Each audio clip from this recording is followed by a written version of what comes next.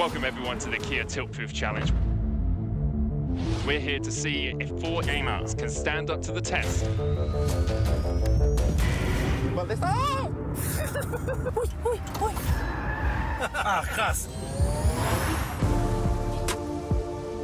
Dios mío de mi vida. I think I lost.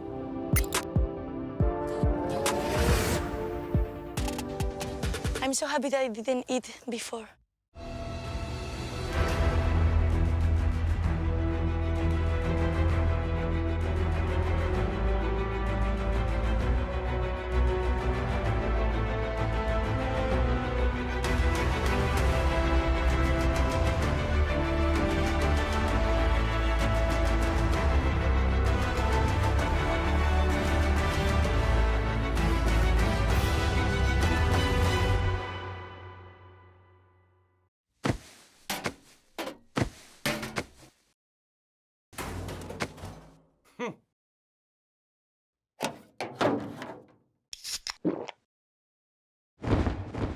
Red Bull gives you wings.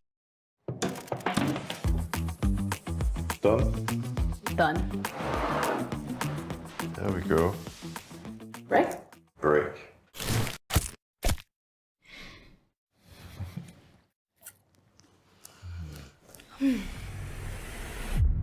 Even the biggest champ needs a break. I'm tired. Me too. So, what do you think? On to the next one? Let's go. Come on.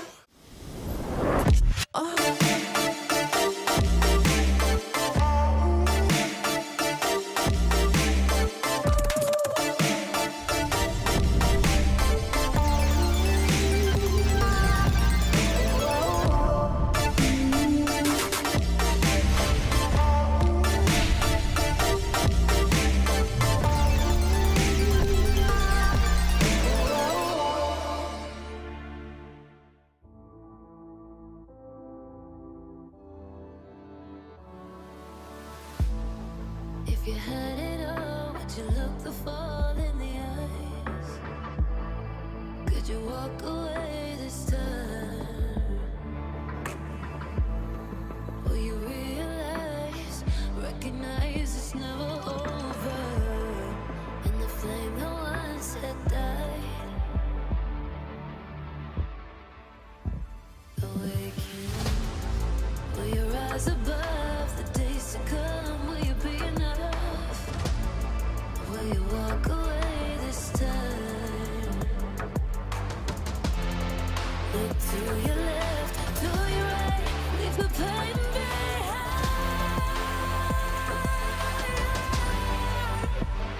'Cause we all face the fires, and we stray from the light.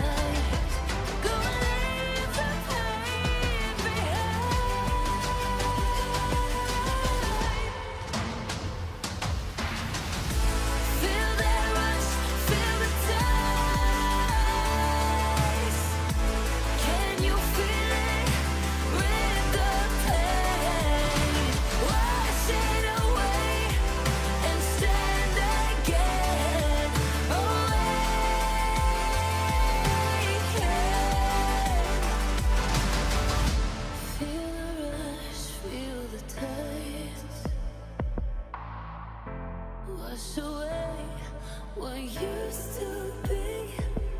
Will you make your stand? The world in your hands again. 'Cause we all face the fires, and we stray from the light. Turn the page and make it right.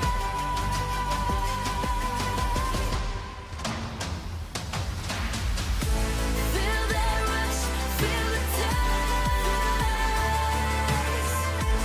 Can you feel it? Rip the pain, wash it away, and stand again.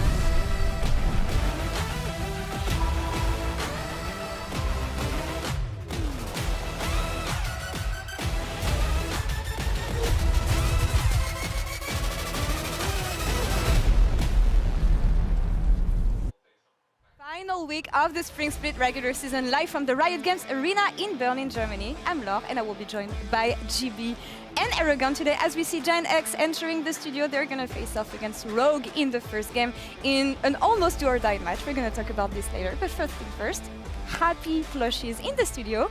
You two solo queue warriors, how are you doing? I'm good. I'm back in Masters. How are you? Solo queue warriors. I may have ran it down a little bit today. A bit of a 0-8-0 angle, but it's all good. It's still fine. 300 LP. You're still up there. Yeah, I mean, sure. Yeah. We don't count LPs here. We count LEC victories. And looking at the standings and how things unfolded last week, Fnatic, G2, locked in playoffs. But guys, I want to spend a bit of time talking about Fnatic, especially.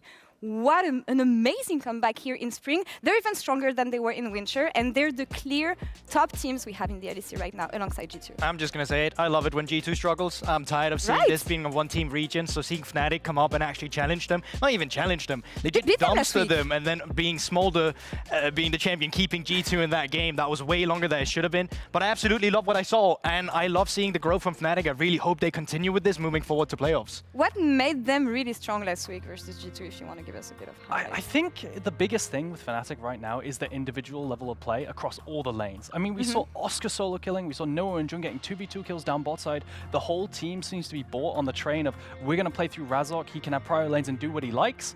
So I think the team is just coming together at the right time. It's amazing to see them come together this way, and when we think about who could join them today, we have our eyes, of course, on Vitality and Heretics, who with one win here will lock playoffs as well.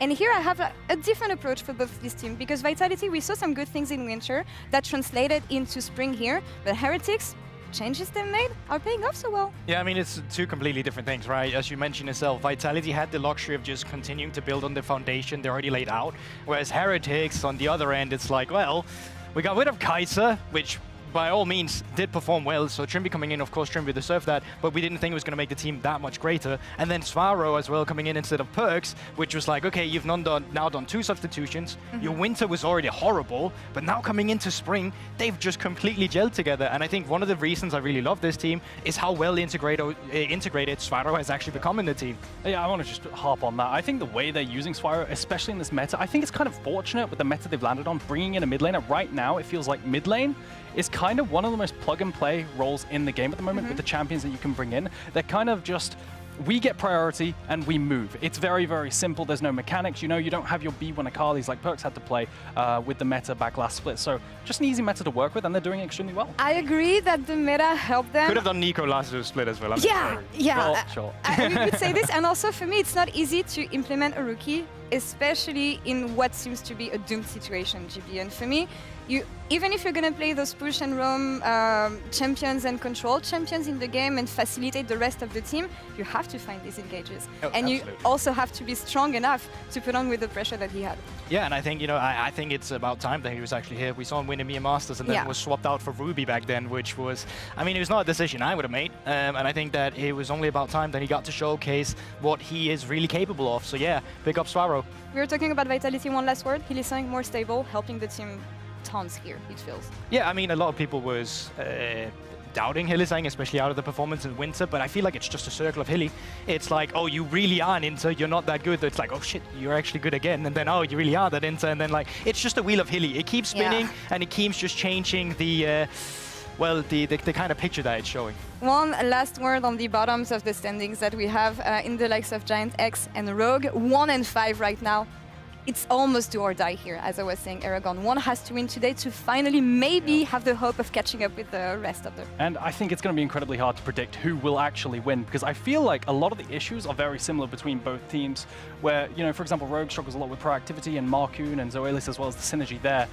Giant X, they're struggling with a plethora of bunch of issues as well with, for example, compositions that are too hard for them. So it's really a case of, who makes less mistakes, I feel like. We're entering the final days of the Spring Split here in the regular season, and we're near the end of the road for two teams. It is time to take stock on what of the situation and see who will rise and fall.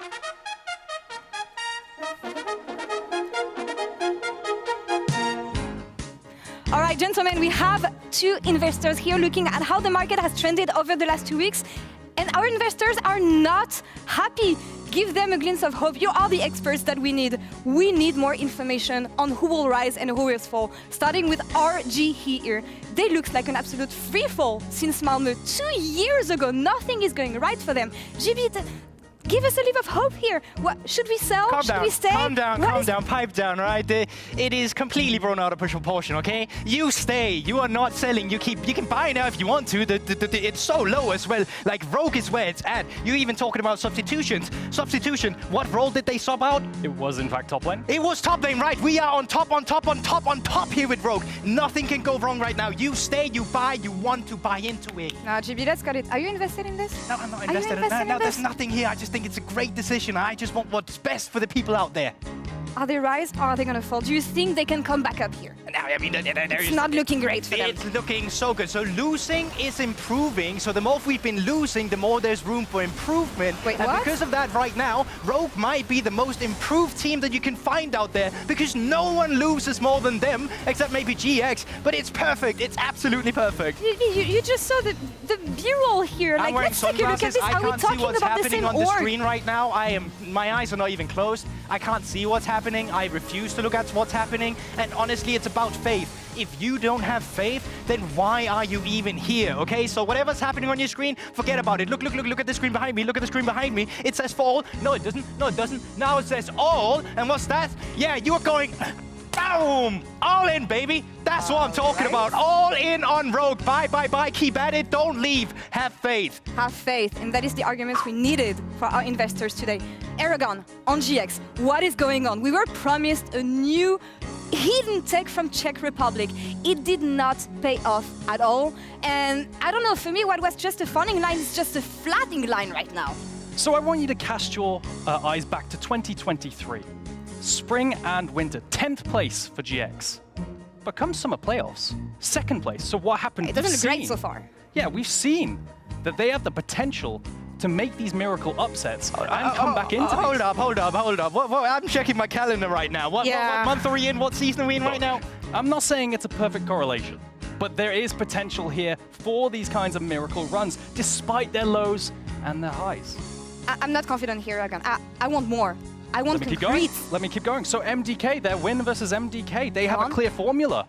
From Rumble for Odo to Jackie's Yone and Patrick Varus, they can pull these kinds of comps off with the pick potential in the side lane.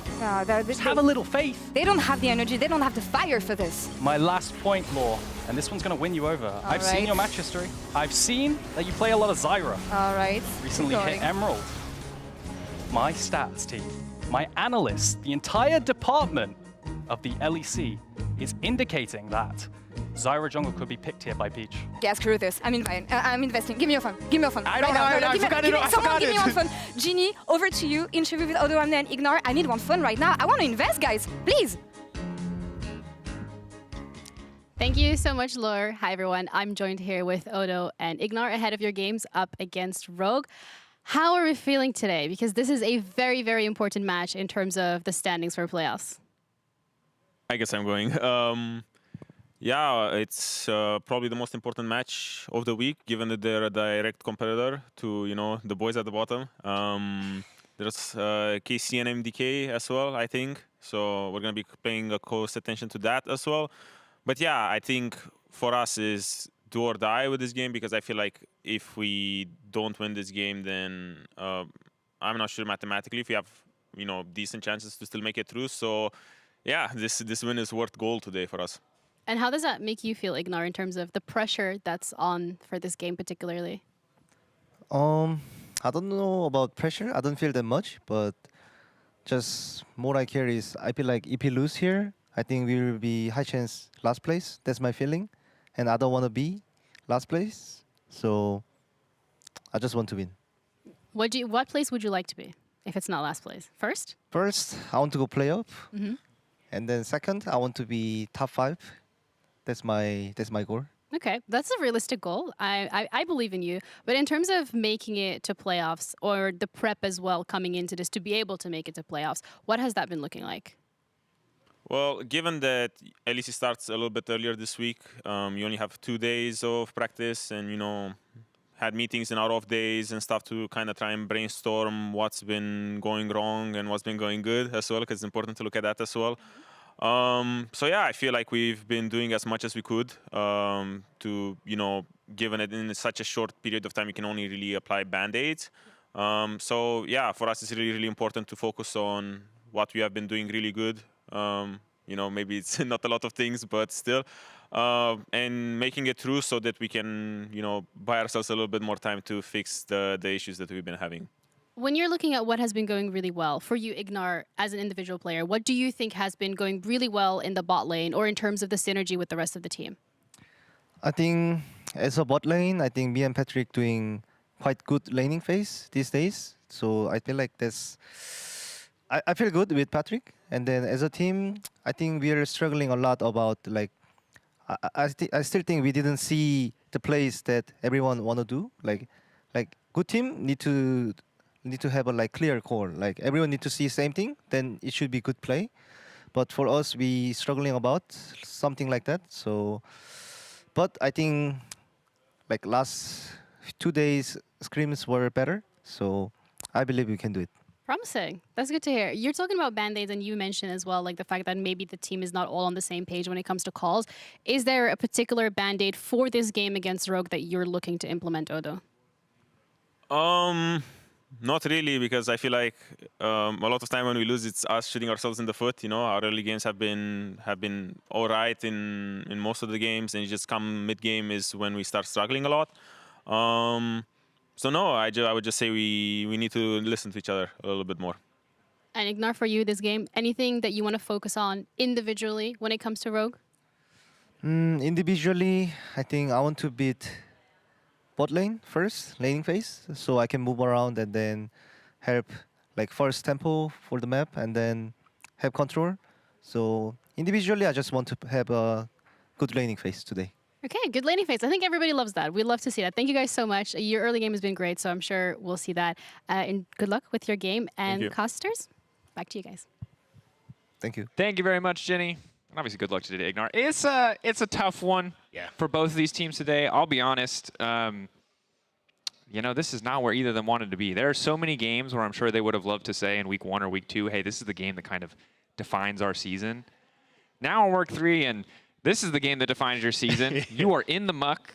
You are in the shit. And if you do not climb out immediately, if you do not win here, it feels like it's just over. Yeah, and it's not even like it gets easier as the weekend goes on as well. You kind of have to win this and then catch the other teams that already have 2 wins as well. So it does get very, very difficult for both these squads. But it starts with a win here today. And I am curious to see exactly what kind of form both these teams come out with, because it feels like at least the mid game is kind of where both these teams unanimously struggle. And I think that's where I'll be keeping my eyes on as we go into this. For me as well, I think draft is also going to tell us a lot because both these teams have had, I think, bolder styles maybe than their record would indicate. I think Rogue have been very focused on drafting winning lanes and kind of playing through picks that require you to snowball leads very effectively. And for GX, similar story. They played things like the Ash Forest. They tried it out, and they leveraged it well in the early game, but so many little inconsistencies, little individual missteps made these compositions that were harder to execute and were well executed early fall apart in that mid to late game. Yeah, I think a lot of it's just like how you get different members of the team to interact with each other, right? Like, it feels like Peach is kind of getting caught out on his own quite a bit, not syncing up with Ignar to get vision in the mid to late portion of the game, right?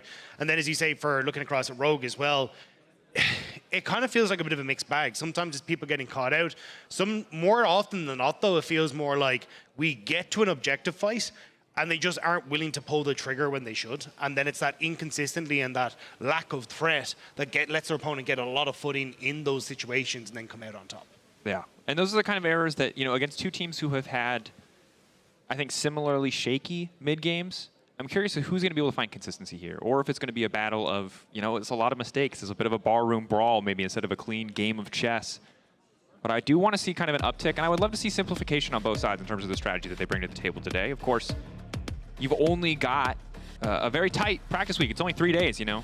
Heard from Zuffer, it's only essentially 18 games for most teams. So 18 games to redefine how you want to play is a tall task. We'll see if teams fall back on what they know, what is comfortable, or if they try something new for now.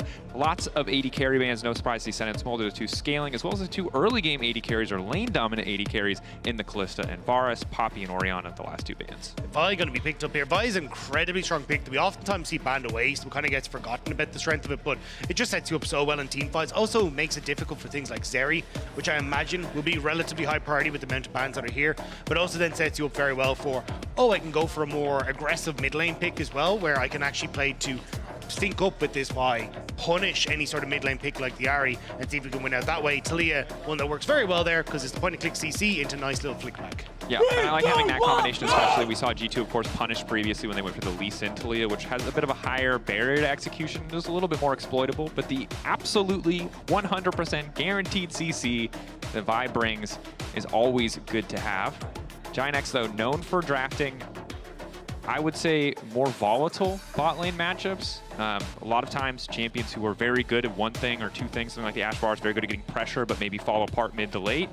Would like to see the Rakan, maybe a trip back to simpler times, to simpler lane matchups. Yeah, I was going to say maybe actually take the AD carry side of it here and go for the Xayah instead, because I definitely feel like as this game starts to go on, or sorry, as this draft starts to go on, you're going to get more and more of those AD carries banned, right? So you ban away Xayah here.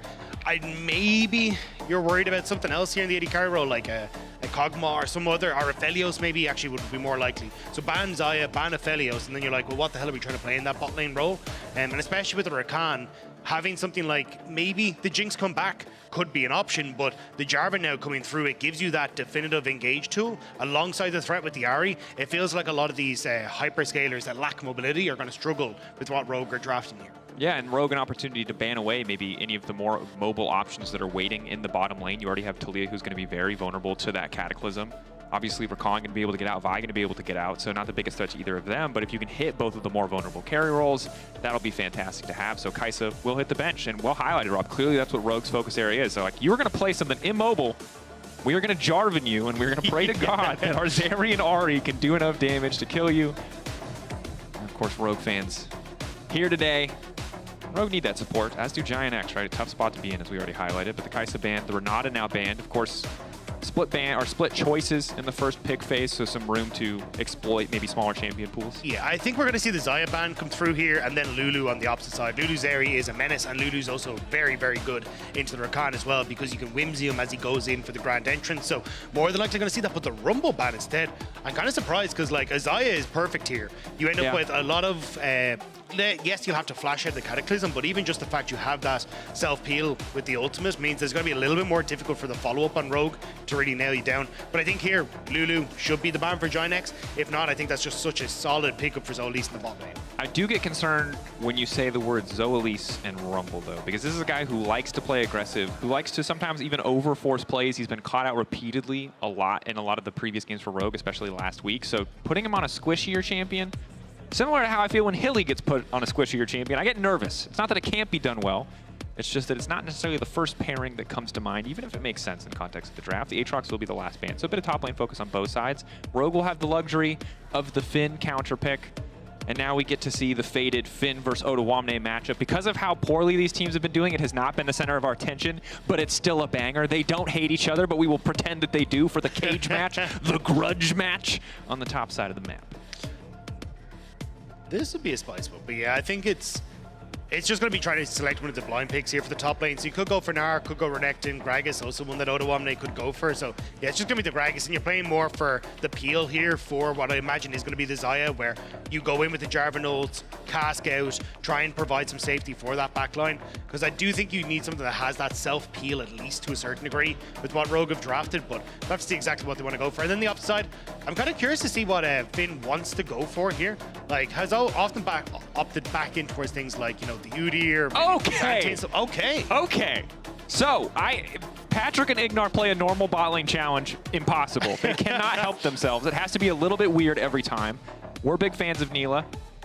Rob, we've spammed lots of various Nilah combos over our mini games together. That said, notably a melee champion who usually does better against melee supports. I'll be honest, the double range matchup doesn't feel super great for a Nilah player. And even when you go into team fights, then it's like, who are you trying to really lock up there, right? Zeri, ton of mobility, and the Jarvan is going to lock you up in place. Like, even the Ornn is just going to clap you back to tell you to sit down. So I don't really feel like this was maybe the position for Nilah.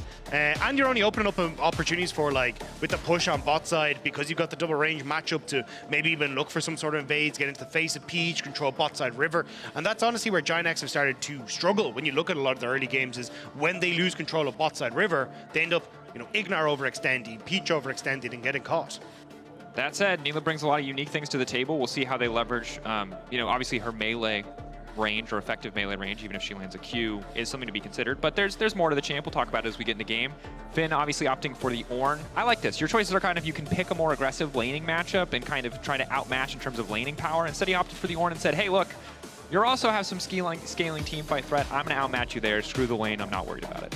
Yeah, I think it just works very well with what you want to do to counteract what is essentially a heavy dive composition coming through for Giant X. Yes, you got Jackies who can kind of play at the back line, but everyone else is jumping in to face. So Ornn's like, great, easy setup for maybe like a stun off my E, the knock up on my ult. It's going to be perfect. So we're going to have to see how this one pans out. And on to the Rift we go. Thumbs up already coming out from Jackie's players. Feeling good.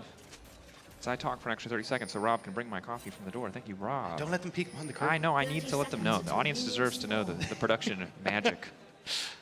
And now the laning matchups are going to be interesting. So historically, obviously, Nilah Senna was the big pairing that we saw in pro play. You might see her paired with some other options. But generally, the thing to note about this champion early on is that she gives extra XP. So as long as she's getting the last hits, she shares 50% of the XP that's lost from putting two players in a lane. So really all that means is you're going to get level 2 faster, you're going to get level 3 faster, you're going to get level 6 faster.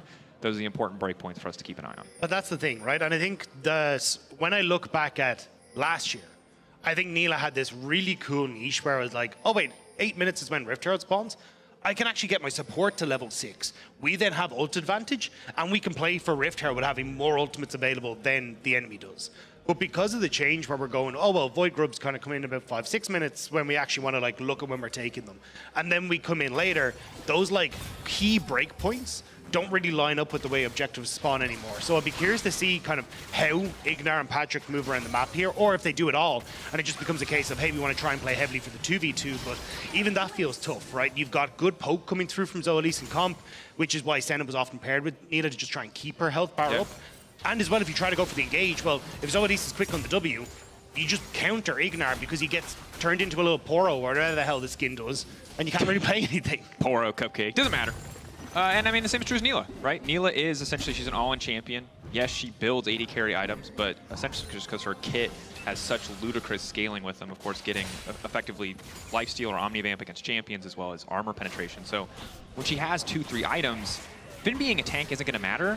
But again, I don't think that that outweighs the fact that she has to walk into melee range of so many of these champions because she can dodge autos, and that is most of the damage the Rogue are going to do in terms of, you know, upfront burst past Larsen's combo.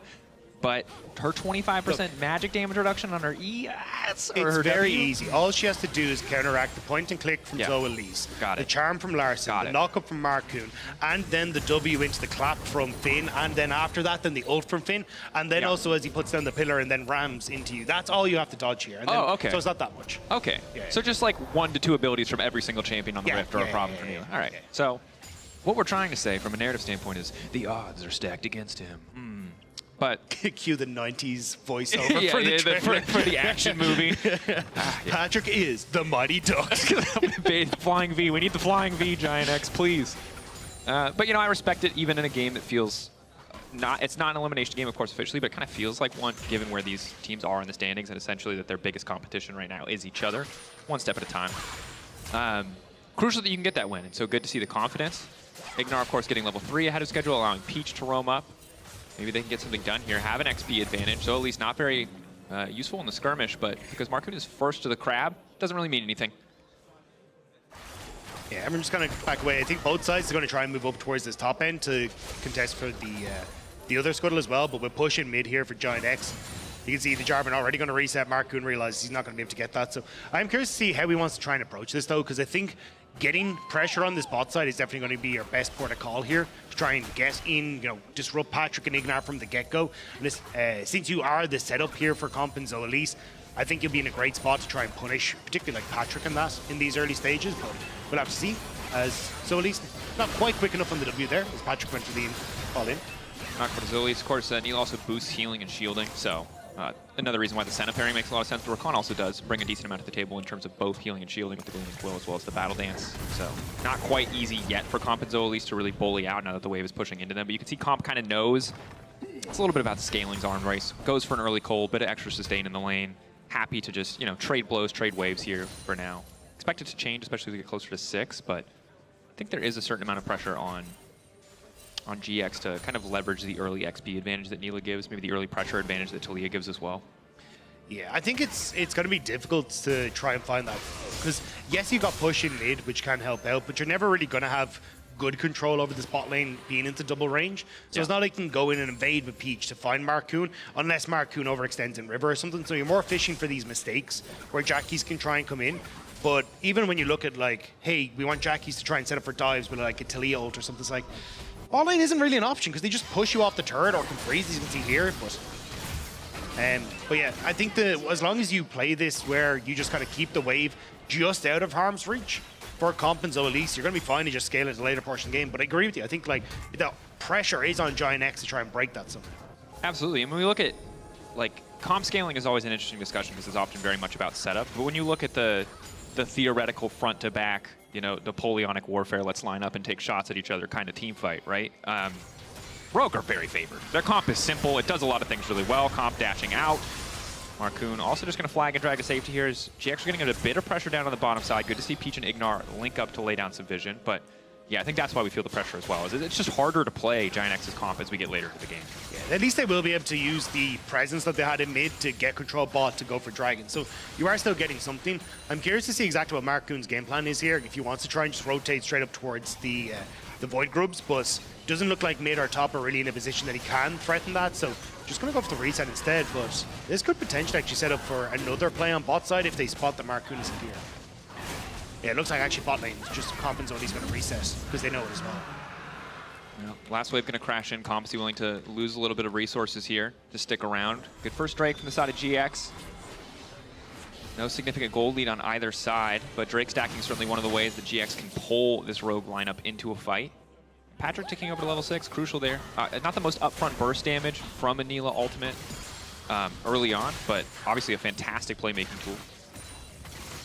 Yeah, I feel like I should just say new color cast Anytime it needs Bro, it in the I'm game, sorry. where I it's do this just like- every time there's a pick that I've played a bunch of. You can hear it. It's like, oh, Aphelios, get out of the way! You know, it's like Betty with the This is my nocturne back moment. in the day. I'm Is just he like, lethality? Is he lethality? you can't see it, but every time Aphelios gets picked, there's a security guard outside whose sole job is tackle Dracos if he runs at the caster desk like a maniac. He failed twice. He's failed so many times. He doesn't have it in him. He also likes Aphelios. Again, secret behind-the-scenes production knowledge is Patrick goes forward. Is he going to use the ult, the Apotheosis for the pullback? Won't opt to do so instead. Double dash. It's one. Gets out to safety. But so far, not a bad early landing phase. I kind of expected the Neil Rakan to get punished a bit more. Well, I was going to say, like, Zolis just hasn't really been on point with the whimsies. Essentially, the way you want to try and play this matchup is you poke, you trade, you use the shields on Zolis, especially in the range advantage that you have to make things uncomfortable for Patrick and Ignar. And then anytime Ignar tries to go in, you immediately polymorph him. And it means that then he can't really dash back out. It interrupts the knock-up as well. So he ends up just existing, I should say, in the middle of you, and you're like, oh, cool, we're going to get a ton of damage down. But Zolis just hasn't really been on point with the W timing, so Ignar has actually been able to punish relatively well. And now that you've got like level 6 open for Ignar, the threat in bot side river for like a Peach, Patrick, Ignar combo at this moment, where you just got that little bit more XP, is at an all-time high. Nice knockback from Jackie. Sadly, not going to take Larson under the tower. Level 7 there for Peach, level 8 for Jackie, 6 for Ignar, of course. You highlighted all these potential playmaking avenues if Peach and Ignar are able to link up. Patrick stepping back for now. First items comp, obviously we just expect for early bit of Lightning and the Static Shiv, as well as Collector for Neela is the standard. But those first item spikes for Neela are pretty devastating if she gets ahead of the clock. Yeah, and it's cool. It's interesting to see the like variety in, I was going to say Zoe. Yeah. Might have to hold on here. Peach is here. Good vision on the bottom side, but that ward is crucial. Jarvan knows that the try is safe. Now we'll see Peach first, and even if they want to go for a play, it's just a full 3v3. They have level advantage, but don't want to get too risky. Ignar waiting, was hoping to just hide in the shadows maybe a bit there. Is going to make sure at least that his vision is protected, not going to allow Markunin to clear it out for free. Yeah, but that's the nice thing here. Like when you look at the amount of vision that has actually been like set up here on this bottom side, like it makes it very difficult for Peach to try and get in. But also then the timing windows for Rogue are for Giant X haven't been great. Like they need push mid, but Larson knockback interrupted by the unstoppable Finn whiffing. No, oh!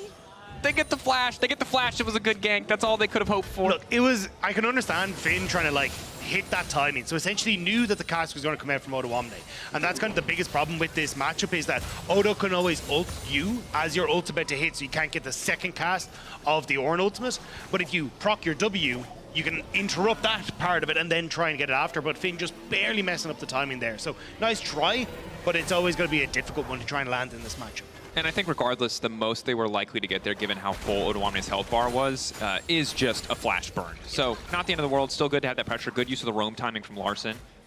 He is able to recall TP back to lane. Jackie's had already used his TP back to lane and doesn't really get a solid advantage over Larson except for maybe 1 or 2 creeps dying in the process of that push. So overall, pretty free play from Rogue and good use of pressure from Larson.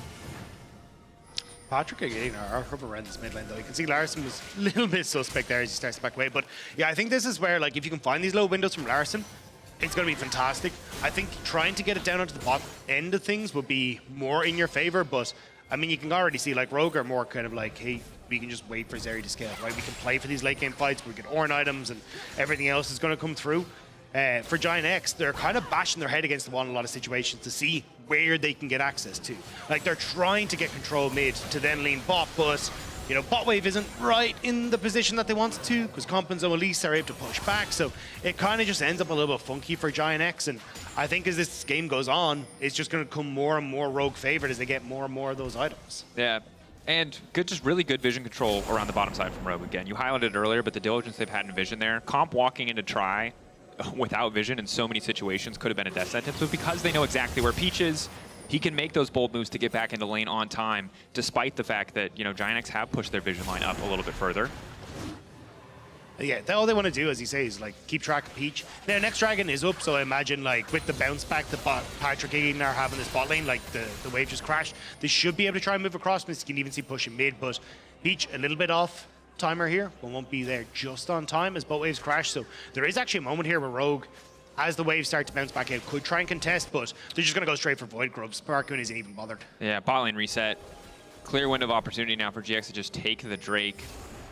Maybe hoping to catch someone in the transition to the play. Ignar sadly not going to sweep that single. That single ward has gotten so much value. It has seen so much. Ignar clears out at least the tri-brush ward. You know, not perfect information from Rogue, but they know this is happening, so Marcoon feels empowered to start up the grubs. Never mind, he wants his red buff. Respectable, play for yourself, junglers. That's the lesson of the day. Is it? I was gonna say at this stage, you definitely should be cross-mapping a little bit more for this. I mean, he's already behind in camps. Enemy Vi has Sundered Sky. I get it if you want to play for yourself. Yeah, I think there should be a bit more of a trade-off here, because the biggest problem that you're going to see now is that, like, okay, we've got full control bot lane here as Giant X, and now Zolis is going to face check. Breaker. Zolis. Speed up out of safety, not opting for the Whimsy here. Obviously, Peach can just in response ult. It is technically a projectile. There is a bit of time to respond. Giant X going to get pushed out as bot side jungle as both Marcoon and Larson are starting to pinch them. But yeah, I think the trade-off for the Void Grubs is giving you some sort of opportunity to try and play for, hey, if we actually get push on bot lane, we can look to take a bit of turrets, or we can look to try and chip down some objectives. But I think at the moment, you're kind of in this position where you haven't really crossed map as Rogue. You're going to hit Giant X with this third dragon coming through, which is Mountain Soul as well, in the next couple of minutes. Right as you're starting to hit like an item and a half to 2 items for the Neela, which is where she's happy. You're going to have Sundered Sky for the Vi. She's still going to be very relevant before she has to go into a more tanky build. So I think you are kind of hitting this moment as Giant X where you haven't really been threatened, and there is going to be a window of opportunity hitting mid-game that you can look for big team fights. But it's just a case of if Rogue are able to disrupt that. It's a good question. Odoamne on vision. Lane swaps coming through. Talia now coming to the top side. Jackie's can roam mid if he needs to. Ignar and Patrick there and ready for some setups. Again, the playmaking composition of these two particular picks, the Neela and the Rakan, solid on their own. Pair with the Vi, you can get a lot done, but Rogue haven't really been contesting GX in a lot of what they're doing, and I think as a result, Giant X are kind of content to just keep getting Drakes and just to take this Herald. That said, Rogue, are they here to fight or are they here to cheerlead? Is it a Porter Robinson situation? Or are they fully going to commit? Peach going in. Nope, it's a spectator. They're just there to cheerlead. Let's go, GX. Nice. Take the Herald. Woo! And moments of indecisiveness like that cost you. In this case, not in a big way. It is just Larson's TP as he is forced to use it down to the bottom lane. But sending 5 members to watch someone else take an objective does not feel good. Yeah, and this is where, again, like, if you had Void Grubs and you were like, hey, we actually got a couple of these, we can, you know, pick off bot lane turret, maybe put some pressure there, you can actually start to do stuff with it. Even the fact that, like, Void Grubs is such a big boon when it comes to XP, I think it was a mistake not to take them. And now we're in a position where Giant X, okay, cool, you got next dragon in 2.5 minutes. You can look to throw down Rift Herald mid, create a ton of pressure, get mid tower, force Rogue underneath their own structures. And suddenly then as Rogue, you're going to start face checking into bots at River, completely blind, which is not a good part to be in. Nope. And now Patrick hurts. There's a point where Comp gets more items and gets faster, and it's really hard for Patrick to, you know, stick on top of him even with 2 dashes because there he just gets so quick. This is not that point. Collector first item is one of the best feeling first item spikes in the game. I'm not going to tell you it's the mathematically strongest, but Neela scales so well with crit. It is crazy. Kind of just hard forced by the design team. You will play her as an AD carry. Do not take her anywhere else. You must build AD carry items. And yeah, fun fact. Whenever First Blood happens in this game, it'll be the latest First Blood this split. It won't be the latest First Blood we've ever cast or I've ever cast. That was 28 minutes. Misfits versus Vitality. Up until LCK last year, I actually cast the game and held the record. You cast the game and held the record. What was the record? 32 minutes. Damn. JDG that was versus 28. FPX. Oh, God. Is there anything the LPL isn't beating us in? Can we just have this? Well, the Can LCK we have latest? took it from us as well, so no. They just beat us in everything. No. We held on to that with pride. That was the worst game I've ever cast in my life. Yeah, I wanted it to be worth something, Rob. No, we both were just miserable for basically half an hour. And then, yeah. All right. Well, we're not miserable in this game, but it has been 16 minutes of limited action. This trailer really went downhill. Think about it this way. Yeah, I was going to say, we started with 90s announcer voice, and I don't feel like we've matched up. Think about it this way. We're just watching 2 simultaneous montages training up so that we can... Everyone's just getting geared. You know? Marcoon spotting Giant X, who are clearly keen to fight and not just content to keep getting geared, but don't really have any need or pressure to push any further than they already have. They own the entire bottom side of the map. Marcoon getting a lot of value off of his flag is, I think, the way that I will say it. There's a lot of vision control coming out of this Jarvan right now. which is why I personally. Which is why I personally, you know, you could pick Maokai, but I for one am a flag enjoyer. I feel like it sends a stronger statement. My mark, this bush, however briefly, belongs to me. Maybe that's the thing. Marcoon just wants to be Helldivers. He's just like, I'm gonna plant my flag. Bam. Yeah. Future Earth. This is what we're here for. I will say though, it is incredibly satisfying if you get a kill with that flag. Just it is. The fade oh, away. Yeah, the fade away. Yeah, 100%. One of the coolest things you can do. Holy, is this a fight? Okay. Everybody, hold your breath. Don't hold your breath. Get ready. There's a Herald dropped. There's a third Drake. Rogue feel that it's time to get. They have started walking away from the Drake, and the tower's already gone. This is the worst. This is great for Giant X. Okay, Peach gonna. Peach is going again. Oh, he's gonna get the knock up. Can he get the knock up? Get comp with the Herald assist. Oh, okay, into the wall. All right. Marcoon. The angle. All right, guys. Go on. All right, guys. You got this. Go on. Come on.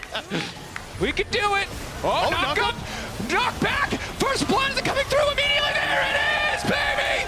Latest of the split, and it feels good. 18 minutes. Odo grabbing that kill. Herald still in the mid lane. Somehow managed to wander her way over. Finn now unstoppable, but definitely not unkillable. Will be forced to retreat. That's Patrick on the backside. Apotheosis right on the comp. Comp forced flash to safety. Giant X, they might not be as worried about the kills, but they are worried about the Drakes. Get it done. Get it done. Oh, he's getting frogged on. It's a dark time, most certainly. Rogue forced to retreat. They lose a kill. They lose a Drake. They lose the mid lane tower. That was all over the joint from Rogue. Like, no one knew which way they want to try and address things, where they were supposed to be on the map, and I mean, Giant X, they were just like, cool, we can just play this slow. Rift Tower mid, fantastic. I mean, they didn't even really need the Rift Tower, they'd already got that mid tower, and then they just take the fight after, like, I don't know. Again, indecisiveness from Rogue coming back to fight. Like, watch here, right? You've got Finn, who's positioned on the backside, which is why Giant X tried to commit onto him.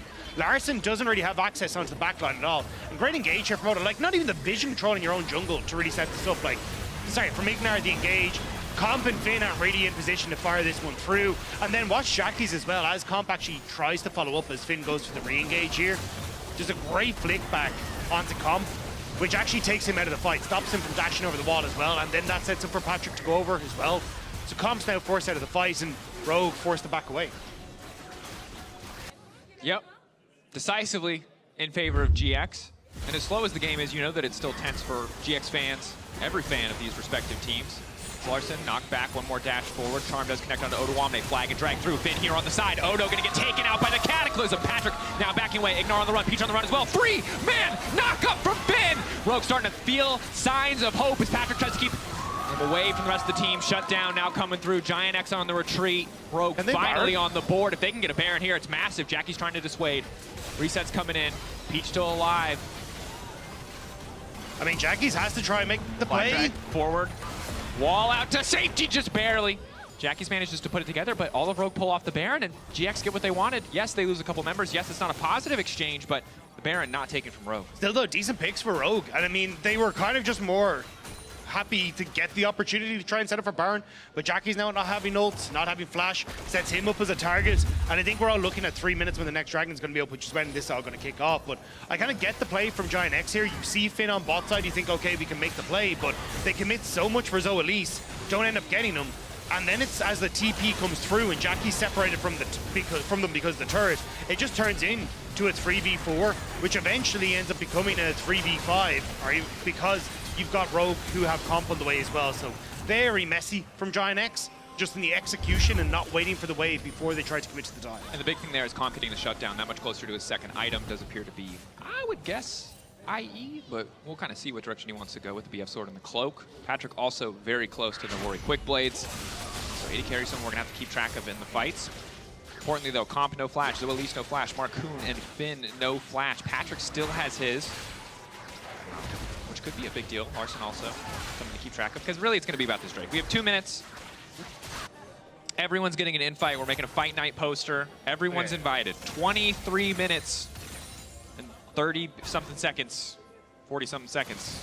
There will be a fist fight around this Drake. If there is not a fight night poster, what kind of stats would you use? Because Not I ones tried to from do this this in game. 2020. No, Not it was ones like from this you game. could do like the reach, right? Because you know the way you think yeah. about boxing, it's like how many Yeah. champions I played and stuff. But it's like, what would you No, correlate? I would do their reach. I would do it straight like a boxing poster. People would be very confused why people have such drastically different stats.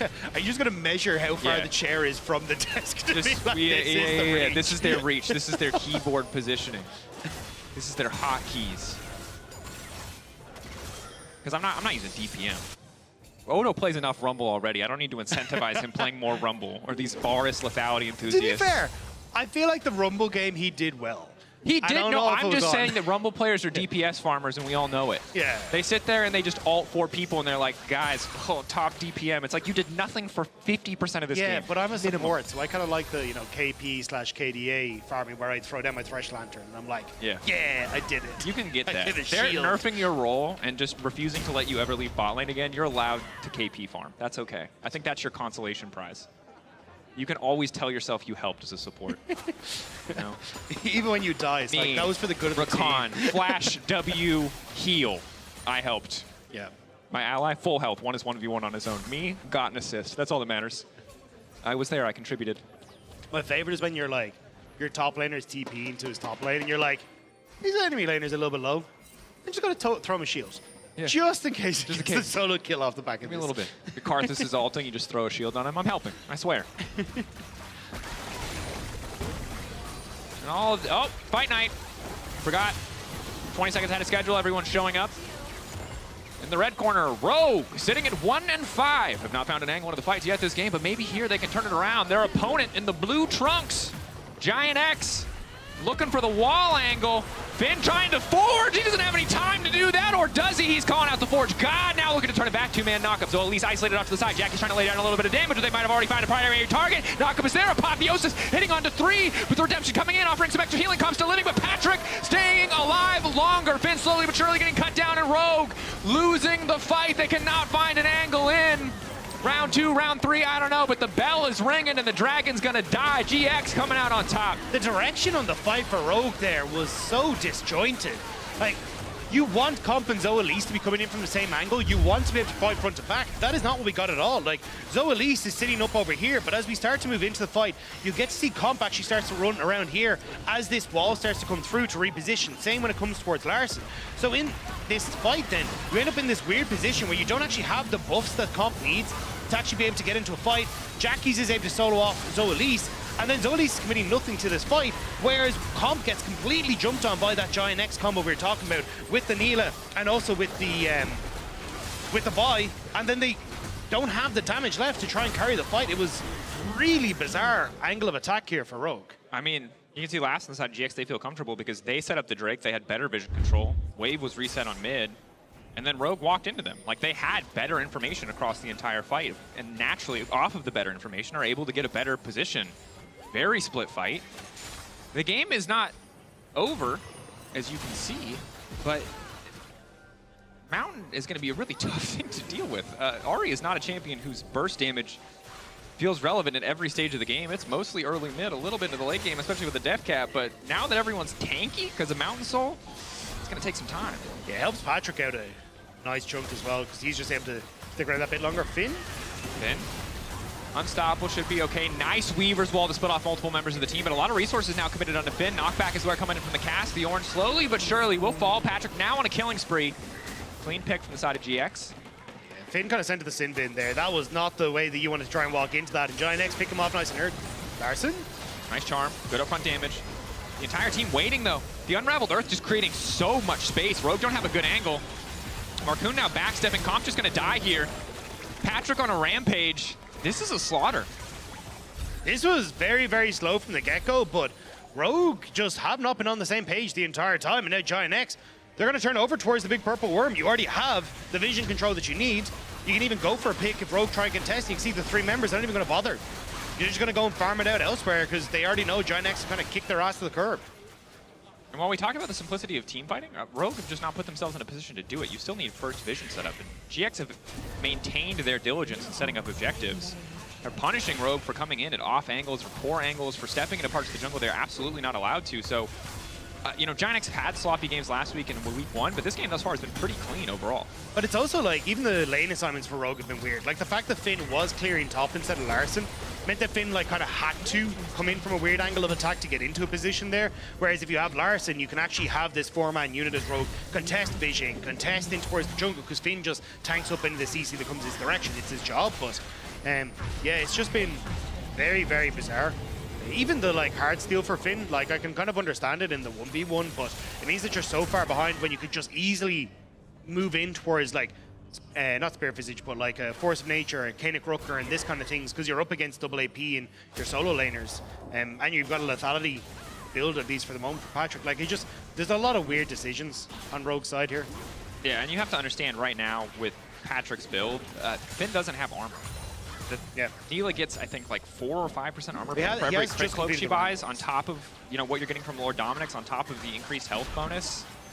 Neela has probably 50% armor pen right now at this point in the game. It's very powerful. The reason this champ can play as a melee champion in late game is because her kit is so disgustingly synergistic. And Finn is going to be feeling that in the fights to come. If he is left isolated with this Neela, he's not going to be able to do anything. GX now pushing in. I think Rogue are aware, but I don't know what the window of opportunity is. It's certainly, you cannot let these inhibitors go down. A TP is coming in, but just to cover, potentially Marcoon trying to kick the fight up. Knockaback is there. Good initial damage onto Jackie's, but he has the stopwatch. Patrick now ready to fall, now ready to go in. Going to the backline, immediate Apotheosis trying to take down the rest of the team. Slowly but surely, the Nia starts to tear through. There is the ulti finally, double for Patrick. Larson completely isolated from the fight. And it is not with a bang, but with a whimper. The Rogue's hope will die in the spring split. This is a tragic game, beautifully played by Giant X, a quadra for Patrick. And they'll be happy to have the win, but this was no contest. And Rogue just never showed up. Giant X, slow, methodical. They find the picks, they find the team fights, and they find the Nexus. There's just no contest at all from Rogue. And again, credit to Giant X. They got the win, they played better, they executed better. So they can breathe a sigh of relief today, but they know every single game that lies in front of them is crucial. Vitality, as well as Team Heretics, staring them down. Two teams that have basically already locked playoffs. A tough road for them. With that win, getting them one step closer, tying them up with the other teams near the bottom of the standing until they play their games later today. Mad Lions, Koi, as well as Karmine Corp. Yeah, really hoping that either Mad Lions Koi or Karmine Corp can't pick up a win over the rest of this weekend. Maybe they can just jump ahead of them, or they can force a tiebreaker with them. But player of the game, vote now at LEC on X. Peach, Jackie's, or Patrick. Honestly, I mean, solid game from Giant X, pretty much all around. Like, not much else to say. Take your pick. We're gonna head to a quick break. When we return, to interview with Jackie's and Trick after the break. Don't go anywhere.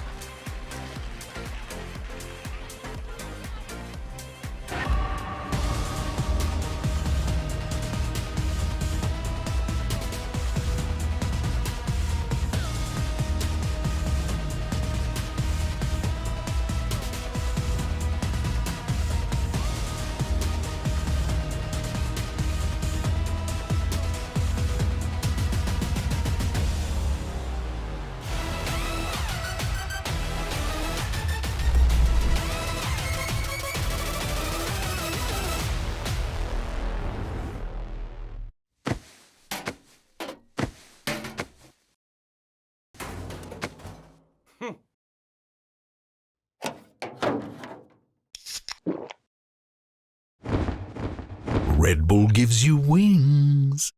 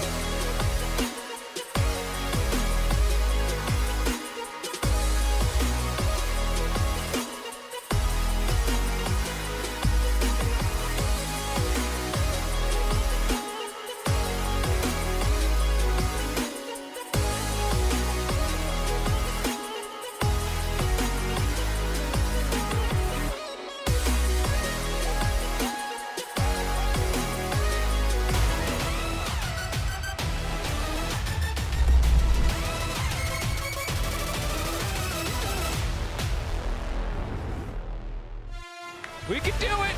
Oh, knock up. Knock back. First blood is coming through immediately. There it is, baby. Latest of the split. And it feels good. 18 minutes. Lulu is far. Jadi. Okay, Zari. I'm on HP. Turning on flash. I need help as well. I have to just hit nobody else. Nice. Just go in. I'm sorry, Patrick. I never get it. Hello and welcome back to LEC. I'm Jeannie, joined by our victorious GX. We have Jackie's as well as Drake. Thank you so much for joining me for the interview. Congratulations on the win. Last time we had a conversation, you said you're going to play consistently and you're going to do well, and you did that. How does it feel? Well, the game before that interview, I didn't do it. But this game, I think I did what I said, is that I think I played pretty consistent, yeah. I think I led the game pretty well. So I'm happy about the win and how I played today, for sure, yeah. Yeah, it was a clean game, and as well for you, Trick, in terms of your role within GX, helping Peach, particularly with that synergy, something we've seen between the two of you during winter. But when you're looking at Peach's performance this game, are you happy? Do you think that was great? Oh, I think if he make a mistake on top side one time, out of this, I think was really good. Yeah. So the steps are being implemented to be playing together a little bit better. In terms from your perspective coming into this game, because as well, like we had a chat earlier with Odo and Ignar, and they were saying this game is gold. We have to win this. This is our ticket to playoffs. Were you feeling any pressure? I mean, there was a bit of pressure, not enough to like change my mindset or something, but I knew like in my mind that this is the game we have to win. Like if we lose, it's just doomed, you know? Yeah. Like we have really small chances on playoffs. Like our confidence is in the bin, and so this was for sure an important game. But I wouldn't say it was like some extra pressure added to my mind. I was just ready to play, and I was focused on the win. Is the confidence a bit better for playoffs now? Oh yeah, because like I think we prepare kind of good. Like, so I think we can do we can get like playoffs, and we can do very well. Yeah. This game particularly, I feel like it was one of the best games we've seen from Giant X. It was a quick game, it was a clean game, but one thing about it particularly that I'm really surprised by was the fact that the first blood was 18 minutes and 10 seconds into the game, whereas on average here in the LEC, 6 minutes, 13 seconds, you get level 6, you just run it down, kill your opponent. What was that? Was that the pressure? Was that just taking it slow? What exactly happened? Well, I mean, we did play kind of safe, to be fair, this game, but it was more of an objective game. And every time we went to an objective, like, Rogue kind of just looked at us and didn't do anything. So we kind of just took the objective and left. Yeah. So it felt really weird in the game, not gonna lie. But for sure, I think the first blood was for Drake, I assume. Like, they were just, I think, really struggling to get the Drake. Like, you could see the pressure on them, I think. Mm-hmm. Because I think in their comms, there was like, if we give this Drake, like, we have to fight. And they kind of fumbled. So, yeah, I mean, it's weird, 18 minutes in the game to get a first blood, but I think it was controlled by us pretty well, so. Yeah, and once you have the Nash, you finish the game, you know, no inting, no running it down. That was great. You still have Vitality as well as Heretics coming up next. In terms of the performance that you've seen right now and your role in terms of helping Peach, particularly on that jungle side, what do you think are the biggest learning points from this game? I think biggest learning point is like we actually like make plan to like before the game we know what to do in the game. So that's I think we learning from that, and I think team fight like before it was like kind of pretty bad, but I think now play like pretty good. So I think it's we can learn from them too. Yeah, learn from it too. Yeah. All right, well, thank you so much to both of you for the interview, and once again, congratulations on the win. Thank you. Best of luck with the 2 remaining games of this week. And for those of you at home, we're ready to head into the second game of today because we have BDS going up against Fnatic with Dagda and Drakus. Thank you very much, Ginny. Thank you to Jackie's and Trick as well for that wonderful interview. You see Nightshare and the Fnatic boys coming in, as well as BDS, who are dressed up for the funeral of Fnatic. Damn, that is bold. But you can't hate on the BDS content game. I will say, would have thought Fnatic could afford a nicer casket. That's all I'm putting out there, boys. And if you're dying and plain wood, man, it's like, come on. Yeah, I mean, look, there are 1800s peasants died in better materials than that. That's all I'm saying. Do you know what? Maybe they just like the style, you know? I don't know why I'm weirdly obsessed as to the quality of your casket. I was going to say, I don't even know how to follow this. I'm like, I don't know casks enough. I haven't looked into I don't it. either. I'm actually but I trust that no one else does. You know, you can say whatever you want as long as you're talking about a subject that most people in the audience don't know about. I will get one guy on Twitter talking to me about that who works at, you know, a mortuary, but I'm not worried about him. That content wasn't for him. As the pants are up, nuke rolling, ready to go. BDS focus. Of course, our drafts are pre-recorded, happening a little bit early on, so now we get to see those drafts play out on stage. Talia, Jax, Paris, Nico, Smolder, Callista. So there are some options here. Keep in mind, Ice has played 2 champions. It is Zeri and Aphelios. We'll see if we get a third today. I don't think so. I don't think so either. Striker giving an impassioned speech to the boys. We talked about this team a lot on the podcast this week, Rob. Big sentiment is it feels like BDS are going back to comfort to cinch some of these wins. Orianna certainly being indicative of that. Kind of the downside of this is that we're not really getting to see the evolution of BDS that they themselves told us they wanted to work on. You know, we're seeing a back to basics, team fighting around Drake's sort of BDS style, which isn't a bad thing if you need to get wins, and they do need to get wins. That said, maybe not the evolution they hoped for. Yeah, I think it's interesting to see how they've kind of come into this draft, because in my eyes, it's like, for Fnatic, also what we're talking about in the draft, is like, it feels like it's mid, jungle, and support, right? How they try and play around mid lane, how they try and unlock Humanoid to then play elsewhere around the map, and I feel like you need a strong 2v2. So I was going to say, if they go for the Jarvan for that mid jungle, it kind of puts you on the back foot when it comes to the 2v2. Zinzao at least gives you, you know, the shield from the Orianna, the speed up, and kind of Zinzao can be that main threat in that duo, so at least you can kind of fight a little bit more heavily in that 2v2, but curious to see how they want to try and round it out. I wouldn't be surprised to see them try and steal even the Rel away, because I think it has been one of Jun's best champions, and something that can have a massive impact in the early stages. Definitely. And I think the big concern of your team BDS is that, you know, there's a Vi on the opposite side.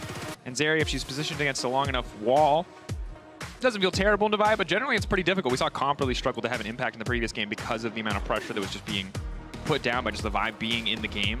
Have to hope that Ice can do a little bit better this time around, but I do also like the Zen. I like seeing Shay on something that can be a little bit more aggressive early on, not the Sejuanis or Maokais of the world. But Nautilus, relatively safe blind, Karma, technically a flex, as well as the Vi. So Fnatic really haven't shown us anything. They have a strong core to their draft, but the actual identity remains to be defined, as the Olaf and the Twisted Fate are going to be banned away. Yeah, the Olaf makes a lot of sense, especially because we've seen a lot from Adam, but also into a composition that is very heavily reliant on slows and trying to outpace you when it comes to CC. Getting rid of that Olaf makes a lot of sense. Braum ban, not fully surprised on either, but this is where I was like, what is Labrov actually going to play? Because you could go back towards the Lulu. I mean, the Nautilus does relatively well into that matchup. You try and go for something else along those lines, like even if you try and go for the Rel, maybe is your opportunity, but maybe that's where Labrov wants to try and go for, but I always feel a little bit like BDS needs a bit more engage. So I feel like probably the Rel is the way forward here for Labrov. Yeah, I think that some of the Blitzcrank game that we've seen this season, the Thresh games have been, I have not enjoyed them personally. I did not feel like those were Labrov's best performances. I would love to see him get back to basics on engaged champions. But Fnatic, will they pick Arcane Champions, the sister duo, the synergy? I think it works as well because you got the Karma mid, right, which basically provides the support function that the Jinx needs with shields and speed ups, whereas now you've just got a very heavy bruiser front line that you can try and play behind. There's not a huge amount of backline threat, especially, well, with the Rel about to be taken up here as well. I think unless Adam has something funky in his wheelhouse that he could try and bring out to try and act as that. Like, maybe you look at something like an Aatrox or something along these lines here for Adam on this next rotation, but that's kind of the only thing I can think of that would threaten this Jinx in a fight. Yeah, Jinx is really the one big source of damage right now on Fnatic. I wonder if they will try to draft another. If they lock in Renekton here, you can just suffer in the lane phase and go for something like the Aatrox. The Rumble would be another fantastic source of damage, as well as a bit of team fight control. Adam's previous matchup into this pick against Photon did not go well. Of course, it was the Olaf that time around. Fnatic debating if this is what they want to lock in. You know, when we look at the strength of Fnatic, it really has been Razork, Humanoid, and Jun, who I think have been the best performers thus far. Noah and Oscar not finding that same level of consistency yet, so curious to see how Oscar's going to fare, you know, in the 1v1 matchup. I'd assume it favors him, but we'll have to see how he navigates it. Yeah, I think it's just going to be weird when he gets towards team fights, because the only thing is, like, yes, your Rumble will have, like, the follow-up of the Vials and kind of stick around, but unless you're kind of targeting the Orianna, who in theory has the shield and the runaway, like Zeri's so mobile, it's kind of difficult to lock her down in a position where you can get full use out of it, or she can like hop over a wall that then get into a position. So I'm curious to see how Oscar uses this ult in those team fights. It feels like it's more of like a try and win more with the point-and-click CCs with Vi and the Nautilus and burst out someone that way, but yeah, I think as we start to go into this, I really like what Fnatic have drafted pretty much overall though. And BDS, yes, you've got that front to back, but you kind of have to rely on your top side here to be that bridge to the later portion of the game, which might leave that bot side of the map exposed where you can try and play around this Jinx and get her rolling early here for Fnatic. Yeah, and bot side has been a big deal. Razork no stranger to showing presence down there on the bottom side, and Vi getting through a lot of picks of bans today. You know, normally a champion that's essentially perma'd. Second game in a row, we see her now in the hands of Razork. As level 6 comes around, the setup is just so easy. This is a big game. Of course, Fnatic have already locked playoffs. They've already secured top 8. Are playing for seeding. They do want a higher seed, but we'll see if BDS get themselves one step closer to clinching a spot here. Let's get into our second game of the day. Feels a little bit like our first game of the day. Game one a bit uneventful. Casual stroll. We're looking for a little bit more of a sprint, I think, in this one. Yeah, well, to give a look behind the curtain again, Adam, Sheo, and Nuke all fist bumped together. And the bot lane didn't. So already I'm seeing a divide on BDS that I don't know if they will ever recover from in this game. We need a League of Legends tabloid. That's all I'm saying. We need someone who's so, you know, who's ready to make the narratives that you and I don't have the time to make. Twitter is. Yeah, it kind of is. Maybe I'm not following the right people. You know, I need the gossip mongers, the people who are like, they didn't fist bump in game. Clearly internal strife and struggle. We need the behind-the-scenes stage comms. Guys, you got to push you at the start of the game. If you're not fist bumping, you're bumped. Yeah, you're bumped. Yeah. Minions have spawned. Bump or be benched. Those are the rules here in League of Legends. Fist bump crucial. But taking a look at the top side, Oscar going for the combat sub. And this might make you nervous. Because last time, had a face down a rumble with Ignite. It did not go well. But at the same time, Oscar, if he makes a mistake, Sheo comes top side, which he is not usually afraid to do. This could get bad very, very quickly. That's a pickup for Nuke there. So they clear out the ward, but they waited until Nuke was in range for the XP. So now you'll actually get a little bit of a range or level XP off of the mid lane for Nuke. So actually can try and push in Humanoid early. So I'm curious to see how they will affect things. Although, as I say, that no one Jun not going to try and force too heavily in the spot lane. They started to push, or they started to get to the spot lane first, so they should be able to at least get some sort of control here in the early stages. But let's trade back from that roll there. And I like the early ward on top side that our observers highlighted there. Just covering the potential for any kind of level 2 or early game cheese. Presumably with Humanoid getting pressure in the mid lane too, he can lay a ward on top side and they can have essentially perfect information on if Sheo wants to show face outside of his own jungle. So question mark pings. They're really expecting some Sheo cheese. Sheo, of course, notorious for creative early game pathings and scrims, hence the question mark pings coming down. This time though, just going for a bit of a bog standard one. The curious one for me is like, how does Sheo try and operate in this game? Because I think he does have a way to play around Nuke if he wants to, where you can play for shields, you can play to try and go for that 2v2. But I think you kind of have to play for, he's just going to try and wrap around away from some of the vision Lane that he game? thinks might be set up. But Anticipating Razork is going to be here. Looks like it will. Is this just a hard read? Okay, not quite a hard read. Waits for a second, expecting Razork to be there. Razork now rounds the corner. Sheo, of course, going to know that he's there. I don't think Razork saw him on the Gromp. No, there are pings coming down. Information now confirmed. Sheo comes back in. Ball breaker there. Razork going in, trying to smite away. Level 3 for Sheo. Gets the knock up, both junglers.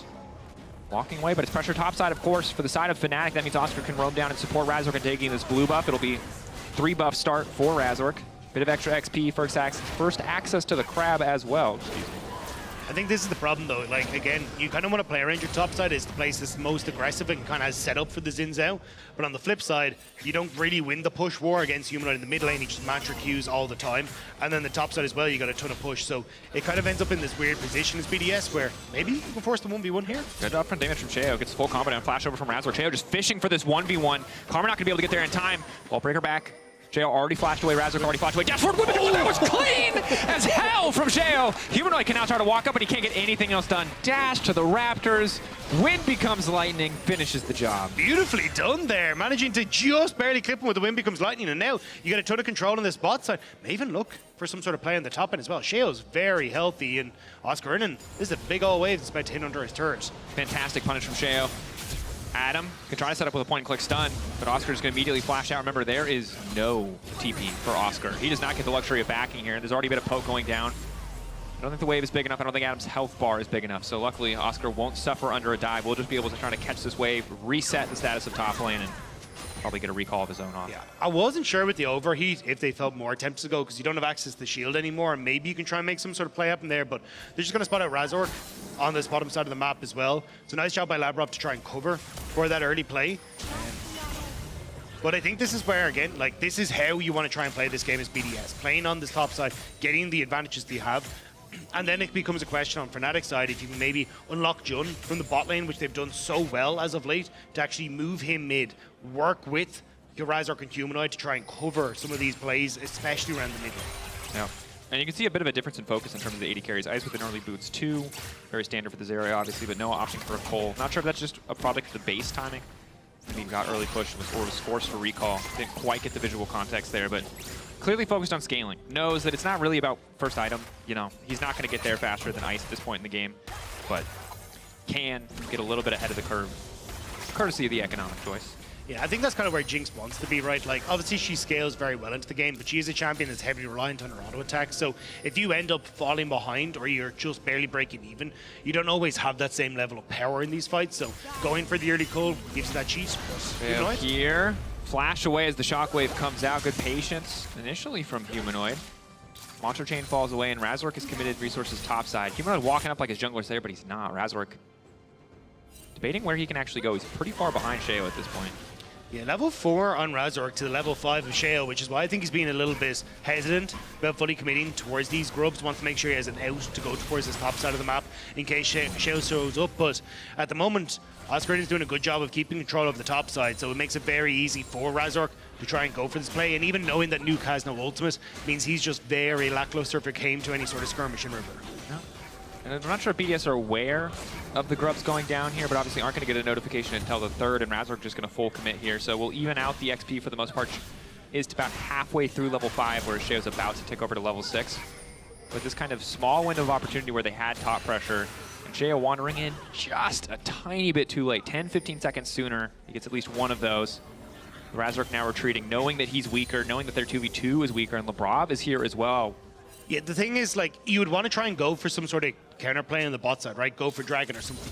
But because you don't have the ultimate on Nuke because you're using the gank, you'd actually end up weaker on the timing window where Fnatic could actually end up committing to the fight and then take you down. So they try to bring Labrov mid to commit to, hey, can we find maybe Humanoid, then turn that into Dragon? But with no such luck, they just have to back away, and it feels like BDS just don't really have their chance to trade effect. Dominance coming up from Adam, traded for the ulti of Oscar. Extended trade, Sheo now covering. Level 6 for Sheo, though. Oscar will be first to come in here. Sheo has to back off, knowing that Adam's not going to be able to get over that big wall. Jun here as well, so good heads-up play from Jun to reset and immediately walk top lane. Flash in from Adam, he's committed to the play. The Ignite now ticking, he's going to get one, he's going to dash out, and he's not going to live. It's the 1-for-1, but Fnatic already committed so many resources. That's the Shockwave mid, flash in, shattering strike. Wind becomes lightning one more time in the mid lane as Sheo grabs another. Nice roam from Labrov there to the mid lane. They spotted that the Jinx was alone on her Terra, so Labrov was free to get out onto the map. Mining Gene to find that play in mid. Whereas topside, I mean, not the end of the world for Oscar, let's be real. You got to pick up the majority of the wave, but it ends up being a 1-for-1. But here we go. I think they found a pick onto Jun, but who is picking who? Level 6 now coming in for Razork. Stun now coming in. Ulti comes in for BDS, but it's perfectly countered out there. The Jinx Rock goes in as well. Sheo now running. Oscar in on the way, but he might be too late because Adam's here as well. They couldn't quite get the play done. Oscar has to be careful about stepping forward. Jun continuing to walk up. Labrov takes a lot of damage. Adam does not want to overcommit for this fight. He knows that Sheo already had to back away. But Fnatic don't get a kill. The slow walk down, dash over from Labrov, just enough the overheat. There can't be another rocket to follow up. No flash for Oscar either. It's so close to coming off cooldown, but it's just not quite there. So at the end of the day, Labrov, yes, he gets burnt a bit, but still manages to get out of there. We'll get to reset as well. So both supports pretty happy that they managed to escape away from that one unscathed. Certainly. But now Adam, of course, in the 1-for-1, still a little bit behind. Or sorry, 11 gold ahead, just about dead even. But might struggle without the ultimate in these trades against Rumble. Of course, both ultis not too far away here. I feel like, though, when you're Renekton, if you can just get the Equalizer out in a trade, you're favored. Because the Equalizer is a team fight ult. Yeah, you can use it in the 1v1, right? But Renekton without ulti is still a point-and-click stun. Rumble without ulti is useless and they'll seize 4-0 like Photon was. So Adam, again, trading. Knowing that his ultimate is up first, but Oscar overheating. Now starting to walk away. Adam knows this one well, but oh, the Comet, the little extra damage, he just burns him! Roasted Crocodile, baby.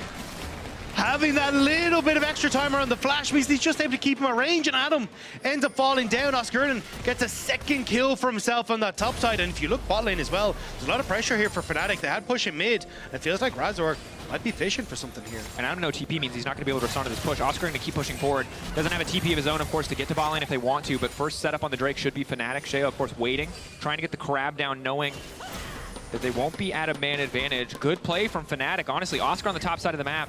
He's had some, great games. He's had some really tough games this split, but this one's starting off pretty fantastic.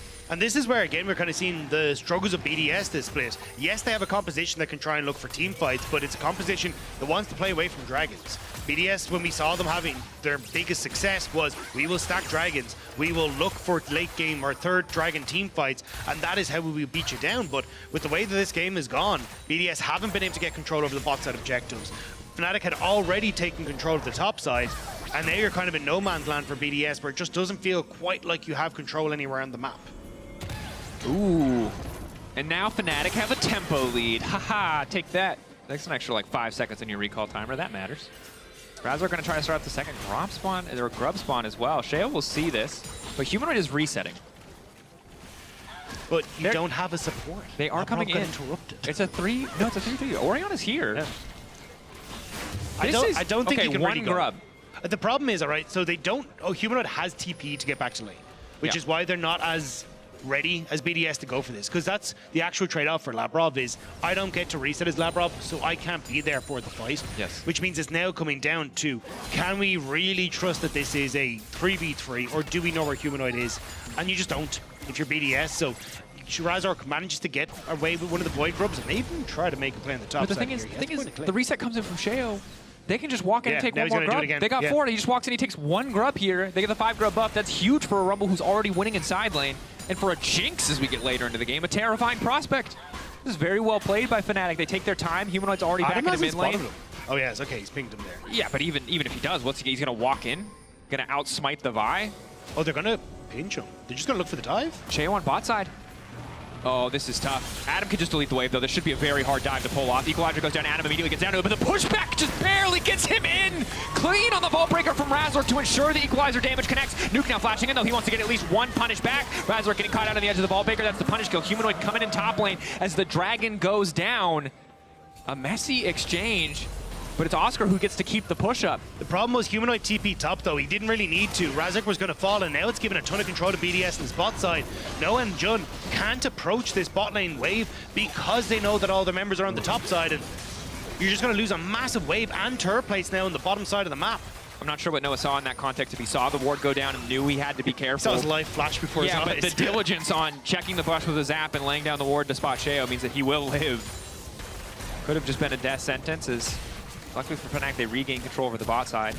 Very likely, yeah, could have just been the dive there. But here we take a look at the play one more time. Yeah, I mean, look, you end up getting the kill onto Adam. As he said, like, the knockback onto Adam, putting him into the Equalizer was huge. The TP then on the top side to get the 1-for-1 trade. Like, honestly, I actually think this kind of favors BDS. Like, you trade 1-for-1 top, you got the wave as well. You get the TP for TP, but you win massively on the bot side because you get turret plates, you get Dragon, and you get position now on your bottom half. So, honestly, BDS actually come out on top for what Fnatic had started off as the play. Definitely feels like Fnatic may have overcommitted resources on the top side. The big one being that TP from Humanoid is now Adam's going to be set to clear out bottom side of the map. First item spikes coming through for both 80 carries. It is a 600 gold lead for Noah. He did have the coal, and he has now also sold it. So not surprising to see that. But also, if he's left alone, we'll be able to take a lot of these towers down. Like it's 6 grubs. It's not the most impactful buff in the game, but you can't just like give them all away. Now the collapse, and Adam, all right, Houdini. How are you getting out of this one? You can walk away, you can concede the plates in the tower, hope that there's a cross map, but it looks like BDS are going to try to respond. But they're responding against 6 grub buff, and they're already moving away. They know it's too late. This is 2 plates for Noah, probably.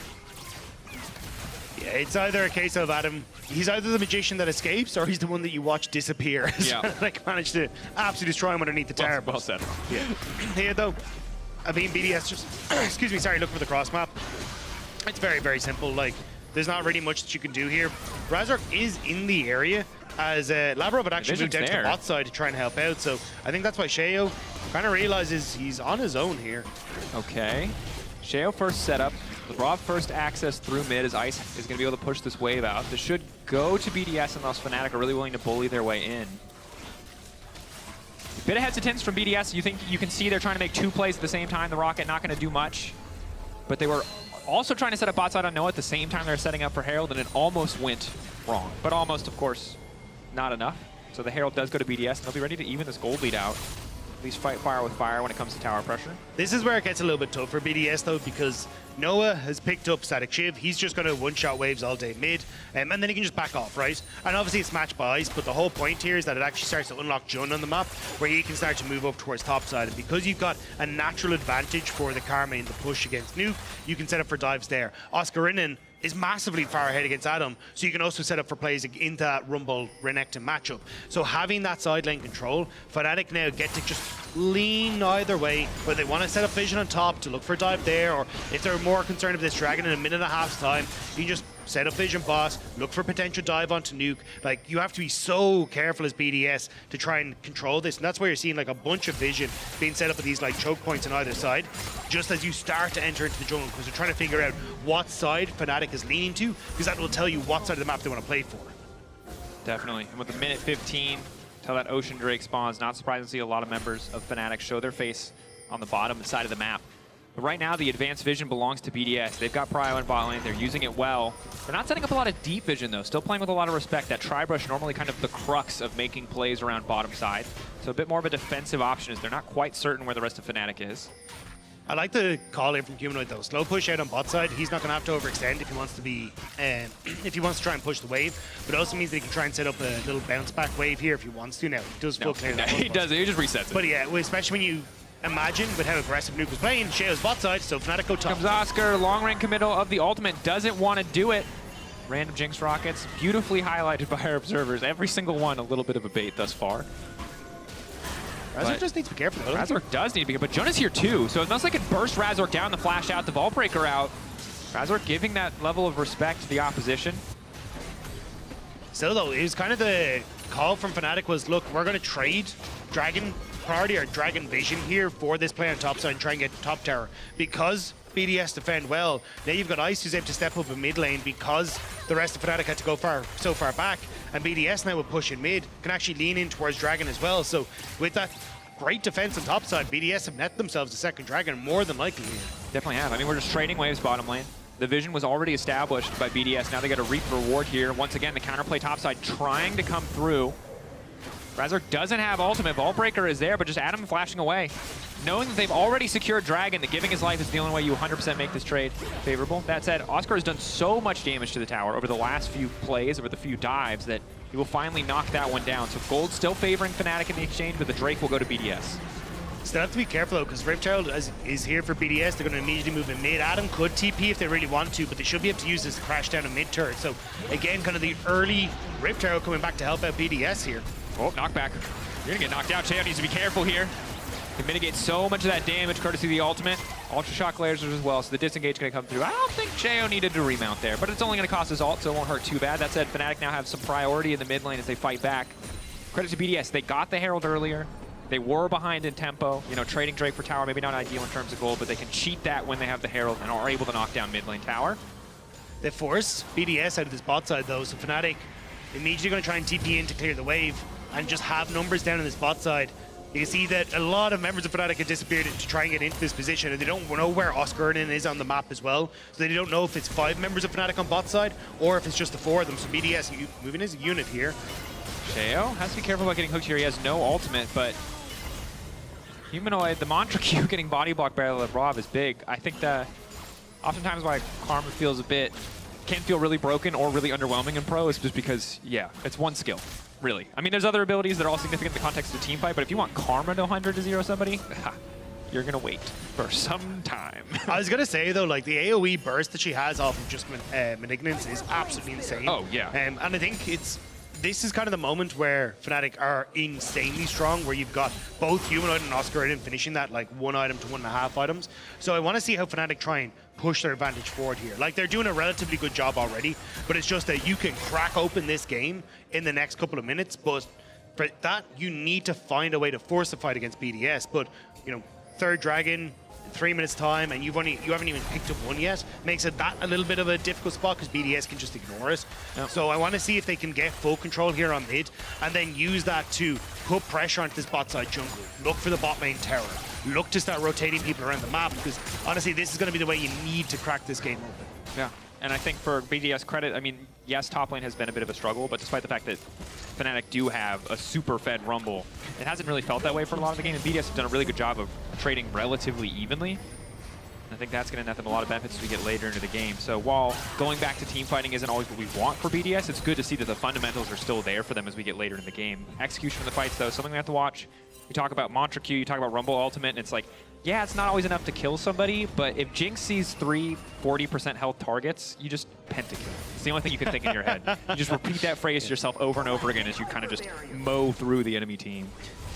Yeah, I think, though, you're going to need a little bit more time for Fnatic to get control of the map before we get to that point, right? Oh, yeah. And I think at this stage, it's with bot tower going down, it actually makes it a little bit easier for BDS where they can actually look for trades on the map. Because ideally, I think what you want to try and do here is play for, you know, push on mid as Fnatic to then set up vision on this bot side, and then you can like push again in mid and then move Jund down here to collapse with the Vi as well, wrap around and make sure that you're able to pick off anyone who's underneath that bot lane tower. But BDS are literally doing the exact same play here top, because they know, hey, we can actually just trade for position on the map, and because Zeri has push in mid, BDS know that they can actually use and move Zeri first, even having the TP open for the Renekton as well. They can always force a numbers advantage, and that's why Fnatic now are kind of on the back foot, just because you've got that cheat of tempo with the TP on Adam. With the TP on Adam, as well as the mid lane tier 1 being down. Look how far back Noah has to be to catch these waves. You know, you're always going to be reacting to what the enemy team is doing. You don't have the luxury of that instant wave clear that something like, you know, a lethality Varus would bring for you. As a result, Fnatic kind of playing to the tune of BDS. But BDS, I mean, it's tough to push this advantage much further forward, really, at this point. Especially if they get caught out like that. Ice, no wall to stand against. It's going to be forced out in terms of the flash. Humanoid, again, committing the TP, expecting a bigger fight. They got the flash, that's what they came for, but losing the TP does hurt a bit, as now he can't cover topside. And this is what I was actually going to say for Noah. You're more free in this matchup in the mid lane, because you've got the bigger range advantage, and you don't have this point-and-click CC on the opposite side that can cause you issues. So this is how I think you have to fight against this as Fnatic, is you group on mid wave first, let Noah use that range advantage to push Ice back. Push in mid-wave. Then you get to establish the vision on the side of the map you want to try and play for. But if you don't do that, it becomes a little bit more difficult, where Ice is able to aggress forward in the lane. And in a 1v1 scenario, if Ice can close that distance with the ghost advantage he has, then you can try and play for the pick as Noah. And you can see Razork hoping to catch BDS in the setup, hoping to catch them as they would look to lay down a bit of vision. Wave pressure on bottom side in favor of BDS, but Fnatic just willing to concede whatever gold is there to show up for this Drake. They took out both summoner spells from Ice. They should be favored in the 5v5 if they can find a good angle. But we're seeing BDS just choke them out in terms of vision and not give them easy access into the pit. And it's these choke points that are the problem. You've got so much that works so well in these close quarter fights, so that's why that ball is just sitting in the middle of that choke, daring Fnatic to take a step forward. They might just take that dare. Noah has to be careful. Good bit of chunk damage on. Dragon already going to be gone. Pullback is clean, and instantly the jungler's gone. Fnatic now need to retreat. Noah getting picked up onto the side. Sheo now looking to follow up. This is a disaster. Noah and Jund behind enemy lines. Maybe the Jinx can find a reset. Maybe they can bring it back. Noah and Humanoid on the backside, but Sheo is not going to let that happen. Down goes Noah. Down goes the 80 carry of Fnatic. Oscar and Humanoid desperately trying to clean up, but it's just a 2v5. Ice, no business being that far forward, and Humanoid happy to punish him for it. Shutdown coming through for BDS, but again, Sheo just does not stop. This man playing like an absolute demon on the Zinzao. Humanoid forced to flash out to safety. That's 3 Drakes for BDS. Total control now. Well, finally managed to put Sheo back in his cage, but Fnatic are nowhere to be seen. Decimation in the fight, and BDS come out on top massively there. It looked like it was going to be a good fight for Fnatic, because I was watching Oscar at the back of this fight. He's able to get a ton of damage onto people, but with Nuke initially ulting Razork, it's only one target for what's a pretty sizable ultimate in this fight. And Ice isn't really in a position where he has the AD that he needs to try and follow up here. He's very much trying to play on, I can do mass AoE damage, but no one on Fnatic is actually really set, or sorry, no one in BDS is kind of set up here where you can actually fight for Noah. Like, Noah's been completely caught out by himself. Oscar in the top side of the fight is doing a ton of damage on this. And then Ice, like, yes, he's 1v1 a Humanoid, but the rest of BDS is absolutely destroying them in the rest of this fight. I mean, I think the big thing we talked about in draft is that oftentimes you want to see Jinx paired with that Enchanter. This time they have a Karma mid lane. There's no Enchanter. Jonah's not supporting Noah in that fight outside of the initial CC. So when you split Humanoid and Noah like that, it's so hard for Noah to play fights. Xin just gets to stick on top of him, and Jinx does not have nearly enough damage at this point in the game to 1v1 a Xin in melee range. It's just not going to happen. And then you got to try and set up once more as Fnatic here, and I think this is what I was saying, like, I wanted to see them push that advantage forward more directly into, hey, shove mid into established bot side, into look for towers, because now BDS, they find that team fight, they have 3 dragons, and as long as they play it slow and they continue to push in and keep the vision dark for Fnatic, it's very difficult for them to try and match the pace of BDS. TP coming in from Adam. Humanoid is, I mean, mostly powerless to stop that. I think Adam anticipating a collapse on bottom side that wasn't actually there, as he did push very far. We can ask him about that one later. Regardless, he lives from the imaginary gank that wasn't coming through. Yeah, I think he was worried because you had BDS covering topside, so they knew that nobody on Fnatic was in that topside jungle, so he was like, okay, they must be bot and about to gank me. I just need to get out of here as soon as possible. So yeah, I can understand where he's coming from. And at the end of the day, it's not really going to matter too much. You've got Nuke, Humanoids, they're going to be able to match teleports. It just means that Adam will have to play with the team for the moment, and playing for the team right now is playing for Baron. Yeah, Fnatic.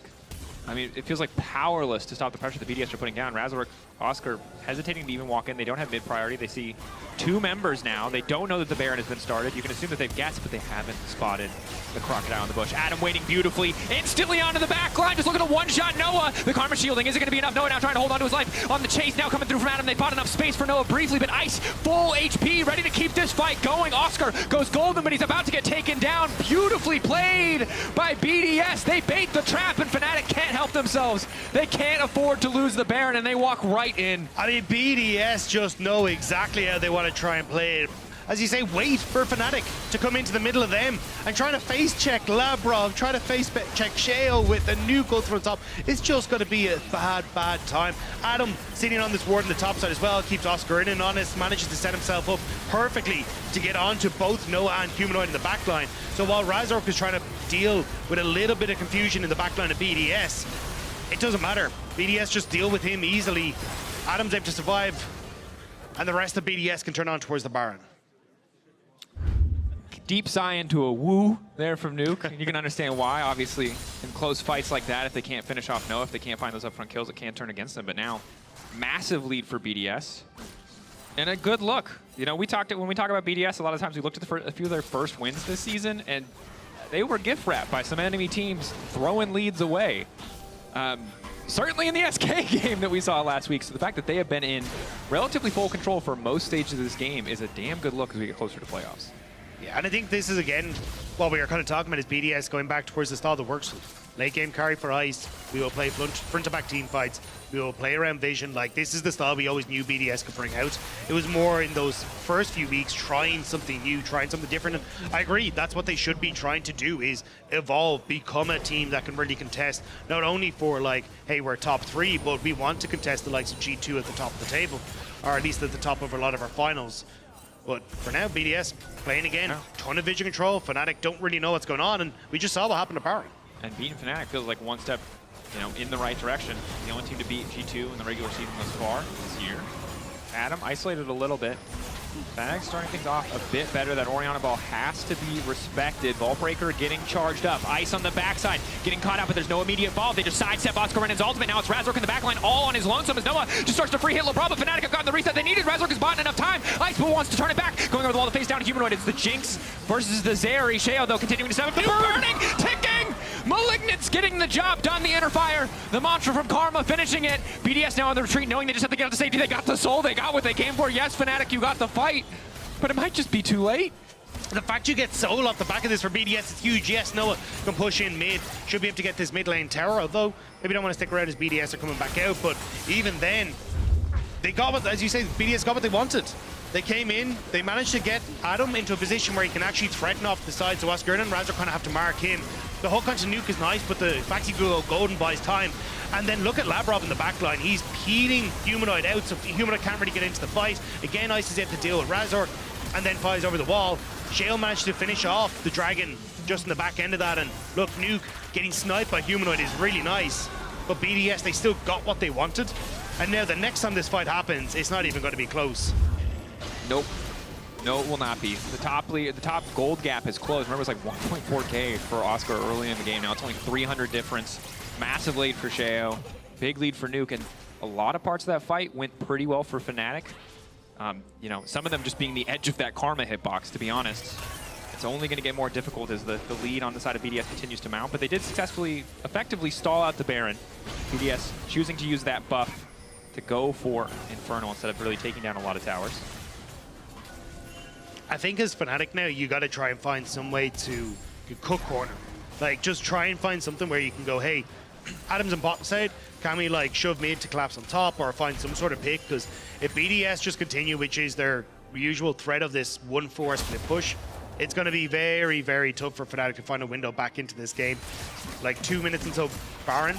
BDS, they don't really have the range at least to threaten a lot of these towers unless they catch people out or can force a fight. So that will give some leeway to Fnatic. So I think it will be a Baron call that BDS need to finish this game. Yeah, BDS is being diligent in establishing topside control, bleeding more and more resources away from Fnatic, taking these camps for themselves, ensuring that the vision line gets pushed deeper and deeper, classic closeout kind of stuff. And it is tough for Fnatic to respond. We talk about it. They can try to overload the side of the map, but at this point in the game, it's really hard to get anything without giving something else up to BDS in return. And the most you can kind of hope for is trading even. But, you know, we talk a lot about these fights favoring BDS, and part of the reason is it's just really easy for them to start, to just go, to kick fights off in their favor. And if Fnatic are the ones being proactive, yeah, the Rumble Wall is going to feel great, but you saw the previous play. If they're reactive, if they're not locking someone down in the midst of that Rumble Wall, people just walk out of it. And I mean, it's just not enough. The other problem for them as well is that, like, because you end up having to move back and forth behind your own towers, like, you're moving this way and back over here constantly to try and clear out these waves. You actually just don't get to clear out the vision control that's already been established here for BDS on this top side of the map. So now, again, you are face checking, but significantly further back. And you kind of have your window here as Fnatic to clear that out, because you can imagine BDS is reset with Baron in a minute's time. But you're just going to shove mid, re-establish that vision on the top side. And Fnatic are only just starting to poke their nose into their own jungle, let alone trying to get decent vision control in river. Yeah, you know you're stronger in an even fight on the side of BDS, and you're going to be able to push the waves out first, which means that Fnatic can get vision like they did here. It will live till the next wave comes in, and that is your tiny window of opportunity as long as BDS don't misstep, which they may have here. Rob taking a bit of poke. Humanoid looking for the lockdown. Noah's ulti. Where is it going to go? Sheo potentially stepping too far forward. Doesn't have the immediate backup, but Noah waiting in the darkness. Vaultbreaker getting charged. A decent ult to kick things off from Oscar. A bit of a slower fight. Definitely favors Fnatic. The shielding of the Karma. So not a bad start, but not really room to convert it into anything. Rocket going a little bit wide there. But they're massively committed though on BDS's side. So they can actually look for the re-engage. I think Fnatic trying to again see if they can pick off BDS before the resets come through, but I think you got to start Baron now. Either call people in, or you well, you can't really, it's only Quite. stuff, but you got to figure out something. Yeah. This is the only time you've had first setup on an objective the entire game is Fnatic, really. Outside of the grubs that you've stolen away, and they're already walking away. They don't think that they have the angle here, just recalling. I'm not sure if it's item completions for Noah. But the problem is you don't have Oscar's ults, you don't have Jun's ults. Like, you don't have these tools that you really need to try and lock down ice or get the separation you need in a team fight. And BDS never really used anything, right? Yet, like, Labrov didn't use his ult, Nuke didn't, Sheo didn't, so what are you worried about here is BDS. They just played it super slow and let Fnatic use those resources. Humanoid continuing to walk forward, lockdown onto him! Stepping up way too far.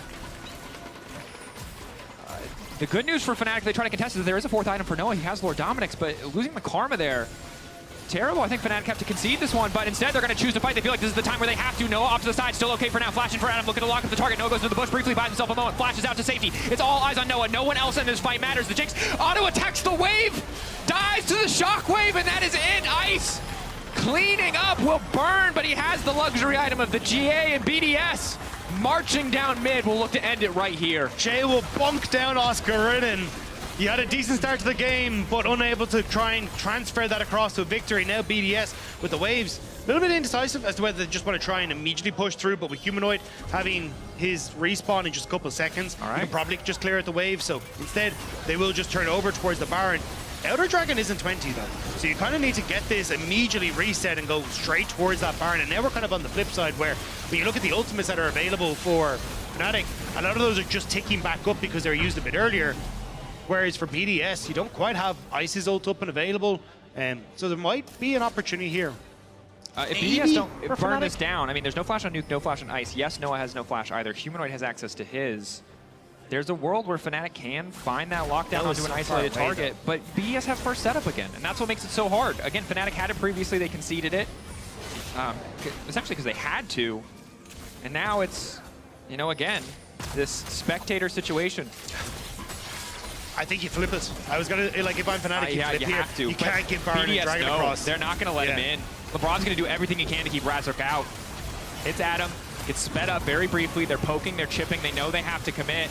Ball breaker over the wall. Razork now in the area. Wants to walk in, wants to get the smite. All of BDS turn on the jungler. They will not let that come through. Now the follow-up engage is there. Noah isolated on the backside. The shockwave is too damn clean. Discipline from BDS. They do not overextend. They do not hesitate. They pull the trigger. And it is summary execution for Fnatic in the pit. Humanoid holding on to hope, but it does not matter. He can kill one member. Sheo wants to go in and finish the job. Even LeBron will not draw the power of the dragon. More than enough. And BDS take a little bit extra time, but they're going to close this one out in style. We always said it would be a moment when they could fall back to this strong team fight for BDS will live on. And Fnatic, unfortunately, bearing the scars of that as BDS will look to take down the Nexus turrets. And again, I think we have to call it Sheo. So many players have made this win possible, but then kicked off with Sheo taking control, shutting Razork down early, taking control, making sure the top lane matchup wasn't unplayable, bringing it back in these team fights. And Fnatic never first on the setup, never first on the play, never first in the fight. Now losing out on this game as Razork desperately tries to buy time, but it's a win for BDS, one step closer to the top of the standings. That's the thing, Fnatic may never be first in the top of the standings now. As a result, G2 still yet to play. They were sitting pretty at the top with the tiebreaker, or the head-to-head over G2, but now G2 going to be very happy that maybe they can slide themselves up into that first place with a win over the course of this weekend. Would be something we'll have to check on in our third game. G2 versus SK. For now, vote for your key of the player of the game at LEC on X, Sheo, Nuke, or Ice. Oh, it's tough because the Shockwaves are also really good. Ice is good, don't get me wrong, he played his role great, but I think it's Sheo. It's Sheo. He played a great game. He played a fantastic game. That's enough from us here on the desk. We're going to head to a break. When we return, Game 3 in the analyst desk.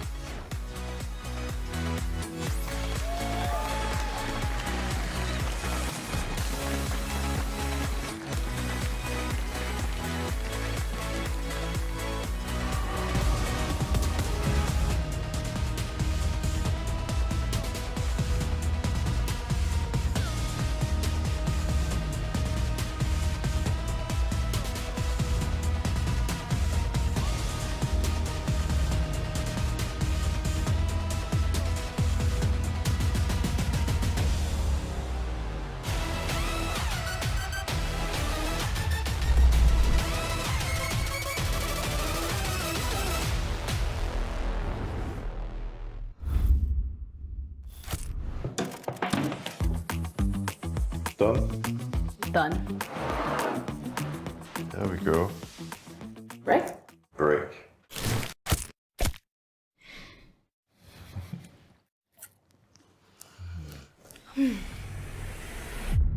Even the biggest champ needs a break. I'm tired. Me too. So, what do you think? On to the next one? Let's go. Come on. Red Bull gives you wings. Welcome everyone to the Kia Tilt-Proof Challenge. We're here to see if 4 gamers can stand up to the test.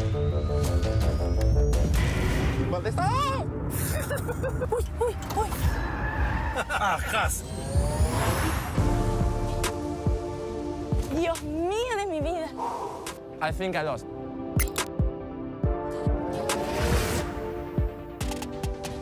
so happy that I didn't eat before.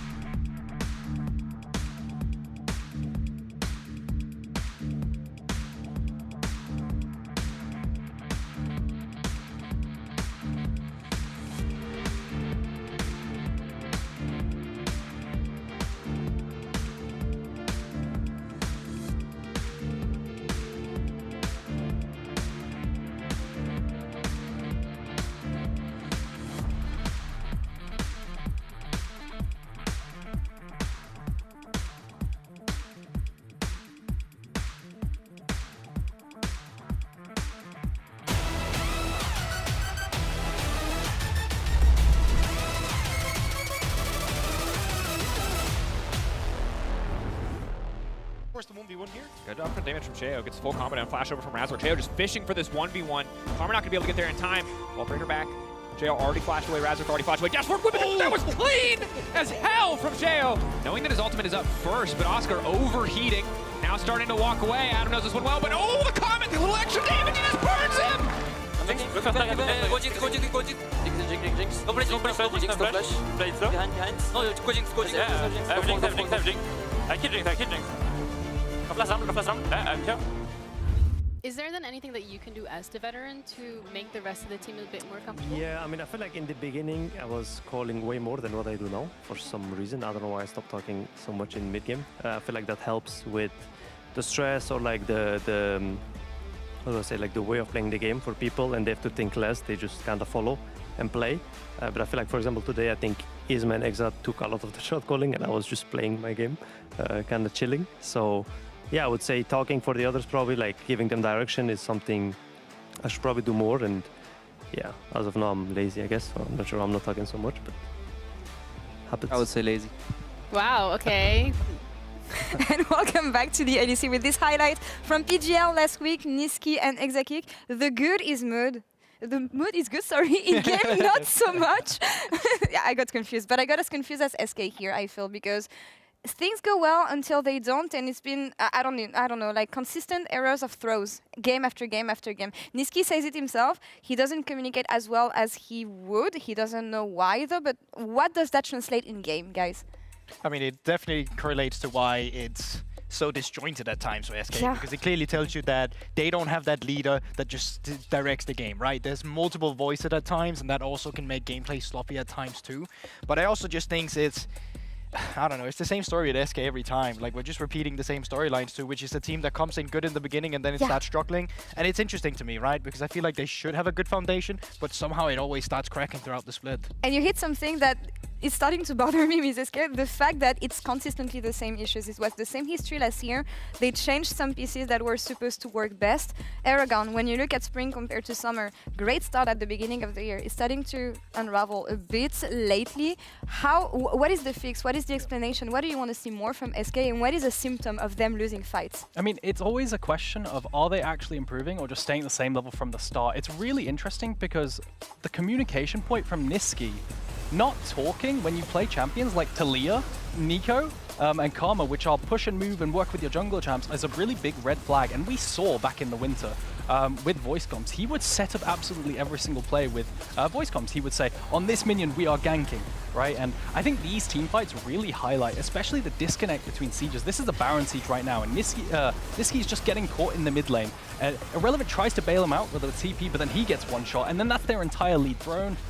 And I think this one also summarizes, just watch Irrelevant. His whole team is trying to back off, and he just goes in 1 versus 5. And I completely agree. And for me, when I watch this fight specifically, JB, I see a lack of discipline. I don't know how you read this, but we know what these players are capable of. We know what they can do together. And I see fights like this, I'm like, what are you guys are doing? Even Swiffer is wondering, game after game. I mean, Swiffer is just, I think, what any fan is when watching these games. You're holding your head and you're just puzzled. You're asking yourself, what the hell is happening? And I think it's fair as well, because as you say, are they even improving as well? That could also be the question.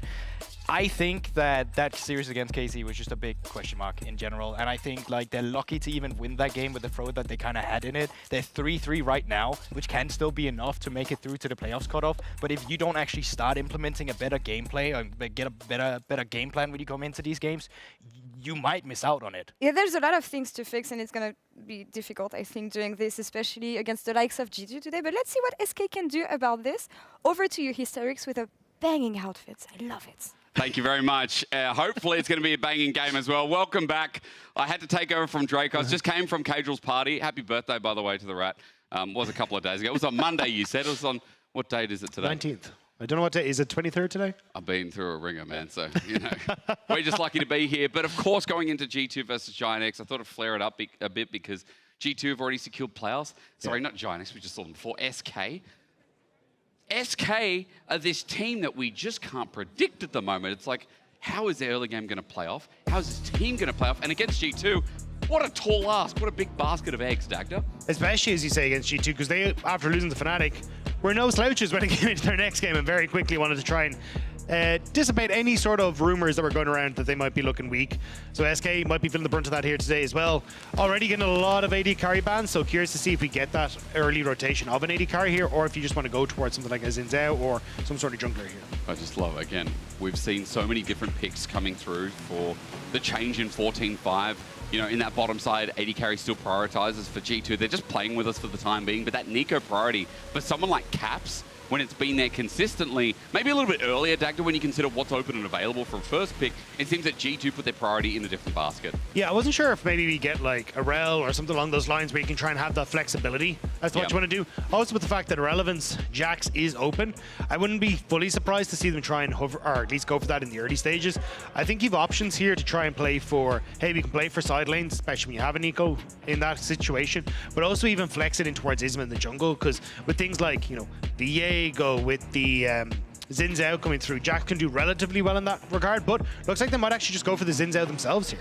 And with the Ahri paired up as well, looks like a strong mid-jungle 2v2 Dagda is the angle here for Niski and Isma. When coming into winter at the start of the year, this is what was going to sell the team. Successfully, it did so in winter. I think we need to see more of that today. So I think that sets it up. Dagda is, again, I can only just see this. Sorry, You have to take the sunglasses off to see. Well, yeah, it's quite difficult inside, isn't it? But the Lee Sin, similar values. Yeah, I think again it's just a very strong mid jungle. The only thing I'd be curious about here, if you end up going for something like a Poppy here for Yike in the early stages of the game, it kind of sets you up very well with the, hey, you guys want to dive in on top of us? Cool, we'll just try and remove that. Also, I think Dosas looks significantly stronger on things that have that engaged potential. So a Nautilus, a Rakan, these kind of things that all have that innate dash that you can try and dissuade here if you go towards it. But okay, gonna go with a blind Draven. Yeah, so already played it. I mean, you saw Jackie pop off today under in the LPL. Maybe gonna see a similar regard here. I mean, we've seen Hansama on this a few times as well. I kind of like that again for G2 towards the end of the split. Seeing some of these comfort picks come out is massive, but also more talking about hooks and what accompanies it is always big with the Draven lane as well, right? Things like the Nautilus still available, things that G2 don't want to look at right now because getting Yike on this carry jungler seems to be a high pro. Yeah, this is something that he's going to do relatively well here. You're going to have good setup here in the Nico that can provide the damage, or sorry, the CC chain that you want for Viego to then bring the damage. So very kind of similar roles, I will say, in both regards. With the, curious to see what SK are going to go for in the round out though. Do they immediately just try and take the Jax for Relevant at the top side? No, actually going to go forward back to the Cassante. So kind of surprised to see that. I wasn't sure how much they wanted to try and lean into, hey, we can be a side lane threat team. But at least it goes, look, SK, they already realized XKick and DOS are going to be under a lot of attention from G2 esports in the early stages from this mid jungle. So try and take something that can at least be fine in its own on the top side. It's just interesting though, again, further to that point, Irrelevant has played a lot of these carry bruiser top laners, Jace, Renekton, things that do need priority in lane, things that can build off that bridge out of lane. Irrelevant taking a backseat against Broken Blade, to me, that's extra interesting because BB's champion pool is that and the kitchen sink, anything in between. Is the mop coming out today? Is it going to be the broom? I guess we'll find out as they start banning away some of these flex top laners like the Twisted Fate that can hover up into that lane and get a range advantage. I want to see what else SK take off the menu. Yeah, we saw the Gwen as an answer to this a lot of the times from BB. Kind of got manhandled a little bit by Oscarnan in that matchup, but opportunity to go towards that once more here if you want to try and, you know, right some of the wrongs.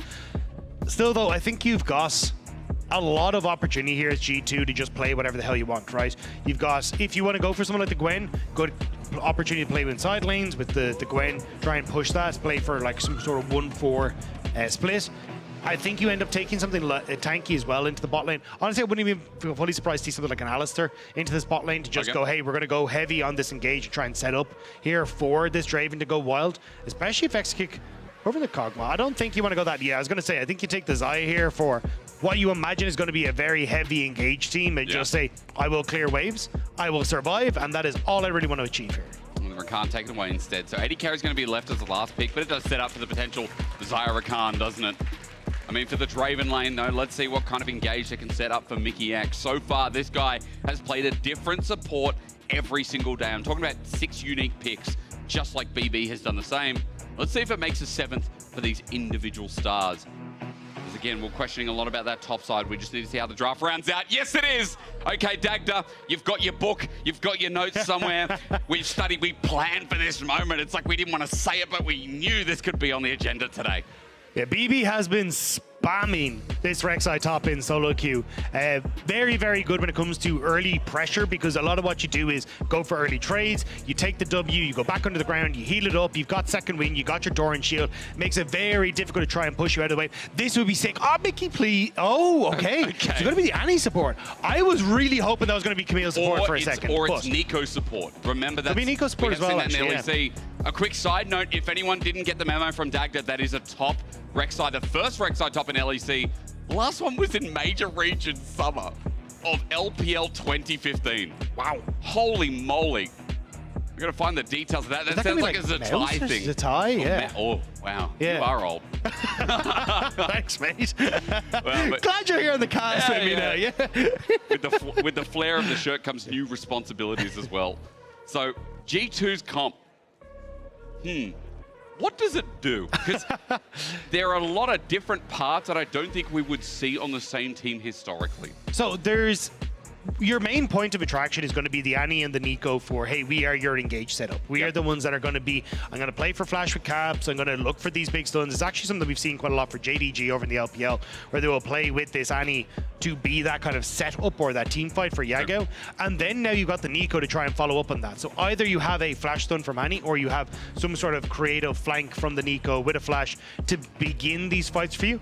And now that Rek'Sai has been changed, she doesn't just have single target knockup. She now has an AoE knockup, right? So if you're hitting multiple people with the Nico ult, multiple people with Annie ult, you've got a lot of follow-up that can come through very, very quickly, which enables Hans Sama really well here. So I think this is where G2 definitely playing for these mass AoE wombo combo style team fights, and it's going to be looking to see if SK to try and move away from that. Like, can Niski outrange them? Can Exakick be quick on the ult finger so then he doesn't end up falling apart? And I think if you can try and keep these fights spread out and, you know, avoid a lot of that initial play from G2, SK can then find a way to re-engage post that initial burst. Okay, so get it all out of the way, then chill out and play the fight as you will.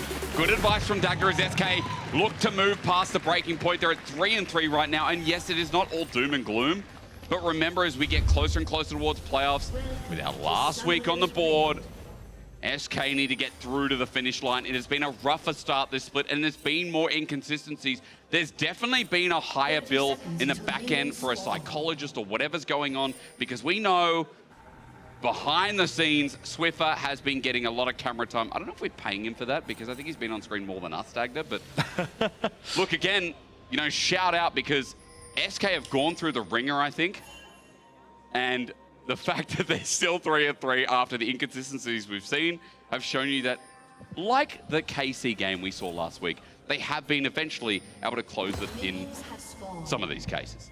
You know what I'm saying?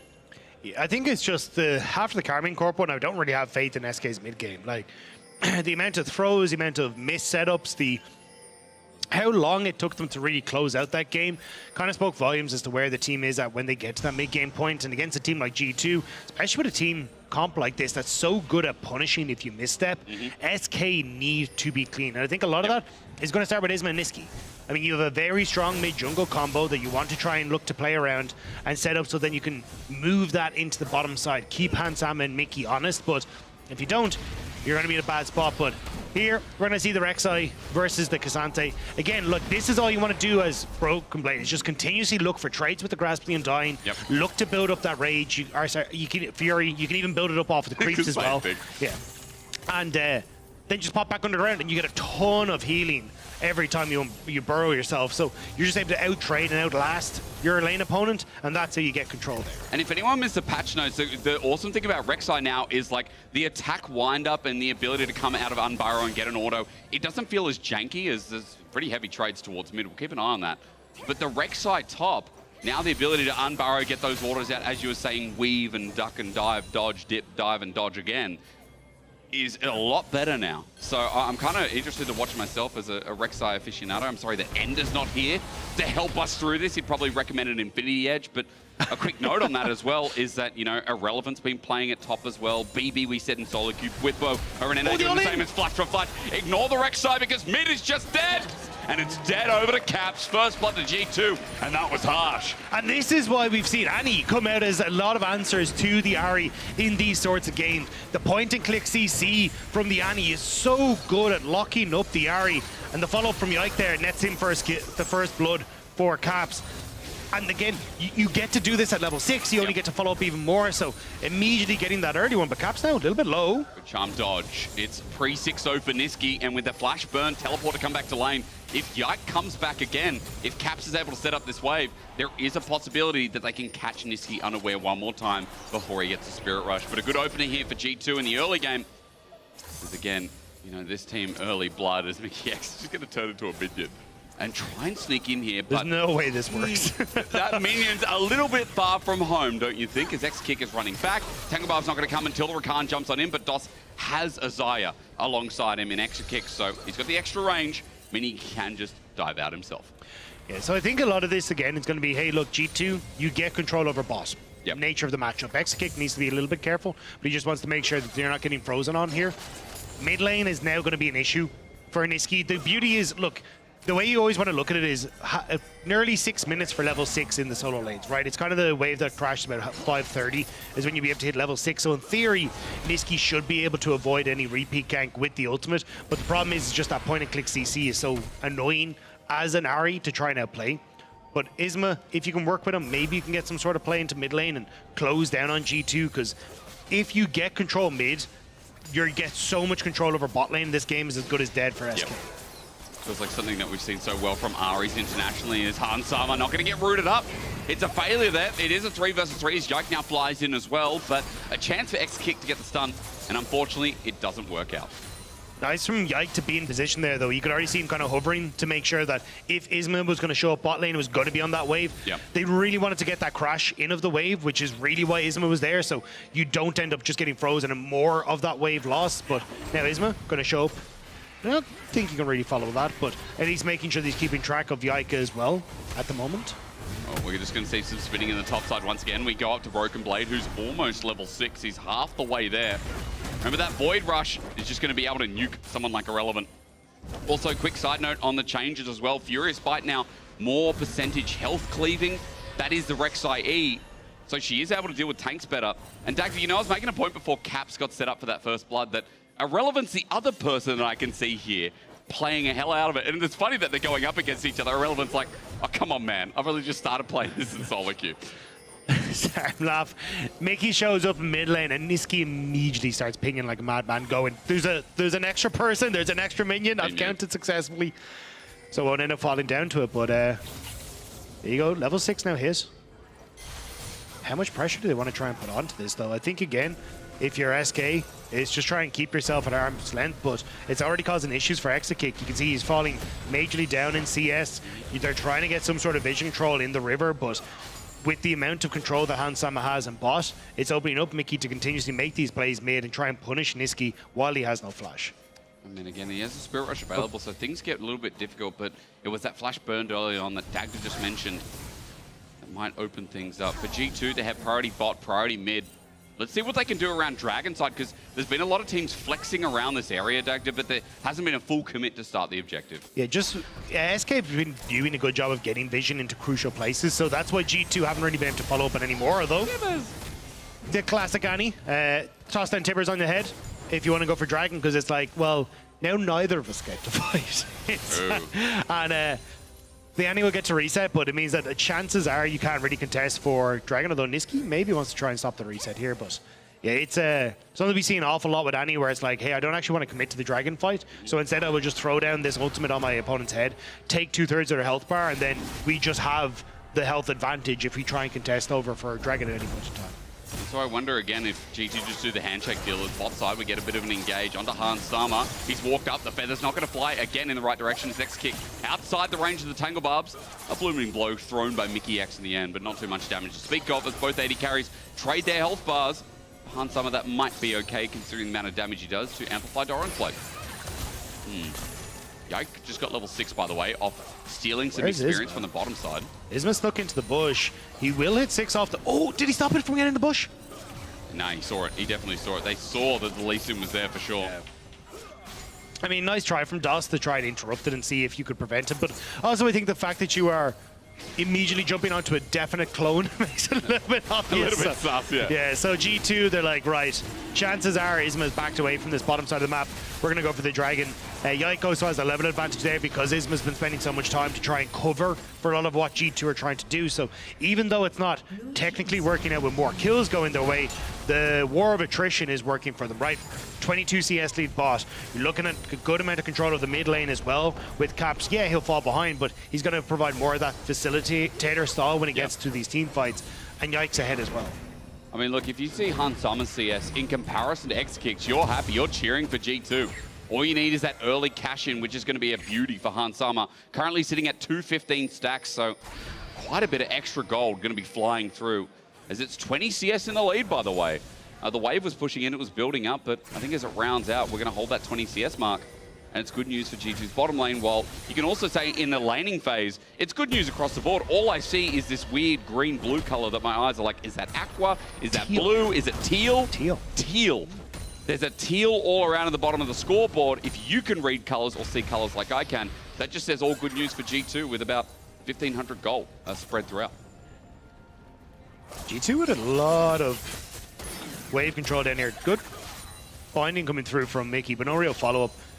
Also, without Yike in the area, I don't think they can really push on for too much more, but I am curious to see how they want to try and approach this, because I think Yike would like to try and go for, like, say, the early Void Grubs here, because you're getting a lot of chip damage across the board. Like, Yike can play through mid, but is also kind of happy at this stage with how well the game's gone to leave his lanes to their own devices. So if he starts getting Void Grubs as well, the chip damage, get extra plates, like, could also be just the way G2 slowly build their lead in this game. But if we're talking about G2 building a lead and then moving into a mid game, I wonder what G2 do well. Mid games, yes, consistently. This 5-1 team who, you know, the only loss was to Fnatic, which was found like a breakthrough for Fnatic, but still G2 are looking like one of the best teams in the league once again. They're already going to MSI, so that's also good news for EU fans. The reason I'm talking about this is because going up against SK, there's always going to be an uphill battle for SK, regardless of where the game's at. I'm talking historically coming into this game. SK have got a lot of explaining to do to kind of bridge the gap between mid to top tier teams. Now maybe it starts. Kick backwards is a good way as Mickey gets a Tangle Barb. Pop Blossom though, and there's no support because Jake flashes forward after the Heartbreaker, and Han Summer thinks about coming in. Isma at a low health bar as the wave crashes, but it won't turn into a dive. With all the tools used by G2, it gets close. I mean, that was very, very close to Isma going down. But now, starting to move up towards the mid lane as well. Niski quite far extended on the mid. We'll probably have to ult away from this because Cap's trying to build up that point and click. Oh, there's my cannon minion. Oh, he bypassed the mid lane. Right. Vicky just frolicking around and Niski has to respect it. It is the fake one as well. Yeah, I know, I'm just waiting for it. That stays for way too long. I think all League players who played against Nico know that the clones stay for about 10 years. I think they need to go down to like 1 or 2 seconds, you know what I mean? Like, even after getting hit, they stay there 4 or 5 seconds. It's frustrating, Dagda, but take my frustrations away. Broken Blade does have the Void Rush available. He doesn't know that Exekick and DOS are here, and even Ari's on the roam. BB's gonna get caught here. He gets the turret plate forward, but look at the tunnels, Dagda. It's interjected by DOS, so the interrupt's there, but he's got another one. He's got another one, and BB makes another one. That is Rek'Sai to a core. When you have the tunnel system set up, it's like going on the subway as Cabs gets away, flashes away. Meanwhile, Sonic Wave, but a great stun. A beautiful one as Isma tanks it up, but Tibbers comes out, and here's Yike. They've overdove in this. Niski doesn't get out in the end. It's a 1-for-1. They thought they were setting up that dive perfectly, but SK are traded. It was a nice opportunity from SK. They tried to rotate top to catch BB off guard and get Void Grubs. Now, though, because they end up not going for the Void Grubs immediately, the 1-for-1 trade, and Hansam is getting played spot, and you're not getting Void Grubs, and now Yike may even look for a little bit more against Irrelevant, but once they spot that DOS and Exekick aren't on the top side of the map anymore, maybe they feel like they need to back off here. And, you know, BB's going to smash these turret plates as well if he gets time alone. We've got 2 minutes left of them, too. As you said, Han Summer getting his own with Mickey in the bottom side that Irrelevant can only clear waves slowly for, but this Rek'Sai top is a big issue. Yike is having freedom in the enemy jungle. It's only mid that's a bit of a contest, but Daggy, you've raised the point that G2 don't care. They're happy to have this utilitarian mid laner in Caps on the Annie. And top, because you've got Demolish with a HP tank Rek'Sai with Sunfire first, he makes short work of that. And all he has to do is continue to keep that pressure up, because as long as he does that, the rest of G2 can go through. There's your tunnels to hop on out. But it's getting a ton of pressure top. And look at where G2 were. They were just littering wards in that bot side. Now BB feels like he can go for it. Takes one in. Has she got one available? No, just one there. You know, I watched The Last Airbender again recently because the Netflix had the live adaptation. I watched the real thing. That song, Secret Tunnel, is stuck in my head. I haven't seen any Avatar, They're to be a honest. fraud. Niski all in though. Good charm in the meanwhile. Broken Blade still threatening. Again, the damage is there. Might not have the MR to deal with Niski, but still with the health. Niski's not doing too much damage himself as G2, while that's going on, they're just starting the dragon. Oh, Exekick. Almost dead. Cap's going to He run may up. still die. Oh, the point. Just going wide. Yeah, I mean, that's the power of the Annie, right? You take the wrong spot, you're going to feel it immediately. X-Kick won't end up taking the business end of that damage from Han Samo either. And he's sitting on a ton of stacks. I mean, what's that at the moment? It's 390, so that would have been quite a bit of execute damage onto X-Kick, but he's able to back up. Still, though, now Mickey moving back down into this bottom side. And you're just winning everywhere in the map for G2. X-Kick and DOS are trying to keep control over mid, but can't really do it against Caps. And, I mean, your side lanes are going great for G2. So good. I mean, it just sounds like we're talking them up consistently, but guys, like, again, look at that scoreboard for reference. It's almost a 1k gold lead between top lane. It's almost a 1k gold lead between this Draven, who is still yet to cash in. The early game's clean, now with a 2k gold lead. And for SK, we're trying to look for opportunities, see what they can take next. Herald started here. Yike is up here moving with caps. But SK should have the run of the damage dealt here, Dagda, to try and take this down quick. Yeah, I think G2 just don't really have position for it. Okay. Hansama hadn't reset boss. You have no ult on Caps mid because he used to try and burst that X kick, so you end up giving it across, but it'll be okay. You're really looking for more of the turrets, and immediately TP from BB into bot lane to try and get control there. Maybe open something up. Now, plates have gone down, so that's a bonus here for SK, who are losing quite a bit, but that means the turrets get a little bit squishier for something like this. Rek'Sai, who almost opened up topside. Hansama moving to that said lane as well, by the way, with the Yomus and the buildings of the second item, while SK trying to open up mid with this Herald. With 3 members here, they should be able to get some damage down, but can they find the follow-up considering that Caps is nearby? The level 11 Annie with a lot of all-in. So have to be careful though, because again, Caps does have flash, Tibbers is up, and you could immediately try and look for a turnaround there, but they're happy to just continue to play through sides. Again, you'll get mid tower, but side lane going to go in favor of G2 here. Hansam has to back off of that top lane turret as G2 try and help secure that area. But as long as G2, like, you can, here you go, take top tower, you can end up sticking Annie up into this top side, she can push in, you have threat with Yike who can always play up there as well.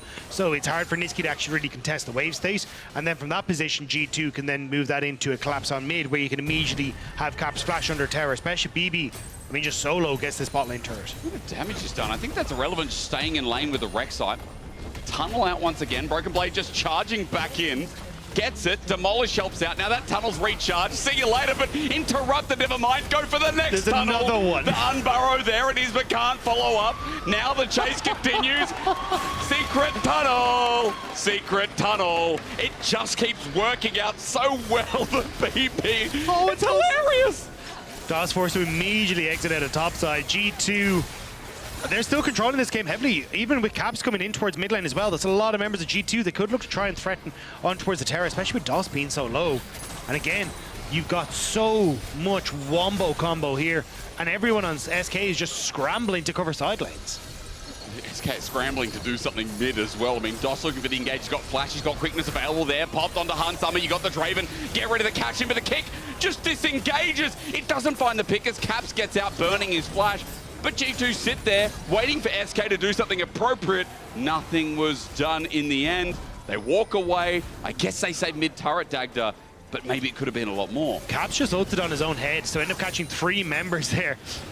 Hansama really wants to try and get a cash in, but it meant that everything dissuaded here from SK. And GT would just go back again. The numbers advantage that they're able to get in this mid game is our mid lane is insane. If Hansama ults like that, by the way, the health bar for DOS looked high. But because remember, the execute threshold gets higher the more stacks you have. 516 right now. I'm no mathematician. That's a big number. But it's a big number. 500 is bigger than 400. So it's huge. And you were saying you weren't a mathematician. I know. I'm humble. You know, I am humble. Math does suck, though. Let's be quite realistic. BB and Irrelevant going to battle it out. Now, Observer's like, how does this look? Irrelevant with the all-out once again. There's a lot of unstoppable there, but BB not taking too much damage. He's got the Spectre's Cowl. And Dagda, you know, we tried to talk about it a little bit earlier. The build does have a Titanic Hydra in it, but the rest is just tank. Things like Spirit Visage come in, Sunfire comes in. There's been Randuins in some of the builds. Like, you're a tank bully of the side lane that has Armor Shred in the E, and you have a lot of engaged potential that adds in. So I'm really excited to see how BB moves towards the rest of these fights, because it's third Dragon for G2 coming up in 20 seconds.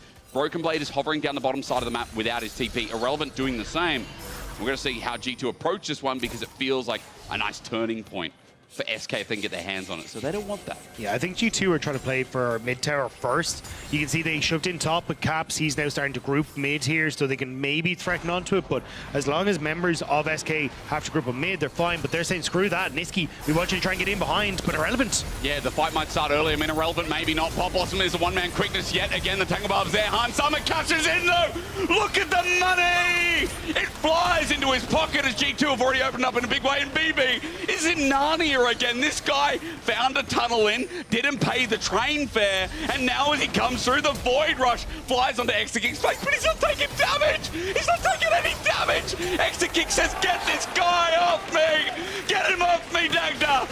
It feels so unfair. He just tunnels about, whacks you, and then tunnels out again. There's nothing you can do. His health bar just keeps on ticking up, and now G2, they're trying everything.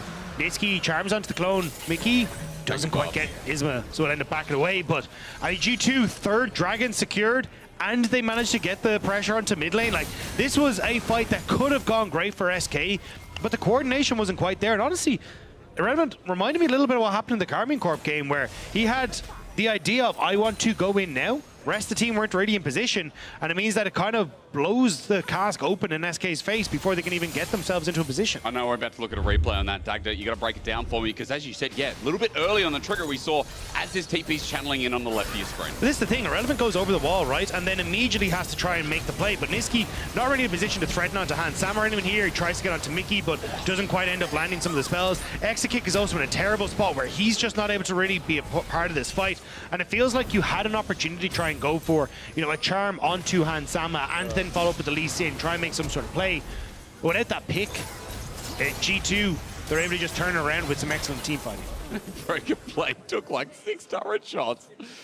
Yeah. Oh, I didn't quite catch at the start. Maybe Irrelevant got auto-attacked over with the blast cone. I wasn't sure if it was his own decision, but yeah, either way, it just feels a little bit unfortunate for the way SK wanted to play that fight. Yeah, I mean, look, it feels unfortunate for the game state because Hans Sama cashed in. I think I saw on my screen, it was like 1,200 gold from the cat. It was something disgusting. It's got to be illegal because Hans Sama is now on 3 items, a 3.5k gold lead. I mean, he was at like 600 stacks, right? And you get 2.5 stacks, or 2.5 times your stacks in gold. So it's so it was like 700 before yeah. the fight, maybe, or close to. So let's quickly do some math. It's hard on air. So maybe yeah, it was more than 1,200. It was like 1,500, 16, He made 17. 6 million gold off that play. Wow. Yeah. That's Sword Art's wage. That's crazy, man.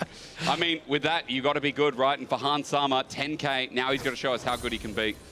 And that brings back memories, Dagda, but maybe non-pleasant after the Suning days. Still, I mentioned the 3 items before. He's obviously gapping Exekick here. And for SK, we have to talk about their options in this game because it doesn't feel like they've had many. Through laning phase to now, they've tried to force a lot of the issues of picks through people like Nisqy, Isma, but they keep trying to find it on Broken Blade. Trying to find it on Caps now. And now maybe this is a better target, right? Flash is available. It's not Yike, though. Oh, Yike being here. Maybe that's not pleasant. Charms went to where? Nisqy is at half HP. He's got Flash, Spirit Rush. Ooh! I love the Isma just in the bush, lightly taps his back key. Doesn't actually, he wants to cancel it. Maybe don't. I don't know. This is the play. Friend, any friend. No, I wouldn't. Oh. Okay, DOS with here though, and DOS gets out. Look, it's just not going that great anymore for SK. It wasn't initially, but it's going from bad to worse very quick, Dagda. Isma is still here. Okay, Isma, show us what you got. Give me the spy music. This is like the James Bond. You know, you watch the Mission Impossible. You watch X Factor, and there's just been a really good singer on, and then they show the person afterwards, and you're like, I wonder what this person's going to be like. Isma's now going to show if it follows the script. I guess as the back comes, no, it doesn't. That shirt finally makes sense. You want to be Simon Cowell. Yes. Here I am. Exekick with the ulti out. Tibbers out. Does it pay off? I'm still waiting for the question. The root doesn't. Sonic Wave doesn't.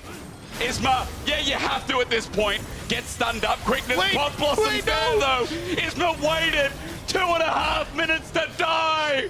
Oh, man, as Rek'Sai flies in, Broken Blade is kicked away but takes no damage. The Void Rat flies through and the Rush is there on top of it.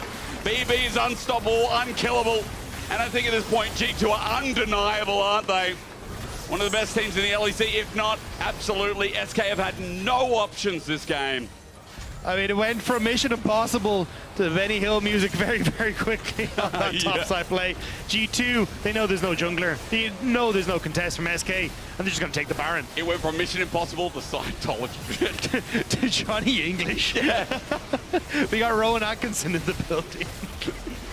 Man, again, for SK, as they run away from the Baron, that they never were really in for the first time, as DOS is just trying to get to safety. G2 pick it up. 9k gold lead. And it feels like that's all she wrote as we look at this fight again. Isma, he's out of the bush. Yeah, Isma, I mean, look, he tries to go on to Caps, but Caps has managed to get all of his CC back up And then as well, the fact that Mickey's on the way, the ult's coming through, the TP as well, immediately from BB. They realize, look, if we can actually take this fight on the top end of the map, we're going to be able to turn over towards Baron. We could potentially crack up the base with the wave state that we have as well. So G2 are more than willing to try and take that fight, and it's just a massive overextension from SK. But look, I can half understand it as well. It's like G2 are already way too far ahead. They have a composition that's incredible at team fighting. Like, how else do you try and get back into the game apart from picks? But yeah, it's just a little unfortunate. And you can see Ismet, like, the look on his face tells it all, doesn't it? Like, SK's option here in this game hasn't been the greatest, as now wants G2 thrive in this Dragon side of the map. It's SK who are running for their lives once again, but they need something here. Onto BB, the all-out is going to come through Irrelevant, maybe hoping for a better target in the end as G2 now channeling through the choke. Sonic Wave there, and you look at the backline, G2 a bit separated. That was Mickey in La La Land. It's still a trade, but for SK, that's not bad, as BB once again with the re-engage. Whirling Death gets another cash in, extra 600 gold behind Sama. And look at them fly forward. Broken Blade's under turret all of a sudden thanks to Irrelevant's ulti. He's just but sitting he's emoting. He is emoting. Now with Steric's Gage, just doesn't die. Flash unburrow. And he brings it out. It's the first ever LEC top lane Rek'Sai, and Broken Blade is making it look hella broken. Get ready, solo queue. Rek'Sai top is on the way, and G2, they've made it look clean. They've made it look so damn clean. Mountain Dragon going to be soloed out by Yike as he makes his way over, as the base torn asunder by G2. We can compliment it again, but you guys get the message. Inhibitor goes down. SK, are they going to make a TP play? Doss is in a flank. Irrelevant up in 15, Niski up in 1. But there it is. I mean, on top of Hunsummer's head, Doss just stands there. Caps keeps running, ignored, stand aside. Niski has flash and ulti, but G2 is still here. In front of the Dragon they ignored last time. As Doss walks in, he can't walk in. It's just G2's Dragon, and SK have to play second fiddle again. And this is kind of heartbreaking now for SK. They are sitting 3-3 in the standings, but another game up against Fnatic still to come. And then against Rogue as well, but here we go. Broken Blade, level 16 Rek'Sai, still again unkillable. What's the word? Watch him kick away, disengage. SK breathing life into the fight as Irrelevant TP's in, but Broken Blade uses the Queen's Wrath into the backside. And because Steric's Gage is back up, still is not dying. Broken Blade is just, as you said, it's the best part of Tom Cruise. And BB's breaking his Steric's Gage. He is off the charts here. There you go. But here we go, Niski. I'm sorry, bud. We salute you, mate. But there's no escaping this one. The flash and about to be 2 shots. Stand aside, perfect. Another catch in. I mean, Hunsummer next back. If there is a next back, it's just going to be full items. And now G2 with the wave they prepped earlier, just going to start to move underneath the tower as well. They have to pick this one up. Doss spots out Mickey on the side, but can't really get into a position where he's able to follow up. Isma could maybe look for some sort of hero kick, but you've even got the CC chain on Caps there, or at least the CC available on Caps, so you'd just be able to sort him out. So it's SK. Here he comes. They're going to take it slow. That's Broken Blade flying in. Run away. She means business. 3 items and a double knock-up. How good does it feel? Broken Blade again tagging as Irrelevant gets stunned up and stuck in the middle, and even with a nice pushback, won't get to go unstoppable again. Hunsummer cleans that up as 5 members of G2 run into the base at 27, almost 28 minutes. And this Queen, with all her fury, sets up the engage, jumps on in, another good unburrow, but the damage continues being meaningless. Broken Blade runs on in, and this time the Void Rush will be punished, but it's under the fountain. As G2 are playing with their food, they really have all game long. Broken Blade's already out. He doesn't care. He's off his computer before the Nexus falls. He's given the ref a piece of what SK just got. He already knew it was over. I mean, so clean from G2. The Rek'Sai looking good. The early gank into mid lane, getting full control. How do SK try and play against it? And the one moment where SK tried to go for something, they had that TP from Niski, and just kind of fell apart. They couldn't sync up properly. And now you have to ask, who is your player of the game? Well, you can vote for your key player of the game at LEC on X. Broken Blade, Caps, or Hunsummer. I give you my bias normally, but today I'm going to leave it up to you at home. For G2, a beautiful transition from early to mid. That ends it. But ladies and gentlemen, after our break, we're going to talk to the one and only Rek'Sai OG, Broken Blade. So stay tuned.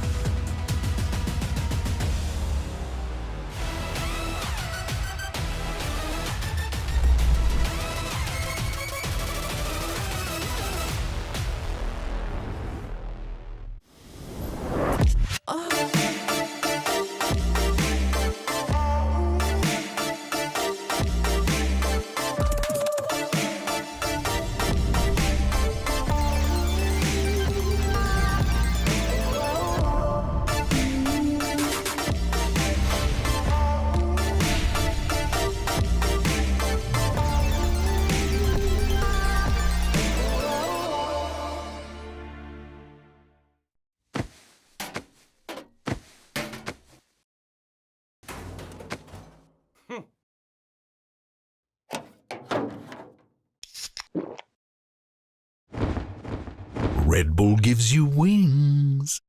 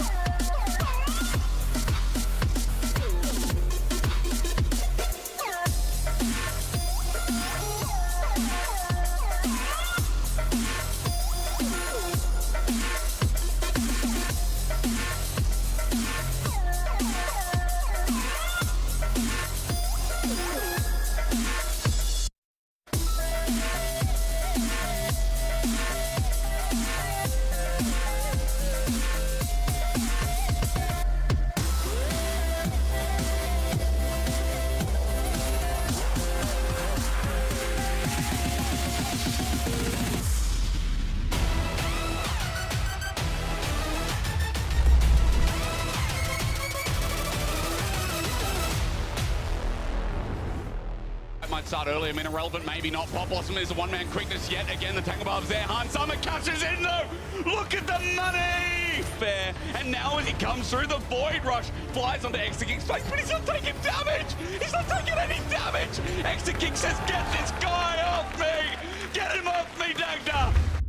Welcome back to the LEC. I'm joined with Broken Blade from G2. A really interesting game that we've just seen from your perspective, particularly the Rek'Sai top lane. I think I want to jump straight into that. That's going to be my first question for you. What was the thought process behind Rek'Sai top? Because it looked great, but why? Why? Because it was strong, I guess. I mean, I checked what's right now flavor of the month, and I saw it was Rek'Sai for me. I was like, you know what, I'll just lock it in. Didn't really seem like they knew how to play against it. I was also very, very tanky. That's the whole purpose of this champion. It was very funny playing it for the first time in my career on stage, I think. I mean, it's your career, right? Yeah. Yeah. Yeah, you're right. I think it was a very fun game to play. I felt like I was very unkillable. I was permanently in 5 people, just healing. Yeah, all right. When you're looking particularly at tank top lanes, is that where you want the meta to be? Is that your most favorable approach to the game? I mean, it's not really, but there's obviously there's fun in playing champions that you just don't die. It's kind of like denying the enemies to have fun. It's kind of like you have like this bittersweet fun to play the game. That's... kind of reminded me of Cassante when he was released, where he was really, really OP. So I guess Rek'Sai is the new Cassante. Don't say that too loud. People are going to copy in solo queue. Just because you did it doesn't mean people should do it. But with that performance, you also get the Kia player of the game. So congratulations. Thank you. One of the... Oh, people are actually happy for that. Aw, look at that. My final question, though, is Annie and Nico, in terms of the flex pick, was that something you've cooked up with the Rek'Sai? Was that something that was just separate? Give us some insight. No leaks, but still kind of. I'll just say that Caps was feeling the Annie, and we're like, yeah, we can just put Nico bot, it's fine. And then we just went with it. You know, it's just sometimes you have to go with the flow. True. And that's what we went with today. Tomorrow, I don't know if the same thing will happen, but probably because we are G2 and we run this region. Yeah, but you did lose to Fnatic. Either way, we're going to head over to Lore. So let's check in with her and see what she got cooked up. Top fathering, as always. Thank you so much, Ginny. But I'm here back on the co-streaming booth, and I have Verlib with us ahead of the Spanish rivalry match that we're going to have. Thank you so much for joining me. Thank you for coming. How are you doing? I'm doing good. I'm high for this match. Yeah. At the end, playing versus Mad Lions Co, it's like Spain versus Spain. I know. And it's going to be an important match because I think they need the win. We also need the win to be in the top tier. One win, and you make it to playoffs. Mad Lions Co is going to have to fight a bit more to get there. But tell me about the rivalry. You, Mad Lions Co, Ibai, and yourself? Well, I think there is rivalry, but there is not that much. I think at this point, we just want to have success. We don't really care about them. They don't really care about us that much. Yeah. We just want to win. But at the end, yeah, I think it hurts. If we win, I know if it's going to be like, I cannot say that word, but you know what I mean. And it's the same for me. Like, I think winning versus them, it's more important than versus any other team. One word about the progress of the team, from winter to spring. What do you think? I mean, I think we have made 2 important changes. I think it's not that normal to make changes in the first split, but I think it was important for us and necessary. And for me, the main thing is that I feel like this team is going to go from, I mean, not from the bottom to the top, because being honest, we are already 4-2. But I think this team has a lot of improvement, and it's going to be much better in playoffs.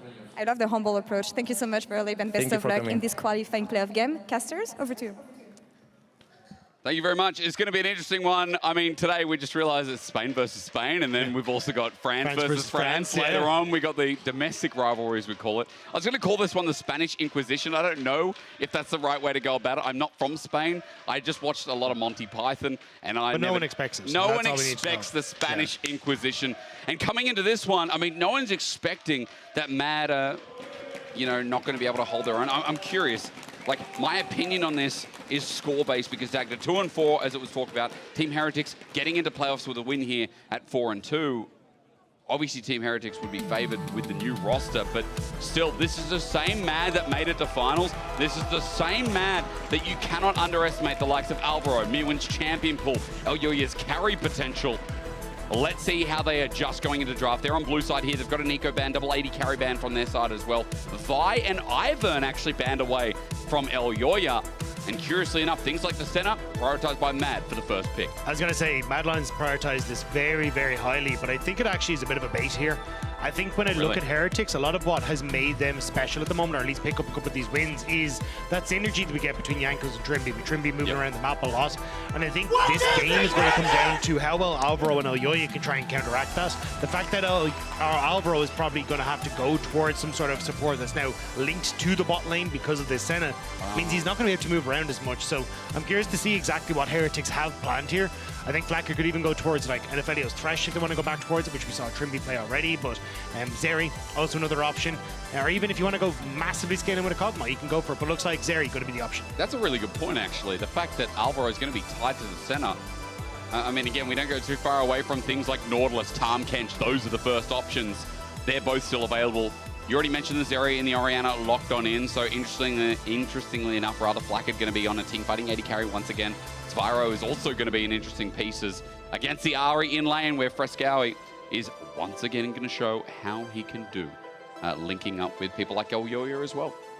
Yeah, I think the Ahri's usually good when you can immediately lock in some sort of jungler with it, though, right? Because then you're going to take the Ahri and you go, right, well, Vi is already banned. We banned Viego, or maybe not Viego, maybe we banned the like Lee Sin and the Xin Zhao, maybe you give Viego across. But like essentially what you'll end up happening, or even if you take the Xin Zhao yourself, I think you end up in a position here as Heretics where you're perfectly fine. Even the counter pick on support here works out well as well. So I thought actually I probably would have preferred the Braum here. Great, yeah. I think with the way things are going, it gives you a lot of early skirmishing power as well. And I think that's where Heretics have shown their best stuff, but Tribuzor Khan is always very, very good. I mean, yeah, it's good when especially syncing up with Jankos. I mean, a lot of flexibility in that bottom side that isn't as synced up or isn't as must in the 2v2 like Mad Lions Koi are. It's just if fake gets banned as well. That was the same last game. Excuse me. Now I'm just kind of wondering, Dagda, what comes through in the jungle? Because both junglers haven't been prioritized here. There's a lot of jungle bans already. All right, Kate, we'll get there. Next game, guys, next game. Right now we have to sort out Spain. Then we'll sort out France. Okay? I think if you're looking at junglers, Elyoya has many options. He can go the Lee Sin. I wouldn't be surprised if he's trying to prioritize something like the Xin Zhao and then trying to lean into that where you can like play heavily for these early skirmishes. And Viego also works in that regard. So that's why I thought I'd see Heretics go, hey, we're going to ban Xin, ban Viego, ban Lee, we take Xin Zhao and play for like Orianna Xin Zhao combo. But that's not going to be the case here. They're going to ban away more looking at Mirwin. So I think this is where Jankos can kind of just go towards maybe the Xin Zhao, whatever he feels comfortable taking in that jungle at the moment. Especially, they're actually going to ban the Xin Zhao. So Jankos maybe falling back towards a more tank member. But either way, you then end up with counter pick for Wonder and topside. And I think you're in a pretty good spot here. Oh, and Rek'Sai's still open. It doesn't go further. I'm going to keep dropping it. There's only a couple of players we've seen so far in solo queue pull it out. But it's just going to be on the top of my mind after Broken Blade showed it and debuted it last game. Alongside that, again, I bring up top laner because, as you said, the red side counter pick here, but instead they get another jungler off the board. That's a lot of good engage tools down. Jankos is a massive champion pool, as we know. Dagda, things like Sejuani been seen as well. Lee Sin still on the board. His Volley Bear, we haven't actually seen yet, but we have seen it from Elyoya. Great early game impact, especially if we're talking about that sync up with support. A lot of flexibility as well. Like the Volibear can be sent top lane, great pick Smart there. Man. So you can always wait and see exactly what way this is all going to pan out. And maybe Jankos was a little bit worried, hey, look, I take the Viego, I end up with Jack's counter pick or something along those lines, so maybe I'll wait and see. But I think for Jankos, one of the things is he's kind of defaulted a lot of times back towards things that are more your traditional tank junglers, and I think that's where he's going to be happy on something like a Volibear. Maybe even if they end up going for something like the Lee Sin here, something like a Poppy could do very, very well, but it is going to be the Jax. So potentially even actually still to go back towards the Poppy, or you just take the, and you put the Volibear top, but we'll have to see. We'll see how this rounds out. We've already got a mid laner. It's just about top side against Mirwin. I think they're being a little bit cocky in the face of the Mad Lions top side. Urgot is something we have seen so far in the LEC. It's something that's just kind of hidden there, but I guess for Wonder, his most played of the split so far is there, or it could be Dagda's. Never mind. Baits in the hovers. You just want to see something else, but Aatrox instead, Dagda. And I guess we've got some pretty strong lanes to talk about here to open things up for Team Heretics. Yeah, I think the big one is going to be a case of you got very strong in the mid jungle here for Mad Lions Koi, set up for the follow-up on the Jax, a lot of damage that can come down very quickly. In individual lane matchups, I kind of favor like Wonder in that top side, and also Flacken and Trimby as it starts to go on, which is how much push they should be able to get. But as you kind of crest into like the 10 to 15 minute mark, I'm looking more at like, okay, cool. Super Navarro have got like double farm, they should be relatively okay. I think you're looking at Mirwin should just be able to wave clear a lot of the time. So I think it is going to come down towards team fights. And that's where I'm kind of curious to see how Heretics works, because I look at Jankos as kind of the main engage tool. Like, yes, you have Trimby there who can find these flanks for the shockwave, but it definitely feels more like, hey, we're hoping that Mad Lions Koi come into us and we get a shockwave versus like having your traditional setup in a lot of ways for that play. But I mean, they've got a lot of the ranged playthrough in the center as well, and they've got a lot of ducking and weaving in the fight too. So I don't think it's going to be as simple for Team Heretics in that regard. I like it though. You're hoping they come into them. As for Team Heretics, they're hoping to score a win here today. Now, you know me. My name's Jake. My friends call me Hysterics. You can call me Hiz. But going into this game, there's so much on the line. Not only is it Mad Lions a safety net away from teams, you know, like Giant X, who pulled up a win earlier today up against Rogue, from teams like KC, who are sitting down with them, but it's getting the momentum at the end of the split. It's the last week, last chance. Team Heretics have plenty of chances to make it into playoffs with a magic number 5, but here seems like a straight shot to do so. Spain versus Spain. Later it's France versus France. And as these rivalries heat up, let's see if Team Heretics can get it over the finish line, be our 3rd team to qualify for playoffs here at the end of spring, or if Mad have something to say about it, and they can move to that magic number of 3. Every number's magic, it just depends on the magical part. Yeah, Heretics are the gatekeepers this weekend. They are. Mad Lions Koi, 2-4. This is their first game. If they can beat them, starting to, as Hysterics was pointing out, approach further up the landing. Second game tomorrow for Heretics is against Carmine Corp, another team at 2-4. Oh, yeah. If one of these wins ends up coming up in favor of either Mad Lions Koi or even now Giant X, which is the last game for Team Heretics at the end of the week as well, that could suddenly cause some major shifts in the way this playoff run ends up happening for these bottom few teams. Because of the bottom of the standings, like there's 4 teams right now not safe. Rogue, Giant X, Mad, and KC, and even SK after that last game as well. I mean, they're still only sitting with 3 wins. Like, I know there's only a few games separating that from the top of the standings, which is what makes it crazy. But right now, because of strength of schedule for a lot of these teams and the fact that they haven't had enough wins to push them towards 3 or 4, which is that safety net, that's what makes it sketchy. Is Alvaro and Super, as we get into this game, are on a bit of a ward. So Trimby and Flacker just know. And look, let's be real. For the first part of it, maybe this lane is going to be a bit boring. But that's okay. We've got Dagda here to spice things up. He can tell us niche things about support, what happens down there when no one's looking. Maybe what happens mid, Dagda. I don't know. What do you got for us today? You got like a handbook on you? You had Rek'Sai notes on you ready to go?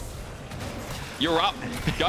Shoot your shot, man. I mean, I've got the world's my oyster here. I've got so much to choose You're from. on the main stage, and you can tell us anything. It doesn't even have to be true. You can say like Rakan hyperscales. Well, I mean, technically, actually, it's not terrible. With attack speed is the end of the sentence. Anything. Yeah. I think the curious part for me here is like Jankos pathing, right? Because you see folk clear on the top side for Elyoya, whereas Jankos looks like he's trying to essentially desync here from Elyoya to make sure that he can try and move back up towards the top side. Was spotted on a ward, I believe, or at least MDK should have some idea as to what Jankos is up to. And I'm curious if this means they're trying to lend themselves into some sort of dive on the top lane to really set Wunder up for success in this top lane matchup, because realistically the response from Mad Lions Koi would be to try and play in towards the bottom side, but with Flackid and Trimby should be relatively okay. Although I'm curious to see what happened why I didn't catch why Flackid. Maybe just a CS experience behind here. Yeah, maybe. We're just seeing that wave crashes and what happens. Ward going to spot this out. Yeah, Elyoya on the edge. Spyro just going to have to walk this one away. And obviously, for everyone out there, we've taken a while to get this name right. We've started with Zwairu. I don't know if anyone said Zaiwu from CSGO yet. That's definitely on my mind. Spyro, Spyro, like General Spyro. I like to think of it as Spyro. Spyro, yeah. Well, that's a good one. Spyro. Good trade, though. Trimby, in and out. Super and Alvaro almost finding the back end. Elyoya's been patient here, though. I'm not sure what the ward coverage is like, but Spyro has walked out once again. Counter-Strike flash. Amazing gank! Holy moly, Elyoya with the 5-head opener. That's heartbreaking for Spyro. Thought he's going to be safe in that mid lane, but not expecting Elyoya to come from behind underneath the turret. You can see the ward had dissipated, so they didn't quite know what Elyoya was up to. So he did ward the bush, thinking, hey, look, this is the angle that Elyoya will come from, but managed to play around that. You see Jankos in that topside jungle realize there's nothing for him to take. Dredge line, Trimby getting low. No mana for Super, though. He's already gotten through his trade as well. But that mid first blood, Frescowie. Burns a flash doing it, but TP's back to lane in a good spot to open up as we look at this. Oh, we did see him, actually. Oh, that's just unfortunate for Spyro. Come on. Like, you didn't even have to push up onto this CS. You could have just waited, but ends up being overextended and punished so well. Double flashes to pick up the kill. I guess where the wave is real rough. Frescowie brings out the Rammus. But yeah, I complimented him and everything. Still does it. Yeah. Yes. Agreed. Agreed. The coaching staff, Team Heretics, I think those are our thoughts as well. And for Jankos now, Retribution, will it be swift towards Frescowie in the mid lane without flash, without ulti? It's so hard, though. You kind of need to get this slow. There it is. Flash away all the charm. Nicely done. Oh, both junglers right now, I think, can deadlift 150 kilo plus. Kind of styling on them in the mid lane. As you say, flashing over the charm, setting up beautifully for it, and now you get the push in as well, so Zyro can actually reset. Not going to be in a terrible spot and match a lot of the early gold that Frescowi is going to be able to spend. Really well played, and even a good ward here from spotting out Elyoya, who is going to go towards the Void Grubs immediately off the back of that, but might even set up for a dragon off of the counterplay here for Heretics. I think he just jumped over as well. The scuttle disappeared anyway, but still, they're not going to know that he walked towards Grubs, although, again, suspicion should be there as Flacket goes for a bit of an all-in here, but they're not finding much more until Trimby decides to re-engage onto Super. The Ignite's down. He's got his summoners there, but they leave it so long as the double root flies through. It's great from the MDK bottom lane, but Jankos is here. Alvaro overcommits onto Trimby. He's trying. He's got nowhere else to go, and Jankos takes the kill. Trimby survives. And that is a bit of a whoopsie from the 2v2. Yeah, Madeline's Koi bot lane not respecting where Jankos had to be in the map. You know the Void Grubs are being taken by Elyoya, so you try and play it safe in the bot lane, but Alvaro really wanted to get that kill back and ends up costing his life. At least the kill does go towards Jankos, which is not ideal with both those kills going to him in the early stages, but a lot of opportunities now burned for Madeline's Koi in this bot lane. I guess it is when you talk about this team a lot of the time being about the engage tool and Jankos being the leader in Jankos as well. When Trimby's going to sync up with him a lot, as we expect from the playstyle we've seen week by week, might not be the worst thing in the world. Frescowi getting zoned out nicely here by Spyro. As Trimby has already started moving here to level 4 Rakan. Starting to move towards his bottom side and clear out vision, or at least just path his way. Just trying to cover Zyro on the push in here. He knew that Jankos needed to reset, so just making sure in case Elyoya showed up that he will be in position. You can see here even hovering. No, this bottom crab is up, and bot lane is missing for Madeline's Koi, so not sure how much pressure they want to try and give here. Jankos not level 6. I'm looking at the EXP bars. He's close, but Stormbringer not being available is meaningful here. Thank you to our observers for bringing up the EXP bar. And we'll see as we approach this dragon. I mean, MDK are there. Dredgeline starts it off. Frescowi now off on the wing as well. But there's no follow-through damage just yet. There's going to be stun up onto Flacket as Frescowi's charm hits long range, but Flacket only takes an Orb of Deception. MDK unable to move in through the choke as Super and Alvaro try to zone off as Flacket returns the lane. Yeah, Flacket kind of needs to hop over the wall here. Super, as the support's just playing to keep him at bay. Alvaro hasn't hit the level 6 though. Will need to move into lane before he can really follow up on that play, so they will just back away in Flacket. Oh, actually here. Yeah, nice one. Wonder just gets hit pretty hard. There's the ulti from Mirwin. As Wonder's ulti's there. He's got teleport to come back to lane though, so Mirwin's already burned his, meaning that that trade won't be the end of the world depending on what happens in this next wave. Jankos, I am the storm. On all fours, the man ready to crash down. No ulti yet though, so he can't do too much as Alvaro is getting blocked from a dredge line out of there by Trimby. He eventually has to walk away as the health bar is spreading thin. I mean, Elyoya is coming in level 6 as well, and he's got flash. That's a triple counter-strike. That is a triple counter-strike, or at least a double. Someone's going to die, but Elyoya is too far away. And Dagger got my hopes up. Team Heretics may be lucky to be alive. Could have been a triple stun, but it's a double stun instead, and they will end up backing away. The problem that you had there was Super was playing a monstrous game, keeping Jankos at bay with a nice little lockup, and then also forcing Flacket both summoners out with a second lockup there as well. Super played that really well. Just say triple stun, but it was double stun. Yeah. How are you still single? Honestly. The one game is so strong. It's so strong. And honestly, Wordsmith, in the 1600s, Doug, you'd be picked up like that. You know, people love poets then. I hope that was the time of Shakespeare. I'm not sure. I'm not very glad I'm not very well educated. There's Dragon. All right. So Elyoya, after all said and done, after everything came through, at least with the push away, he is able to pick up the Dragon. And that's double objective. Grub's top side, 3 in the tune of that. And the Dragon starts off the flow here in bottom side. And note that Grubs are up in 40 seconds too. So for Elyoya, who is getting a bit of control despite the 2 kills going towards Jankos earlier on, they're like not in the worst position as this Jax jungle. Well, that's the thing at the moment, right? Like, The Jax is behind because you've got the 2 kills to Jankos, but in the grand scheme of things, you will outscale Jankos in terms of what you bring just as a Jax, especially as you start to work up towards that Triforce. So I think a lot of it is kind of Heretics going, okay, how do we actually try and crack open this game? How are we going to try and operate around Jankos to use these advantages? And I think a lot of that is going to be Spyro, Jankos linking up, trying to get Trimby involved for this like big wombo combo on the Orion ultimate, but I just don't really think you have the opportunity to really go for it right now. Fresco's doing a good good job of keeping control over mid lane. You've got Supa roaming with the team as well. Alvaro has TP to join this fight, so you're being stretched thin here as Heretics, and you just need to make a call as to what you're going to do. But as you said, Alvaro with the teleport has to actually come in, while Flacket has already moved up here as well. Frescowi walking towards mid, but with ulti available, you don't see much threat on what Jankos can do with a blindsidedness as Elyoya thinking about the jump in onto Trimby, but Trimby did go Merc Treads, so not going to be stunned out too long as, once again, Grubs start off, but Jankos still hovers. Mirman has roam as well. He's pushed in top, and he's actually getting in behind Heretics here. I don't think this is the fight for Heretics. I mean, look, Team Heretics have already burned the TP. It's one in response, as you said. That's Alvaro now finally coming through. Mirwin spotted out, but the Stormbringer out is disengaged. The Bomber flashed away from, but still in the middle is Flacket. He's already out.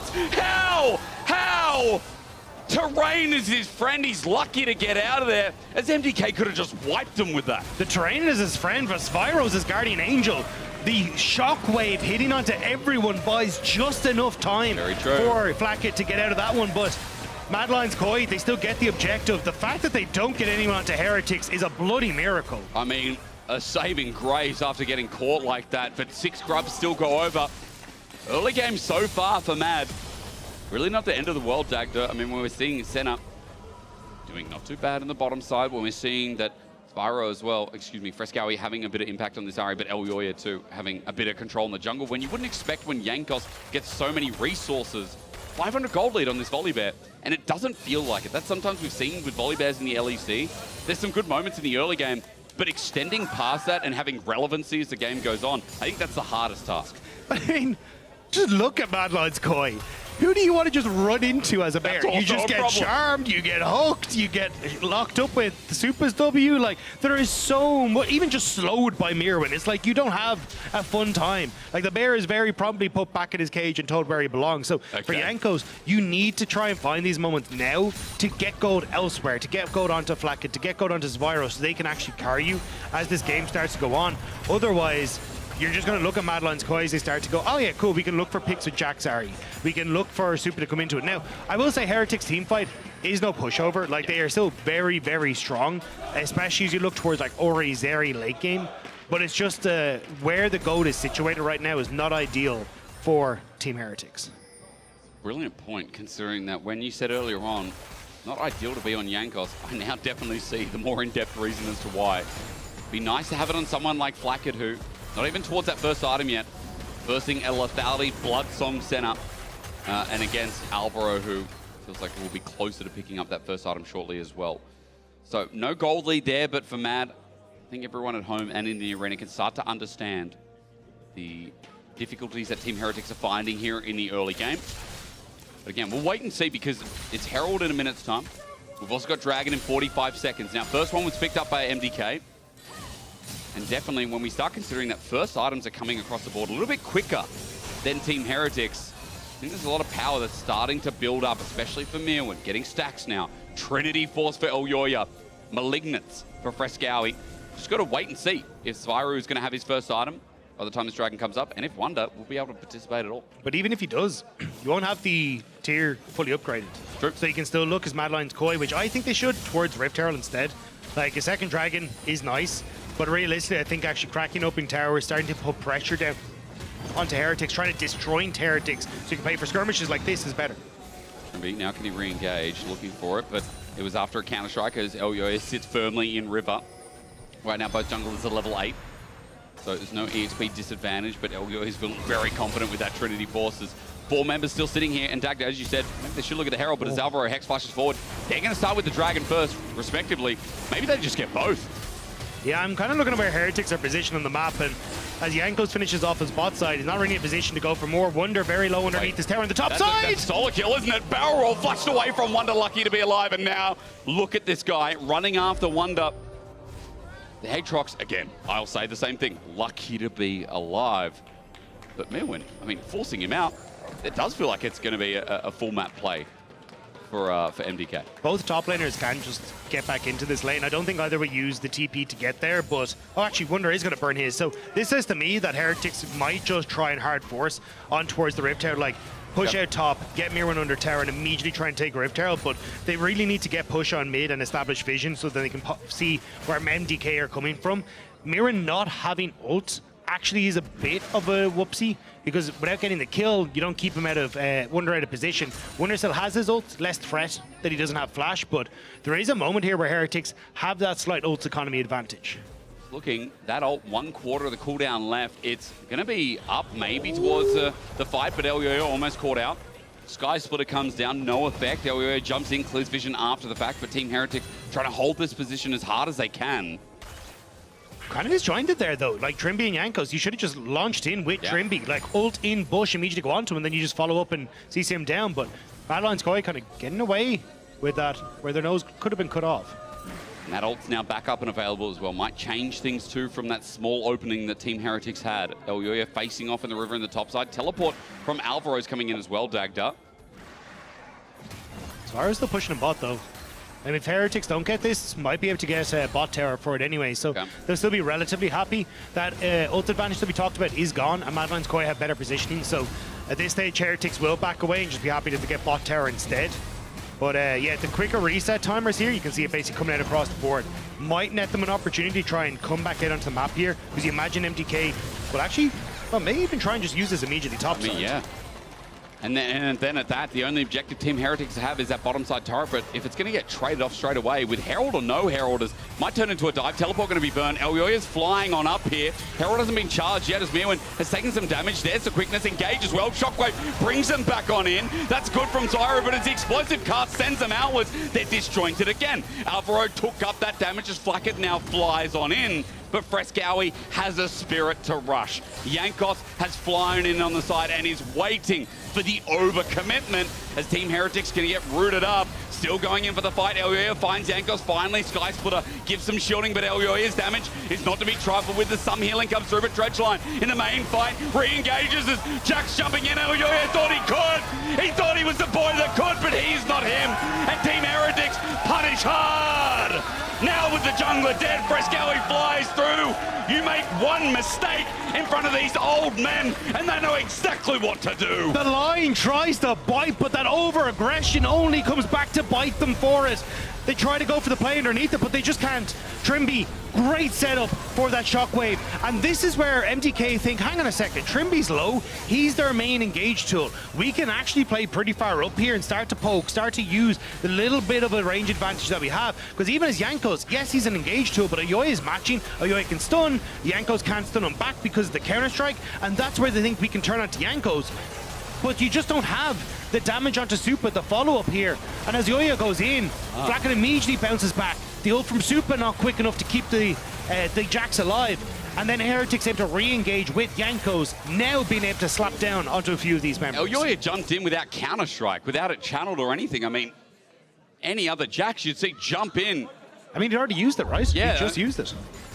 You expect that moment to be the changer for MDK in the fight, but that utility not there. They give away so much. Team Heretics in this early game were losing out on trades, or again, MDK were getting slightly more with the Double Dragon, the Grubs, even the turret trade in the end.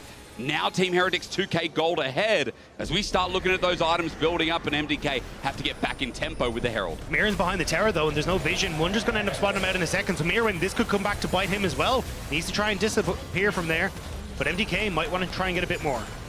It's a good point though, Dagda, because Mirwin, if he could get in with the explosive cast, that could find the pick that MDK leads him to a solid dragon. But 30 seconds regardless, turret still goes down, mid is still open.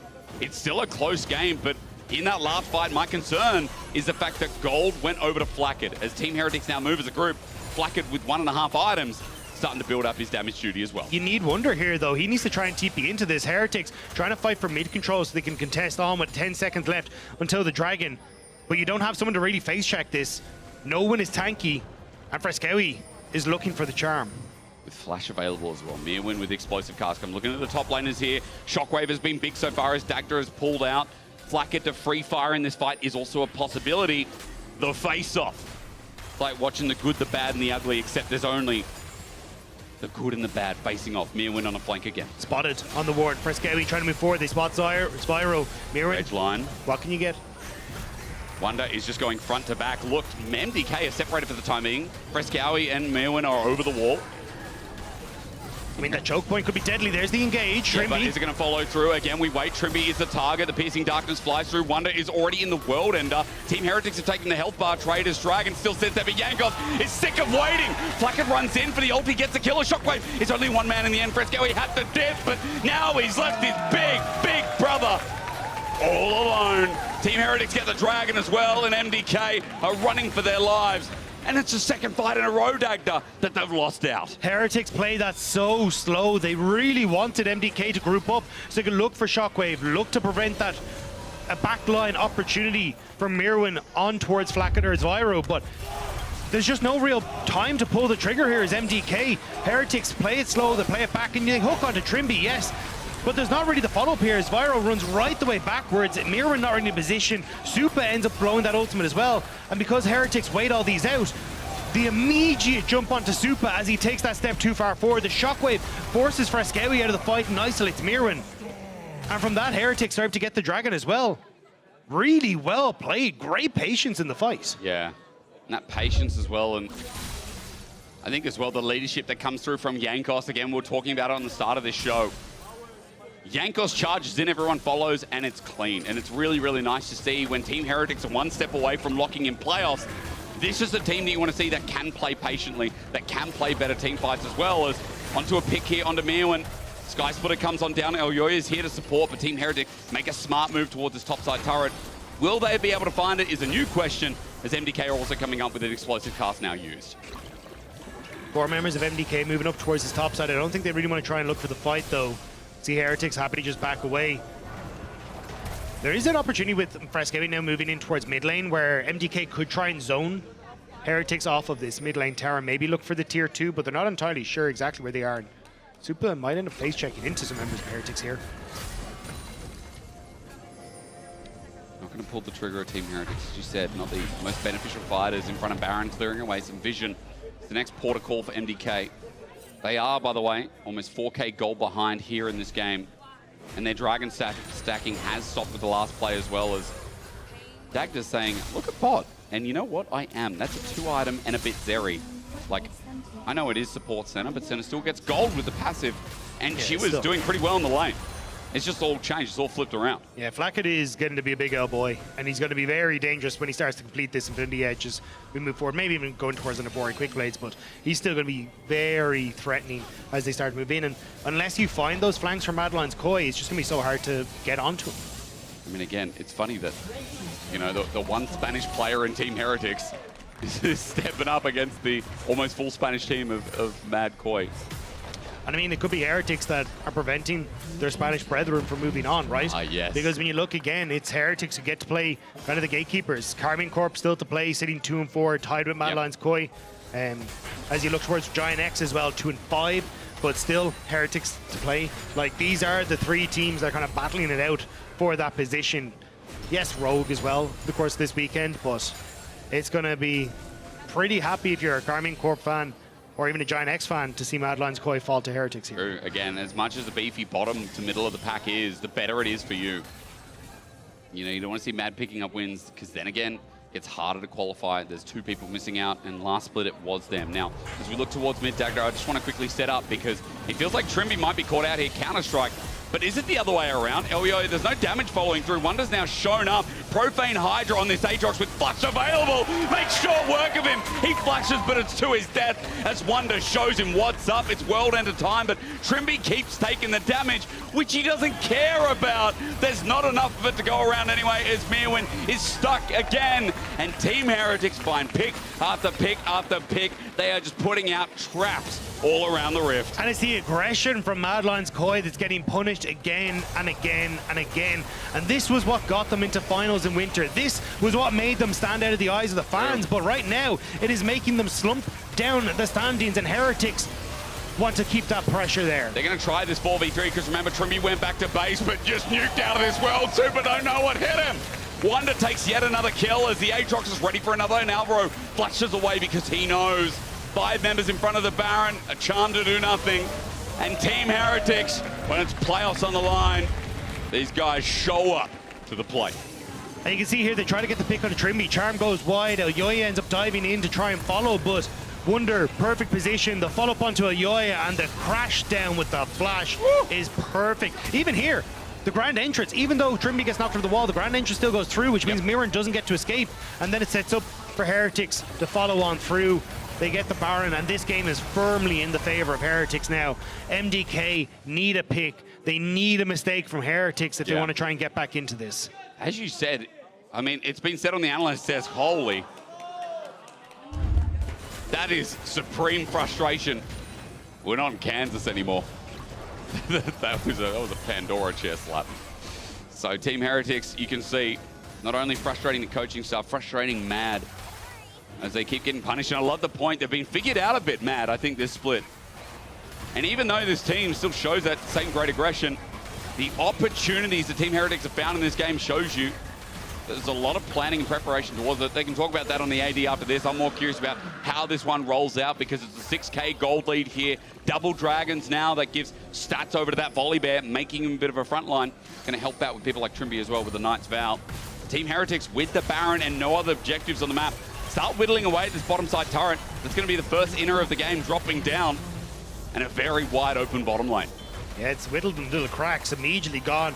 Frescowi's still trying to hover in the mid lane, making sure that they can get some sort of push on the map and maybe get the wave advantage that they need to look for some sort of play. But at this stage, it's so difficult to get anything. Like MDK, they needed to try and establish vision on this top side, like look for some sort of trade, because now you just, as Heretics, push out top. You can see Trimby helping Flacket to do so. They're going to accept mid wave here, or they can push that one out as well. And then just rinse and repeat, take tier 2 on top side. Make sure that you're always having these moments to play off of the fog of war that you have in that top side of the map. Continues to be brushed around. Only thing is the scuttle for the time being that denies that, but as Wonder continues pushing mid with the Baron wave, it takes Super and Alvaro to react to it, while bottom side of Team Heretics is pushing top with the Baron. That expires in about how many seconds, Dagda? 35. You can see in the top right. Thank you, Red Bull. I did need a timer, and you gave it to me when I asked for it. I appreciate that. Because with the last 30 seconds, we're going to have to see the appreciation can go so far to knock over Mad's inner in the top side too. With Zyru's zoning, I feel like that won't be the hardest task. It's just going to get through the wave clear here. How do you try and threaten the cannon? Like, there's just no one who can actually step up to take it. Now there's two of them. Oh, it's even worse. Oh, no. What's happening mid? Well, this continues happening, doesn't it? I mean, Wonder is a 2.5 item Aatrox. Mirwin can't fight up in the 1v1 anymore. And the Baron comes through. Turret still goes down. Team Heretics dotting the I's, crossing the T's, putting the weird dots over the U's here that I still can't pronounce. They're doing everything they need to find Wonder with a pick. There it is, World Ender. But it is simply an ultimate. But it doesn't really matter. I mean, 2.5 minutes until Dragon setup and Baron setup. Like, that, it's going to more than be back up in time. So Heretics instead looking to play it slow. This may not be where Heretics want to fight, though. Maybe it's somewhere Mad want to fight, because 3 members are here. Elyoya's looking for a flank, but he can't come in before Mirwin gets destroyed. Flacked with another kill, and Trimby now shows his face onto Alvaro. But a quick pick onto the top laner, and there's nothing up and available, but it's still more gold over to Team Heretics. And Dagda, I mean, it's crazy how this game started from that topside play. And that was the first comeback of Team Heretics, the first impact they really had in this game. And it's just been so easy from here on. As you said, no pushover in team fights. Great scaling as well. When you give a lot of kills to Zeri and you give it a lot more priority back to Team Heretics in the mid game, this is what they do with it. Yeah, their team fighting is just better with the composition that they have, and ideally as MDK you wanted to try and play off these like pick potentials that you'd have with Elyoya, Frescowi, Alvaro, but when they start to fall behind it becomes significantly more difficult to find those moments. And now you're in a position where Heretics, with the gold lead that they have, even if they don't have some of the ultimates that are key for fights available, they can just steamroll you with their wallets. 3 items now complete onto Flacket. Dragon in a minute and a half, Baron in a minute and a half. Like, you can easily start to push mid, lean on top side, get that vision. And even if MDK do get a Dragon, yeah, Mountain Dragon's nice, but you're going to get Baron instead, which is way more valuable for what Heretics want to achieve here. It just seems so easy again, like, with the Baron picked up too, as you said, how do MDK step up and deal with those waves? How do they even deal with the fight? I mean, Alvaro has to hook out of there, as Elyoya consistently looks for an angle. He now has Sundered Sky, but Trimby's just not scared. Elyoya is 2 levels in front of him, and for a jungler, that is nothing. Jankos with an extra level over Elyoya as well, and Frescowi takes poke on the way up. So just waiting for this Baron to spawn in 45 seconds. Waves are coming in order as well, as Wonder continues to hover. But that's the other thing. When I see that Aatrox with 3 items and Flash available, already I think Elyoya has been squealing around a little bit as they're going to try and find him. But he does have a shield. He does have spells to hold off, and there it is. Dredge line in. But now Team Heretics are here. Teleport in. Charm misses. And Jankos thinking about it, but instead it's Trimby onto Alvaro. Good poke comes down. Sky Splitter helps out. Wonder still holding off on the side. He's taking a bit of damage as Mirwin tries to zone. You're losing a lot of waves in the top side, though. Heretics already pushed that in. That's why Zvyro had to TP into the fight, but that's 2 waves now that are getting lost to the top side. Madeline's core are getting desperate. They're trying to draw Heretics into the Dragon area, but Heretics kind of happy to just handshake it as soon as the Frescowi shows in the top wave. So now they start to pick up Dragon. Is an opportunity here for MDK to try and clear out some of the vision that they have and maybe look for a pick, but it's just going to be Flacket soloing out the Dragon, and Heretics going to continue to put pressure into Madeline's core. You can see pings were going down onto the Baron regardless, you know, as you said, clearing out vision seems like using that timing window while Flacket just solos out the Dragon, moves to Soul Point. And again, it's a question if we're even going to get there at this point, as Team Heretics walking towards the Baron. MDK might just try and put this game into a flip. I mean, at this point, you're losing out slowly. What else can you do? Frescowi going to try and TP in to get into a flank position, but Heretics, they're just going to come in from MDK side of things, and Madeline's coin now. They have to take a front to back, and they're so far behind. A shockwave in this area, and look at the Baron as well. I mean, it would be huge. Frescowi's going to try something, as you said. Maybe onto Trimby is at 6k. They're trying. Mirwin is zoning off for the time being, but here's the engage. Onto Trimby, onto Alvaro. Backline's good. Frescowi comes on in. The Spirit Rush is great, but Trimby just says no. Flacket hasn't been hit as the flash comes away, and I wasn't even looking at Big Bad Wonder in the top side. Taking his own charge there with Jankos. There's a reason we're in Germany. There's a reason we're seeing this man pop off too. It is Wunderbar from the top side of Team Heretics, and the whole map with a 16-1 kill score. This is domination. The TP into the mid lane. Heretics have the wave. They have the game in their eyes, and they want to shut down Madeline's Koi once more. G2 made it. Fnatic made it. And everyone's looking at who is following behind in charge. Who's going to be next to move to 5 wins? We thought Mad might upset on the day, but once we got out of that early game in that one big fight, Team Heretics said, shut the front door, it doesn't matter anymore. And Team Heretics will be your 3rd team locked in spring playoffs from the LEC. A phenomenal performance in the mid lane, or mid game, I should say, from Team Heretics. The fact they're able to keep so much control and just slowly but surely pick off members of Madeline's Koi, look for big team fights. And even, I mean, let's be real, Zvyro, some of these shockwaves at key moments were such a big part of their success. They were great, weren't they? But you guys can have your say as to what changed the game. You can vote for your Kia player of the game at that on LEC. At LEC on X. Let's try words again. Is it Wonder, Jankos, or Flacket? I mean, there was a lot of work done by people like Jankos. Good love there from Flacket over to Mirwin. I mean, Mirwin had a good start of the game, but just wasn't able to hold it up. But there's the 3rd team locked into playoffs. Team Heretics, a big congratulations, as we're going to go to a short break and have Zvyro on desk after break before we get into France v France.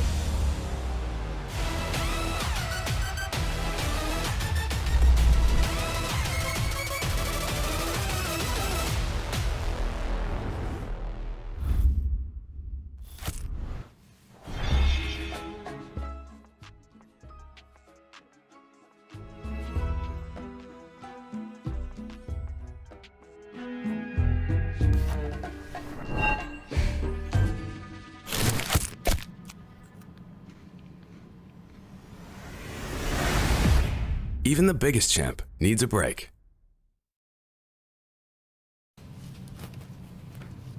Lore, did you steal my Kit Kat?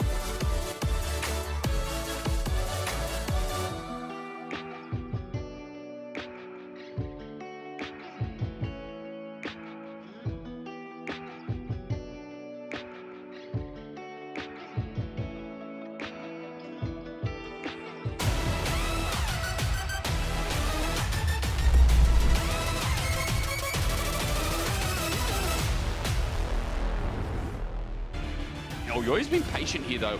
I'm not sure what the ward coverage is like, but Spyro has walked out once again. Counter-Strike flash. Amazing gank.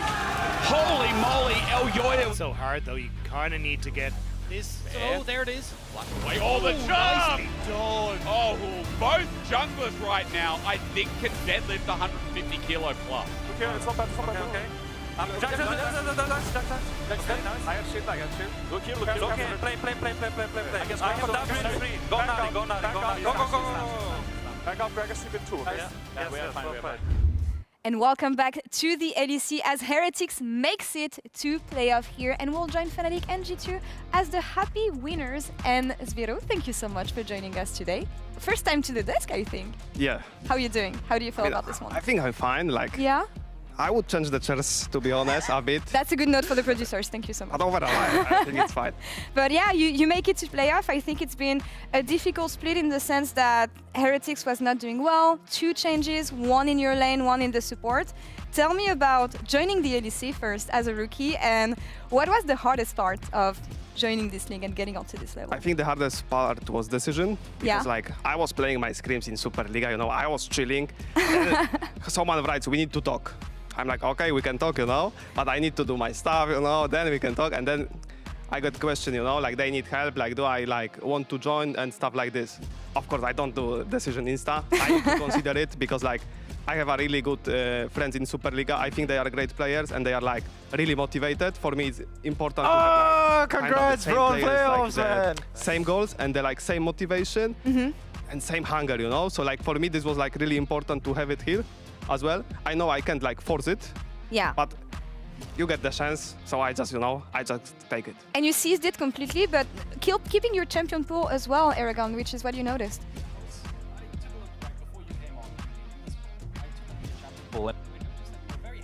Mage player, right? You loved your back then Victor, stuff like Syndra. Is this something you want the meta to go back to? Is this because it's more skill expressive, I imagine, than just pressing Q on Karma and playing for Prio with Nico and stuff like this? Or are you happy and content with this right now? I mean, I'm happy.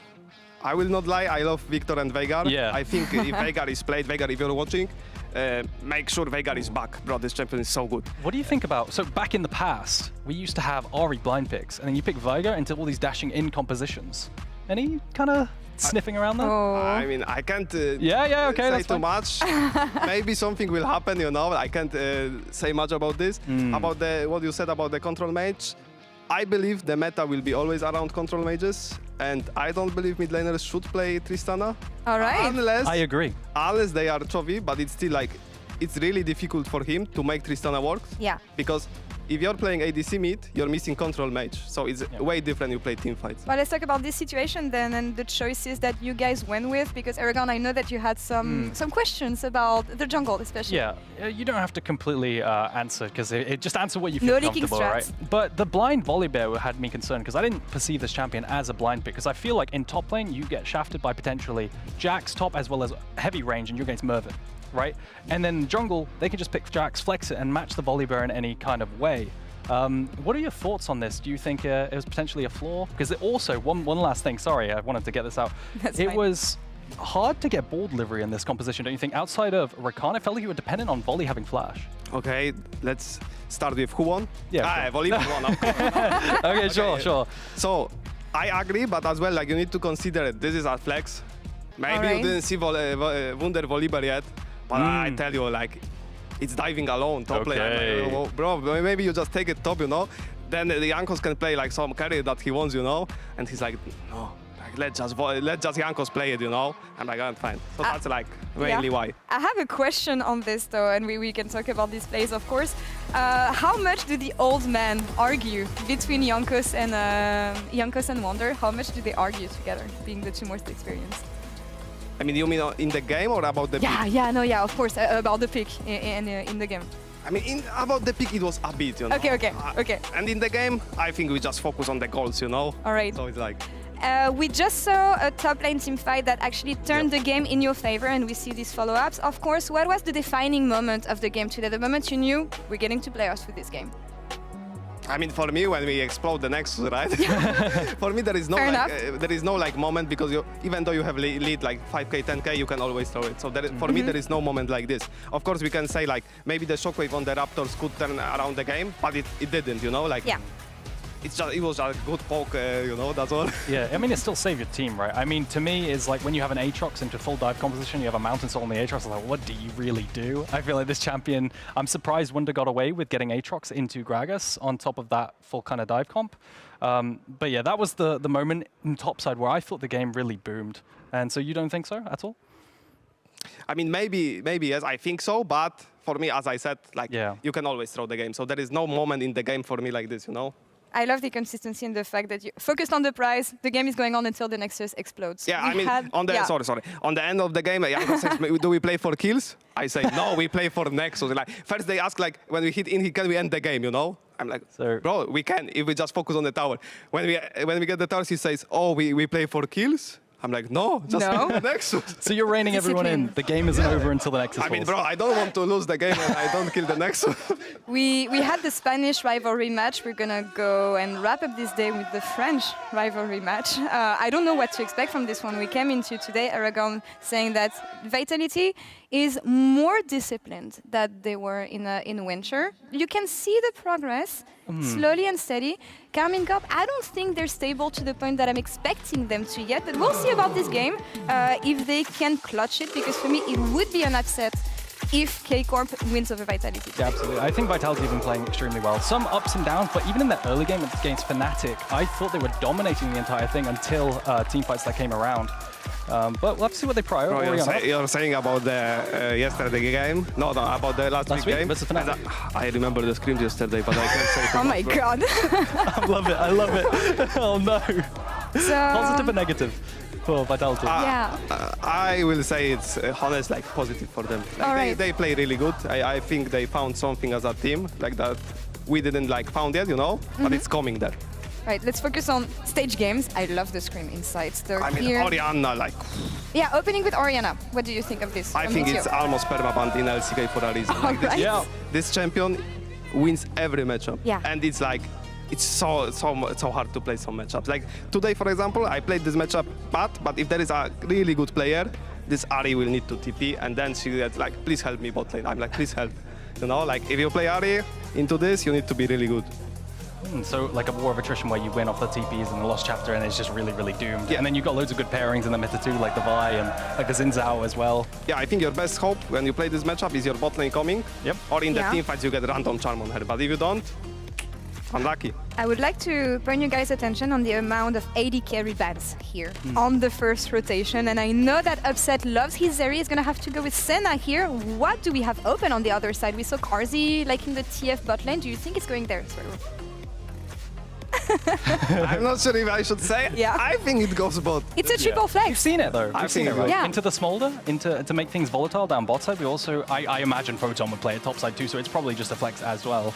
But there are so many DC bans that make me think like bot lane just It is crazy. Yeah, for sure. Yeah. What do you wrap the first rotation with here? I think that this Lee Sin, I mean, we kind of expect that the Rel is going to go in the jungle on the Vitality side, so is Lee Sin the right choice here? Yeah, my only concern is they drop Nautilus. I think you drop all the pairings, so Senna Nautilus might be gone off the table. You know, Senna Tahm Kench as well. What are your thoughts on this? I'm not really sure what they will play if there is no Senna, I mean no TK or Nautilus. And Lee Sin, I think he's a fine champion, but you need to be really good on it. And it's like, why you pick it? Like, no, there are better champions. Yeah. Maybe not in this draft because Vi is banned, but there is for sure some good champions. I do think it's the kind of champions you want to see Bo on to set up the pace of the game, and he's usually really active with this type of picks. Question is going to be, can they translate it into mid-game pressure and late-game pressure? We'll see what they can do with this. What do you see as last bans here, Aragon? I think you could potentially pinch away the Nautilus or the Tahm Kench. The thing that we saw last time, I think, with the Twisted Fate was the Rakan, and they just managed to absolutely stomp the lane. So I'm wondering if Hillsang goes towards that. It's his absolute classic. But here, I mean, top lane is getting pinched pretty heavy. Yeah, Nautilus, I agree. I mean, TK is not happy to play into Orianna, right? And it's like, I would ban Nautilus. Oh, it's still open. Ah, because they think it's flex. Interesting. And the last ban here, I think you want to see top lane maybe? Potentially, yeah. I think there's a lot still open. I figured they were fishing for K'Sante, but they're going to ban away the Neela. Works well with Senna, I suppose. We heard this a few months ago. That's what they call the secret bot lane for KC. Neela, Senna, that's something that they had been playing. And we saw this in EMEA Masters, actually. Yeah. You know it. I mean, that's really weird that Nautilus is open here, I think. Like, ban Nautilus, why are you scared of the Renekton? Wow. We're going to swap over to the Braum now. I think Braum, Alistar, potential into Nautilus here, as pairing with the Twisted Fate, and then you've got a blind pick top lane too. So blind pick top lanes that seem pretty good with Renekton and the Rumble ban are K'Sante. Aatrox is also okay. Yeah, but Gwen is open still. I think Aatrox is probably your best because it's against a full dive composition, and then they're all coming into you. And now I think it's Rel jungle, no? Or is it? Yeah, I mean it's nice. It works well with the Orianna, right? You got a nice ball delivery as well. Yeah, but what do you play with TF bot? You could sack lane and pick a Rakan here. You could also pick Braum. You have enough engage. I mean, maybe Alistar is good. Yeah. Old livery is really like nice. They need to dive in, and Alistar just tanks everything. Alistar is so broken. That's the healiest pick ever. Oh no. Wait, so Rel would be going support? They have been cooking. No, I think it's Camille support. Camille support? Yeah. Oh my god. I saw this in solo queue recently. It was not great. But in pro play, what does this translate to? I mean, it means they want to fist fight bot. But like...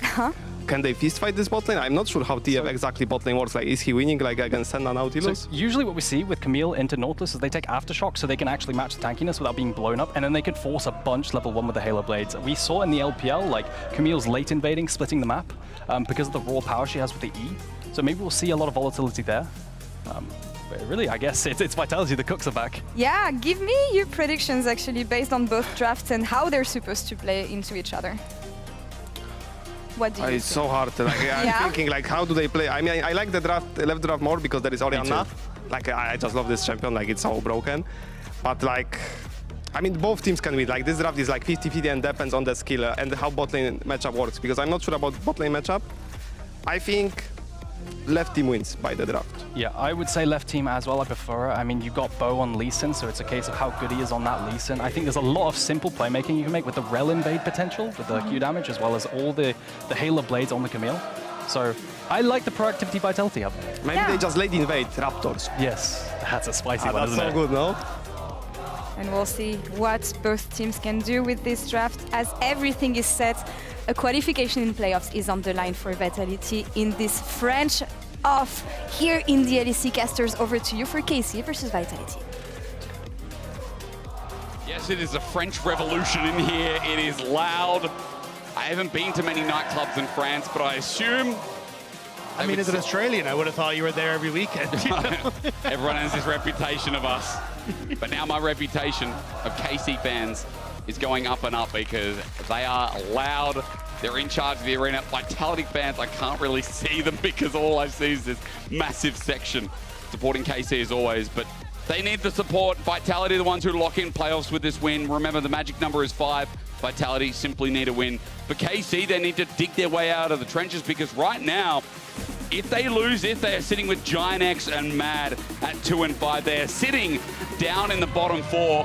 This breaks away. This gives them some leverage and gives them some kind of control over their fate as well.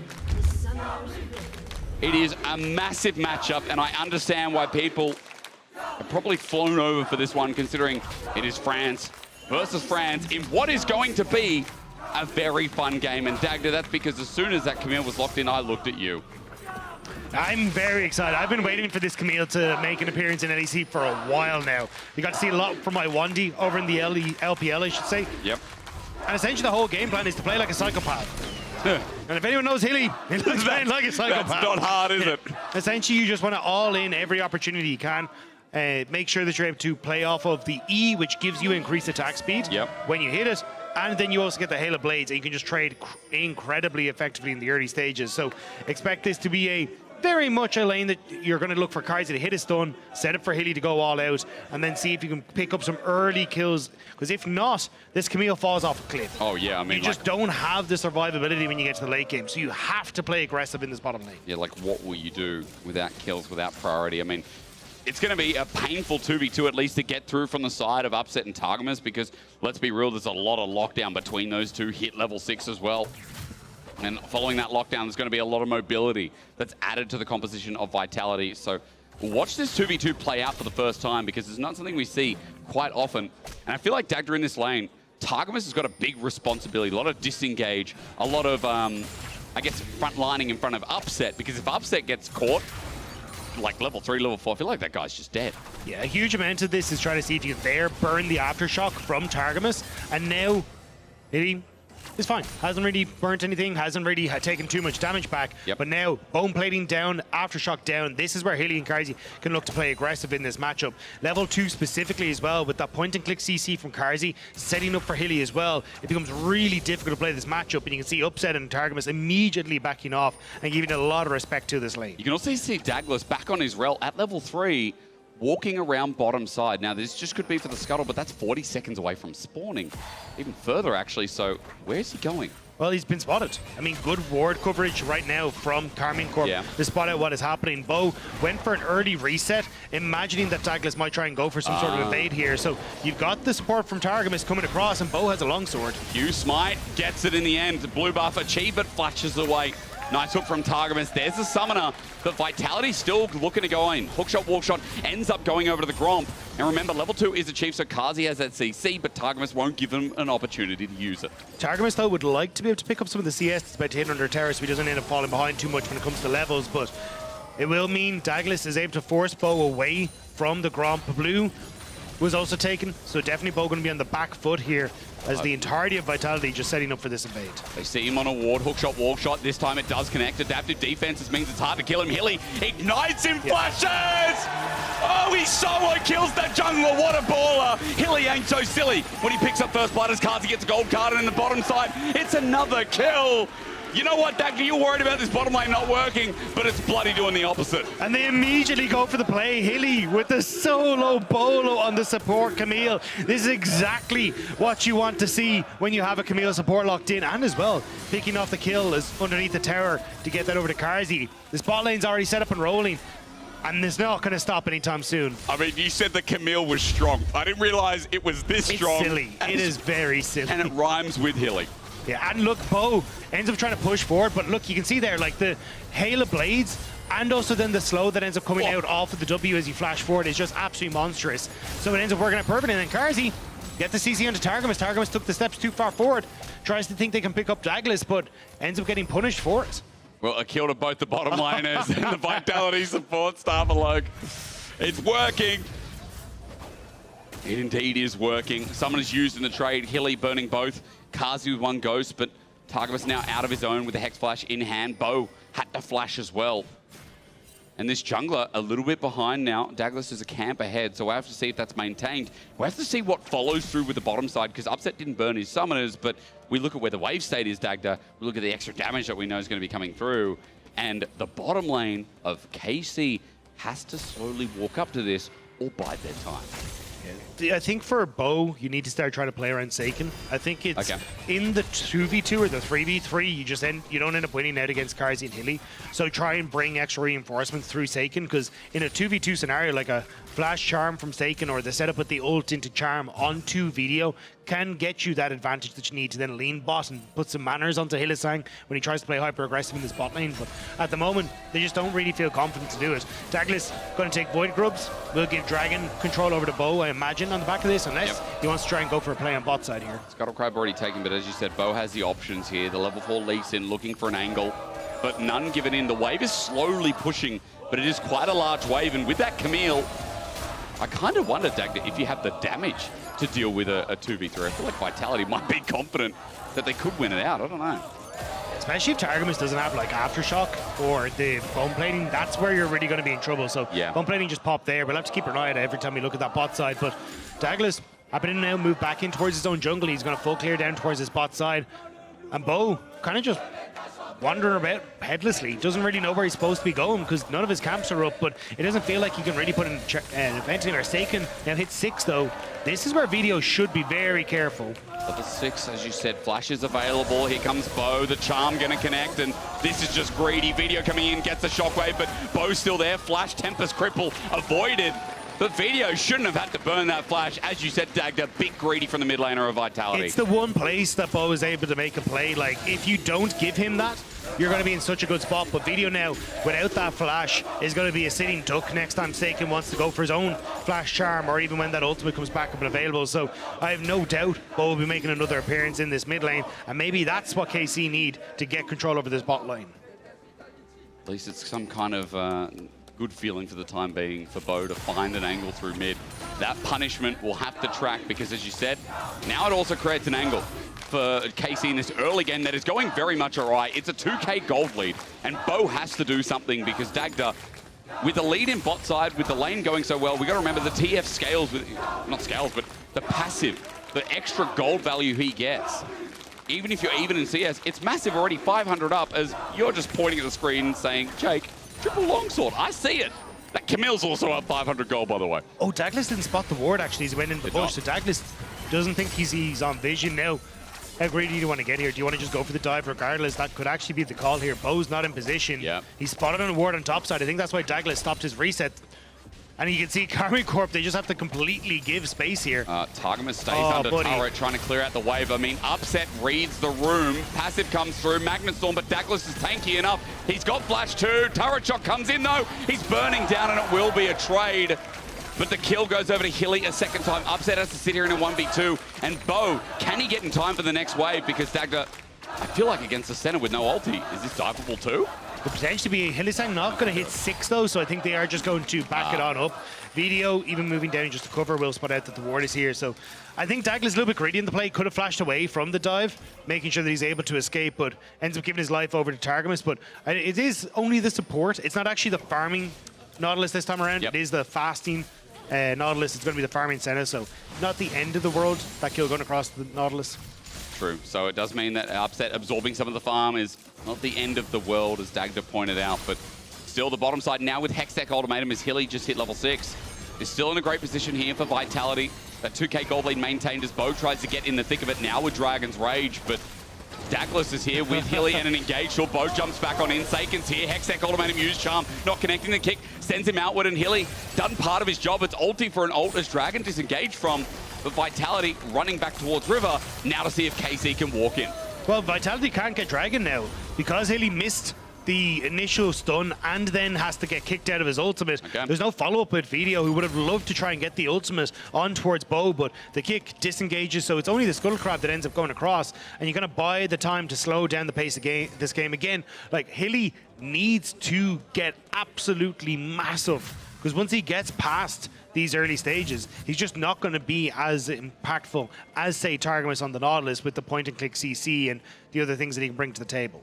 So what does it entail, I wonder, as we're going to pull up, you know, looking for the Blood Song to come through. Just a quick note on builds as I'm looking through. Blood Song, the way to go. Dag, you already talked about the Eclipse. Things like the Umbral Glaive, since it is also pro play, has a lot of value as well, with a lot of that ward clearing. But seeing how Hilly can interact with the rest of the map, I think is something I'm going to keep tracking on as his tunnel has just been picked up. I think he is going for the Sundered Sky first, though, because we've seen it a little bit where people will kind of bounce back and forth between Eclipse or Sundered Sky. Yep. With the tanky Nautilus on the opposite side, you will get a little bit more burst out of it, and you can keep yourself alive that little bit longer, which is probably what he's thinking, because in the grand scheme of things, he kind of needs to be that main setup. Yes, you've got, obviously, Rel that can try and do that to a certain extent, but you're going to be really in the thick of things, and there's a lot of AoE damage that will just get you hit in the middle of this fight. And again, when you see things translate from solo queue to pro play, a lot of the time the builds also do change in some regard as well, as Meganar is achieved by Cabo Shard against the wall. Photon might find himself, but the connection's not there. A bit of a whoopsie from Cabo, but he's got Bo to cover him, as Photon with flash available and a dunk means that Cabo has to pay the respect. And it is ulti from the top laners, while 2 of the grubs are taken in the meantime. Hilly, I love this. It's just like, wait, you said top laner's low? I got lockup. I'm down to He's got Ignite. It's like, hang on, is that a 3rd kill for me? But Cabo respects it, backs away entirely. Of 3 Void groups to 2 on both sides of the equation. But I do think, again, it's going to be Hilly seeing how he can try and impact the map now. If he can maybe lock down safe for a big ultimate from Video, if he can follow up with Douglas. Like, these are kind of where I want to see Vitality utilizing this Camille. But while we talk about what bottom lane can do, KC got their own. Arga's starting to roam up as well. Bo's cancelled his back now, once or twice. Photon walks up to the wave. Bo eventually commits. And timing for Photon as he darts forward. That's not a word, but Douglas is now here, behind in the fog of war, and Cabo's about to go Mega Now. Trying to see if Cabo's going to go for the all-in and just be here to prepared for that, although good trading from Photon. Yeah. Look where Bo is, though. I'm going to see if he can try and get in onto this bot side. Douglas wasting a lot of time up here. I mean, but so did Bo in the same regard. Douglas still ahead in CS, and as Bo comes down bottom side, it's honourable that you mention it, because he's trying to see, again, what he can do with Kazi and Hilly saying. And you're right, the warding's been so good from Vitality that's been consistently tracking Bo that he hasn't really had any options, because Vitality now paying a lot more respect to this jungle pick too. Yeah, and even like Video now, flashback up, your opportunity to try and play around mid lane isn't quite there. So top. I mean, the map is just all Vitality at the moment. KC are now down 3,000 gold. Dagda, they're slowly losing out in such a big way. It's flashed away, okay. Finally doing something about it there. The flash from Hilly, meaningful there, as it was only a dredge line to commit. Yeah, not too shabby for Targamas to be able to at least get that out. But again, I think it's like, this is kind of where Vitality are fishing to get these early plays, to get the control that they need to. And I think right now with Douglas spotted again in the bot lane. Destiny going to be used. Kazi, okay, not the right card in the end, and Upset just walks it out. So I do think they realized that Douglas had been spotted. So he actually goes for the blue card instead, because he's just like, hey, look, this isn't actually going to work out. A blue card deals more damage. So it was like, I'll just get as much damage as possible onto Upset out of this trade. Because you can see how quickly Upset was going to back away. And maybe you could have tried to get the cleanse or something out, but it was kind of a toss-up as to whether that was actually going to work. Okay, fair call. At the very least, you can see that Kazi comes back to lane with his item intact as well. We've got a Static Shiv and an extra Kerchase Shard. The Kerchase? Whoever that guy is. That person's shard. And Kazi's got What if one. it's just Kurt and he has a chaise? Oh. He just has a nice chair. What is a chaise? Oh, like It's a chaise lounge. Yeah. Right. But I don't think that's how you spell it, is it? No. C-H-E-I-S? No, surely not. K-I or C-H-E-I. Or. Ah, yes. Here we go I again. didn't realize you were baiting me. I didn't mean to, but here we are. Yeah. Team in the LPL not doing well right now, probably because you're not there. True. I haven't said orangey enough, you know. Yeah. Have you had your vitamin C today? Is still saying takes the turret. This is bot side first turret blood. Where the Vitality fans at? Because when KC aren't finding much, the arena gets a little bit quiet. To be fair though, they do cheer. There we go again. No matter what, but guys, cheer a little bit louder because 4K. Vitality are 4K gold ahead. And Dagda, it feels like smooth sailing. Like bot is 1.1K ahead each. I think the problem for Vitality though is like, yes, you are getting, sorry, maybe it's not a problem. How I want to see them push forward here is Douglas is going to find Bo. There's a crash down coming through. Bo took that Sonic Wave back in. Targamas is here, but Kazi's now joined in. Wait for the gold card. A stretch line hits the wall instead. Targamas goes golden as the teleport as well. Hilly tries to predict, but Seiken Spirit Rush over the wall. But now he's just jumped into a Shockwave and ulti for the Hextech Ultimatum, not doing too much. And KC are pulling apart the pieces. Video comes in and changes the fight, though, as Bo jumps over the wall. The Shockwave finally comes through. I was baited before, as Bo was too. Seiken with the last Spirit Rush gets over the wall, but it's a 2 for 2. Seiken running for his life. Video giving movement speed to Photon. And Vitality trying to find a little bit more. It looked good from the get-go for Karmine Corp, but unfortunately just not quite able to get it across the line. Vitality very spread out as they start to go in towards that, but Upset trying to see if he can find Kazi. He's got Flash available too. Kazi has nothing except the gold card, runs into it, and will he die? Yes, he will. Upset gets one, that's beneficial, with a big shutdown over to Upset. And a big dragon available as well, so Karmine Corp with that advantage can actually immediately move over towards that. They've got all their members back on the map, and there's very little that I think Vitality would be able to do. Kazi does have TP, he does have his ultimate available, so maybe Karmine Corp not feeling as feisty to try and go for that, but Bo could potentially look for some sort of play here. So they're going to back away. Hilly does have the Sundered Sky with the Blood Song available now. Note that if Kazi gets into this fight around the Dragon, which seems to be delayed, with everyone just picking up waves, Kazi will have himself a Zeal, but not quite into that rapid fire cannon, that second item TF that gains the range advantage. I'll also note that Video, who's done a pretty good job in some of these fights and doing a lot of damage already. It's funny having Spyro in the desk talking about how good this champion is right now, is now also going to be picking up a Zonya's second. The stopwatch in hand, or at least the new stopwatch version. And so there are a lot of tools onto Vitality. Also talking on the other side, we do have strong 1 items for KC2 in this fight. Especially if Cabo can get in and utilize that Trinity Force with a potential Mega Nava. Yeah, Cabo Shard is here, and I like the way Karmine Corp are trying to go for this with Cabo Shard joining with the rest of the team. But the problem is they just don't have the vision control. A lot of what Vitality are going to try and do with this composition is, hey, Kazi, Hilly, let's try and collapse on Douglas, find a pick, and then turn that into objectives.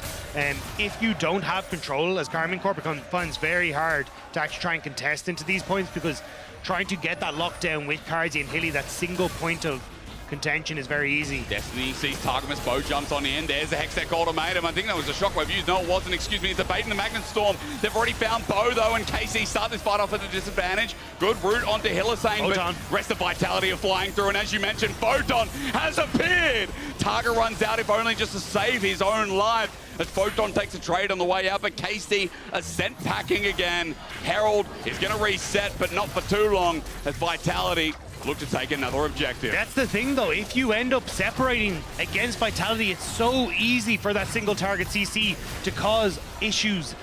Vitality easily jump onto Bo, easily find the pick, easily find the Rift Herald, and may even turn this onto Seiken, who gets the charm. Foxfire comes out as well. Hilly close to dying, but Seiken run out of the rotation. Hook shot, wall shot out of there while Video gets the turret in the meantime. Rest of KC are trying to move up topside, but already the play's done. Another turret dropping down. the objective picked up. It's a double dragon game here for Vitality so far as well. It's a 5k gold lead. And after we look at this fight, you're starting to see Vitality flex their wallets. And with the ultimate, Vitality have all the information that they need, so they immediately turn on towards Bo. Bo, not a hope he's getting out of that one. And Cabochard, you're just too late to the party. Vitality have already locked down one member. Upset is in a terrible spot. Photon in a good flank position. And KC, they're scrambling to try and get their front line into position, but it's already gone. Again, you know what's frustrating is watching the SK game back, like seeing Cabo on something like the Zion, and we were also struggling to see a front-to-back, a team fight put together by this team.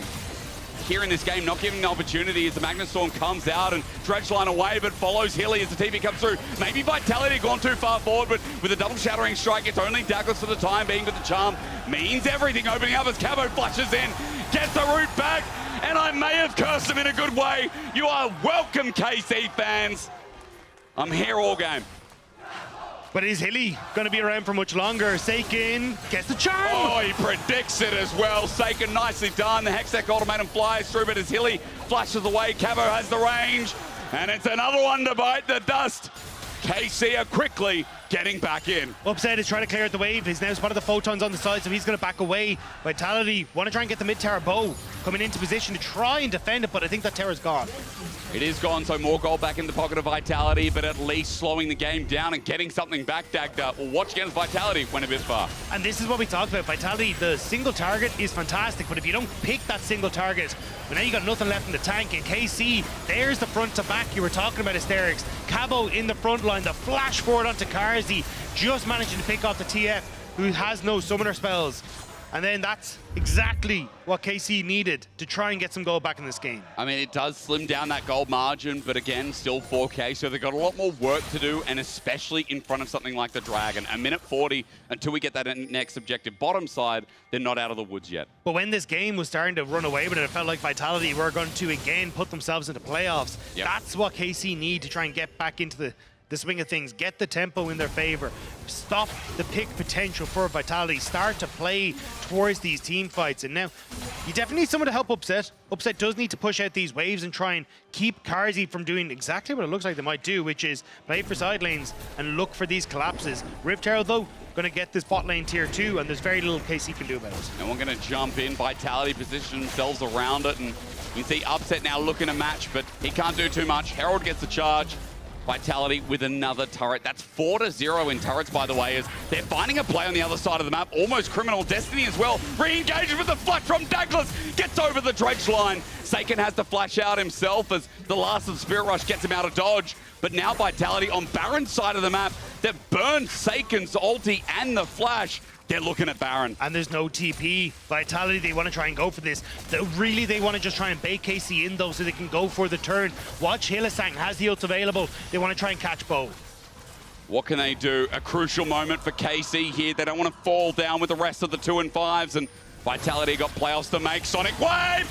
Not stolen. Bo, a noble attempt to kick flash as his way out as Photon goes over the wall, but meanwhile Target tries to get the rest of the fight. The depth charge there. Hilly about to die, but with his dying breath, an ultimatum flies through, a shockwave follows through, and Vitality on the edge of everything still take on KC with open arms. Bo running for his life, but Karzi, the camera flicks back, another kill flies through, and Vitality reassure us that this game ain't going anywhere. Douglas spotted Upset of the wall, but not going to follow. Photon picks off Seiken on the top side of the fight as the rest of Vitality are running amok on Karmine Corp. Now mid down, top to follow. Vitality taking control once again. Their tools, Dagda. Their tools are just so fun to watch. The engage, the buttons to go in. It's been such a fun draft to watch play out from Vitality's angle.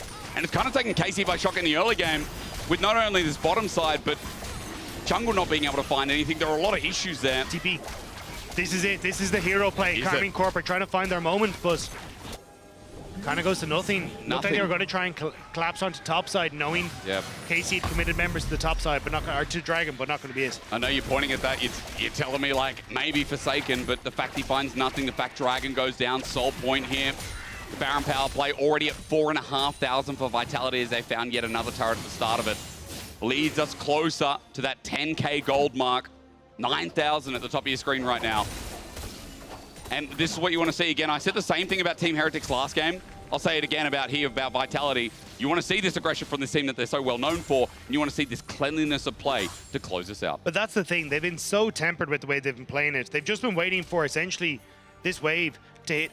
Oh, this yeah. has gone psycho. Okay, we're going to leave that there. But basically, wait for the wave to be collected the tier 2 by Upset. Because Targamas isn't sitting with Upset, he's not able to contest the wave state from a position that's further up. And they end up in a position where they're actually able to collapse onto side lanes from positions where they really shouldn't be able to. And since they're able to get across the map faster, they're just finding these moments to get KC when they're off guard. Oh, pick onto Kazi though. He ghosts immediately, tries to get out of there. Bo with the Sonic Wave, out of range. Dagda, I fixed your little tool for you, I think. But I think the moment's gone. I think KC. You can draw a frowny face if you want. Thank you. I did one for Rogue. I'll leave it for you. I'll leave it for you. Yeah, no, I'm not allowed. Haley, now on the side. He's actually just got a split push. It's like the old Pike days. Bo, can you get the kick? Depth charge there onto Kazi. Use goes before. He has no summoners, but they can't get past Douglas, and Video zones off as Cabo takes the brunt of the zoning tools. Hilly, as you said, I love that he's split pushing. I love that he's side laning against Sake, and KC are trying to pick an angle, and they're like, which one? All 3 lanes are running in. Cabochard can't defend against Photon. He's about to go Mega. Vitality going to have to wait this one out. Like, that's maybe the moment where they want to try and go. Vitality, though, as soon as they see members of KC start to lean top, they just go for the mid lane turret. But the edge of Night Purchase as well on Photon makes things even harder. Hilly now returns to mid as you can see slowly pushing away. There it is. The engage comes in. Hextech Ultimatum flies in. Vitality. This draft, again, how ballsy it was for their playoff game. As now moving to the top side, 1 inhibitor already down. KC need to find a moment to fight. Maybe this is not it. They're not getting the engage they want. They're not getting the opportunity. Destiny used, Kazi in position with a gold card, and KC are like, maybe the last stand has to be in front of the Nexus turrets because now the base is completely shattered. And there's no way for Karmine Corp to really try and answer for this. Their wave clear is abysmal. They've only really got Seiken that can try and clear these waves effectively, but when all 3 waves are being pushed in, one of them by support Hilly, there's just no way he can be in all 3 places at once. Karmine Corp's base is in shambles. And with Dragon in 2 minutes time, potential soul for Vitality, there's just nothing left in the tank for KC. And Video's just picked himself up the Book of Death.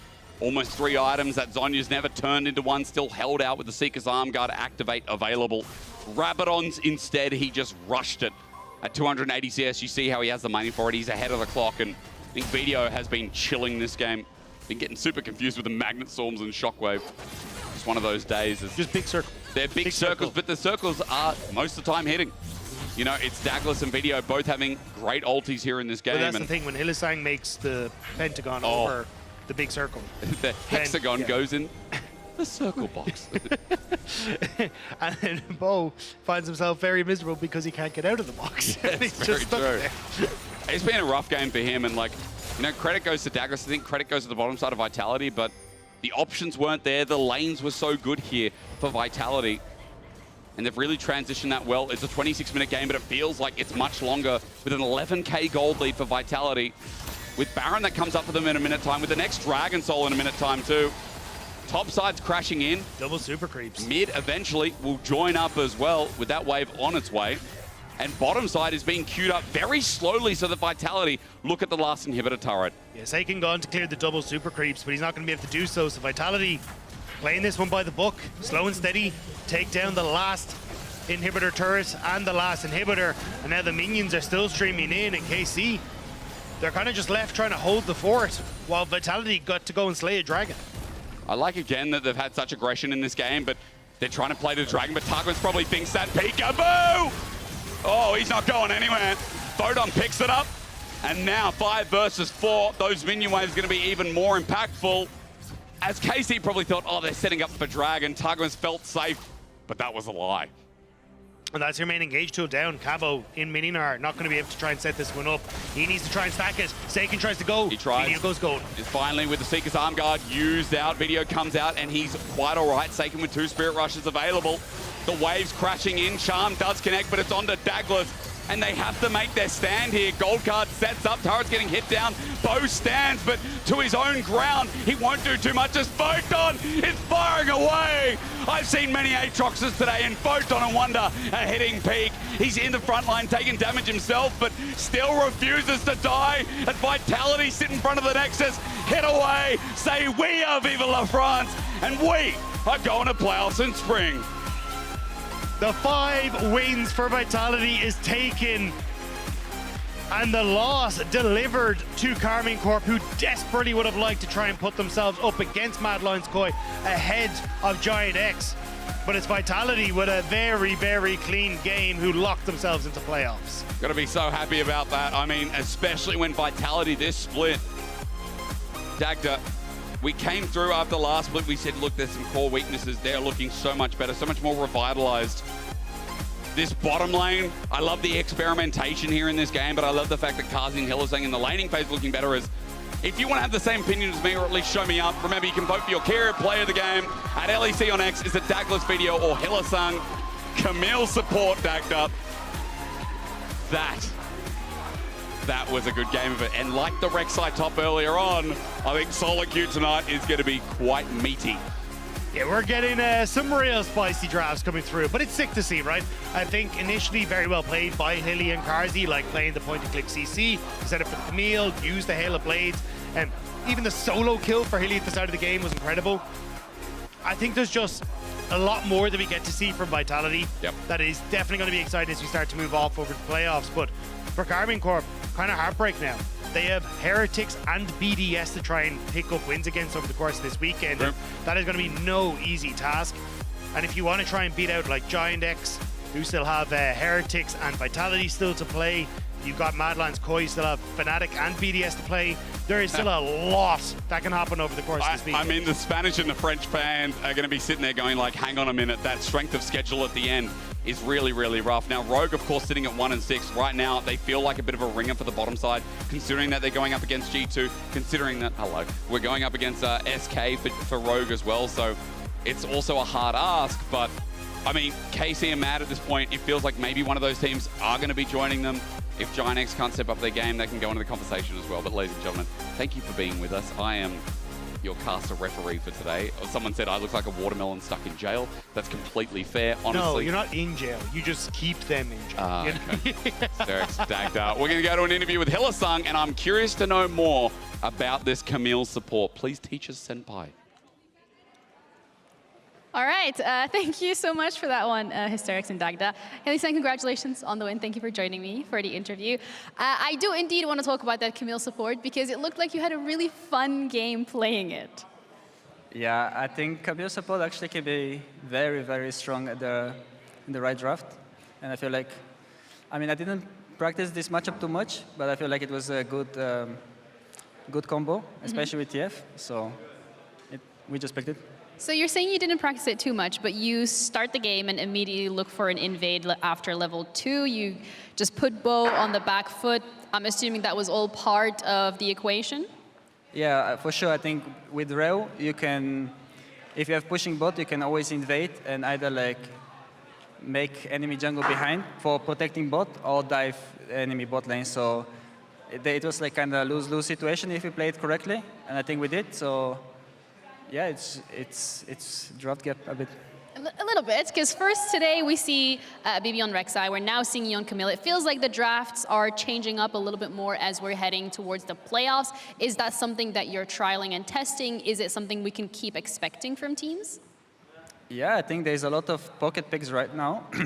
Rek'Sai is, I didn't know he was that strong, but he looked very obnoxious to play against. And I'm not sure if people know right now the counters, so that's why it's like a bit extra OP. And it was the same with Zac, right? He also picked Zac in the past, and it looked very strong. But then there were like some counters and nerfs, so I think this type of pocket picks are extremely OP when they're shown first. Yeah, and when also it felt like Casey didn't necessarily have an answer to that Camille in terms of, Bo getting invaded, and it was kind of like, oops, okay, well, that happened. But speaking of Camille, particularly as a support, the last time this was played was in 2017. It wasn't you, it was Mickey, if I remember correctly. So how do you feel personally about the champion? Because it looked like you had fun. You said you could potentially be more aggressive? Yeah, I think I was very strong, especially there was a Herald fight on top when Ari TP'd. I feel like if I timed Mei slightly better, I would actually one-shot her as she's tipping. But she managed to jump over the wall, and then I couldn't follow. And then I feel like I could execute this fight better because I was really strong. I have my Blood Song and Sky Sunderer. So this is like insane power spike for her. And if she gets these items, there is, I feel like, no champion on Summoner's Rift that can match her power spike. Okay, well, I'm really excited to see it in a solo queue. Not really, though. But we're going to be heading over to the PGL because we have Pat there. Is there anything you want to say to Pat over on the other side? I mean, he was 1v9ing when we came on stage, and he was like coming up like were very loud, which they're gone right now. But but Pat was like fighting back. You know, they were like saying VIT or something, and then like he was shouting back with Kazi, and I think that gave us a lot of like strength as a team. So I liked it. So good job, Pat. All right. Well, let's head over to PGL with Pat and Karzi, and thanks for having the teams back. Yeah, thank you.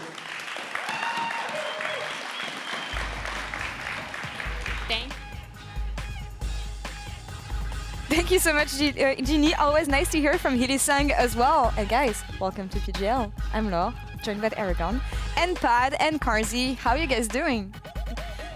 We are doing great. We just won a match. Yeah?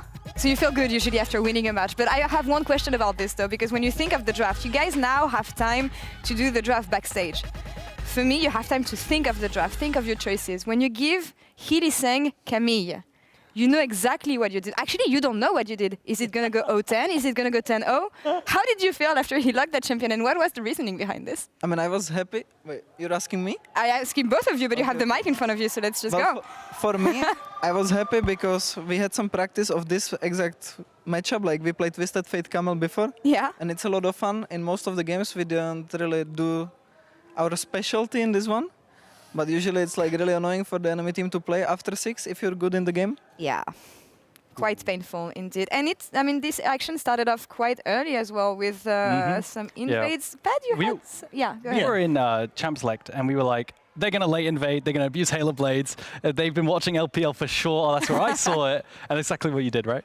Yep, that's exactly what we did. And I think the time that you get after draft to discuss it, I actually think that we've, like as a team, both coaching staff and players have come together really, really nicely. And I think we've had such good early game plans. And I think it's, especially in this game, I think we generated 1K gold lead by minute 4 in this game, which was just like, it's just huge.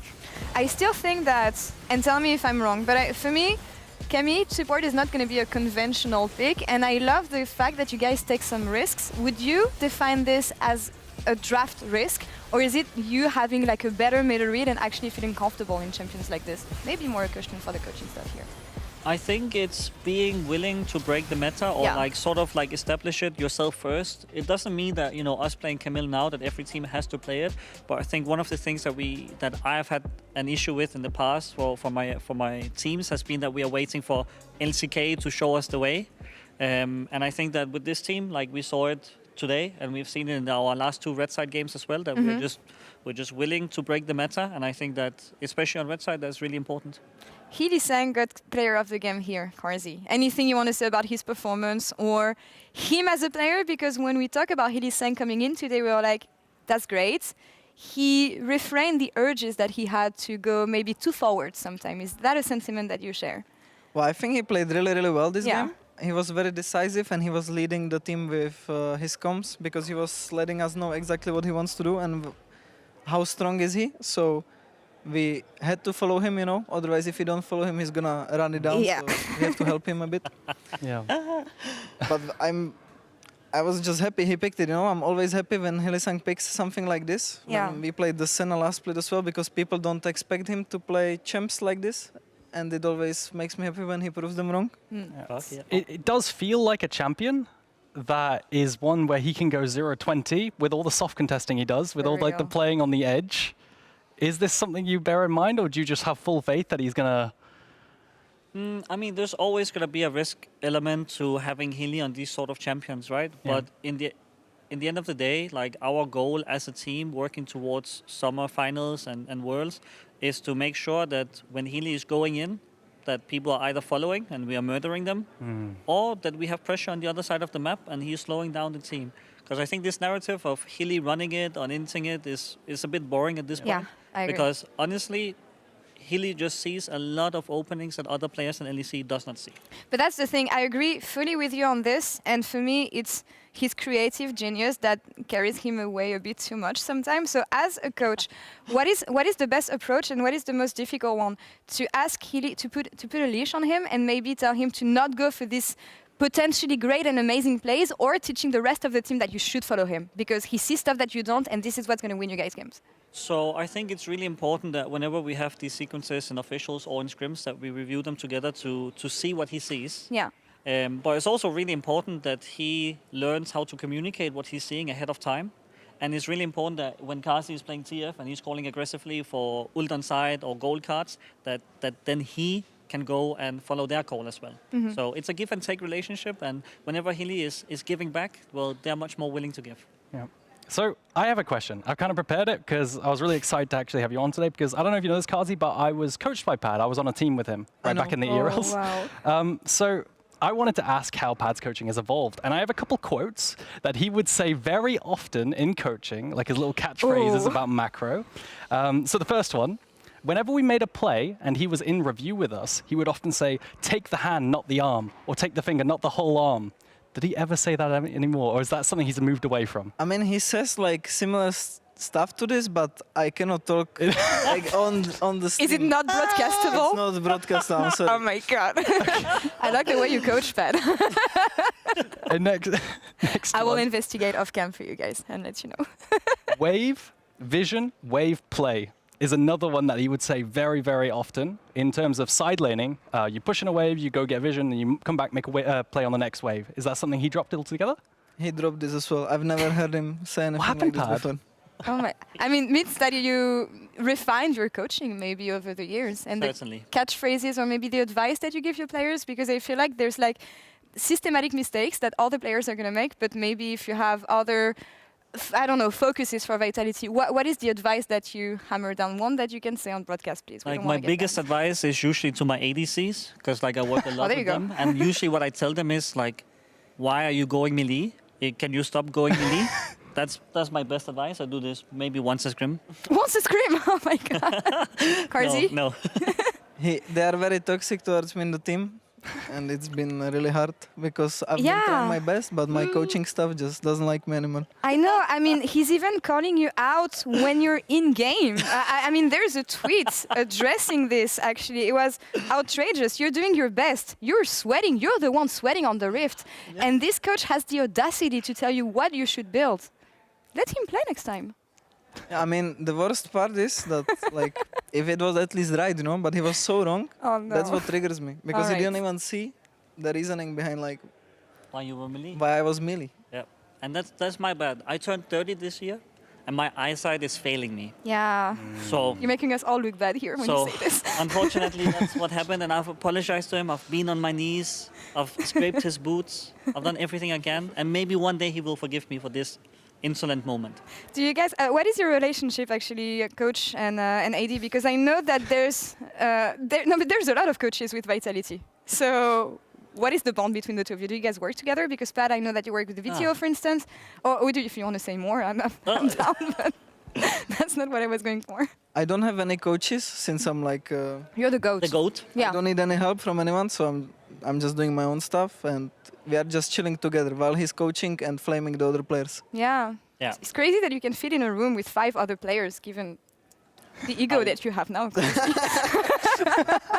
But I appreciate the confidence, though, and I think that's also something you need to target working with a team. Yeah, it's beautiful. Like not like having. I work the most with Vincent and Douglas in the team, so I don't get to spend that much individual time with Kasi. Like obviously we do like overall team reviews and stuff like this and presentations, but having a bot lane that sort of like holds each other to really high standards is really important, because we don't have a big enough staff to have positional coaches for everyone this year. So they're just smurfing it. I'd love to know, actually, because I've never asked you this before, but like you jumped from the, I remember when you went from the NLC to the LEC, right? And I feel like it's obviously going to be a huge jump, but what are some of the biggest things that you had to overcome, you know, to adapt to it? Because now I believe you're almost up there, like in terms of top tier coach in the EU. Yeah, I think the biggest things were when you come from NLC, like Scandinavian League, which is my home, and I come from UK League of Legends, shout out.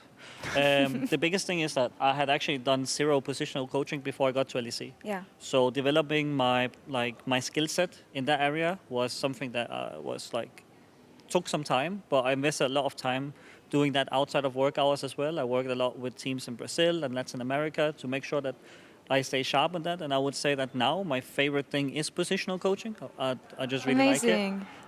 So that was the biggest thing. And then obviously like going from, like Scandinavian League of Legends macro to LEC. It's a pretty different world. Must be a bit different, yeah. But ERL and LEC tend to be different in that aspect. But when I think of Vitality, I see the progress from winter to spring, and I don't know if you agree on this, Aragon. But I know that's something they've been talking about since the beginning of the year. When you hear the coaching staff, is this is going to take some time. We're not aiming for consistent split. Of course, they would love it, obviously, but they're aiming at the end of the season, and this is when you want to peak, I think. But where do you see the progress on Vitality so far? Because I definitely think. Again. Yeah, I definitely think it's a big improvement from last split. I do see some shaky things. I don't know if you, Pad, you agree, but every time this team is around Baron, they have a lead. Yeah. And they get picked or something, like face checking a bush, even though they don't need to. Do you lose any gray hairs? Gain any gray hairs thinking about that? I mean, I signed up to play with Kasi for my 3rd year now. Oh yeah. Third. So it comes with the job. Huh? Yeah. Having Kasi on your team, it will develop gray hairs, but it's also a cost that I will It's a price I will always pay. Because it means that I have an ADC who's willing to hit when you are minute 40 in a game-deciding fight versus Dam1 in game 5 Worlds or versus T1 when we go there. And I'd much rather have a player who's willing to make a game-winning play than a person who doesn't hit because he doesn't want to look bad. Yeah, I actually love to build on this because last split, I want your thoughts, Kazi, on the fact that you had the lowest KDA in terms of 80 carries, but you had the highest DPM. That's a top laner KDA. I want to know why and how you think your gameplay impacts and affects that, creates that situation. I mean, I don't care trading myself, for the kill if it's worth it. So if there is someone more important than me, I would just die so he dies. But I love it. I just like to hit and test limits a lot. And I don't mind dying because for me, even if you die, it doesn't matter, because the game is still winnable. No matter how many times I die, I feel like the game is still winnable. Selfless player. Uncharacteristic of 80 carries, I want to say, but I do love the approach. Let's take a look at the standings, shall we, maybe? Because with this win, you lock in playoffs once again.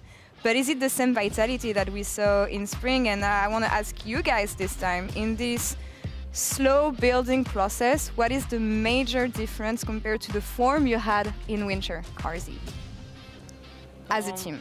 For me, we made a lot of progress in the mid game and playing with sideline, so it's a lot easier for us to finish the games, let's say.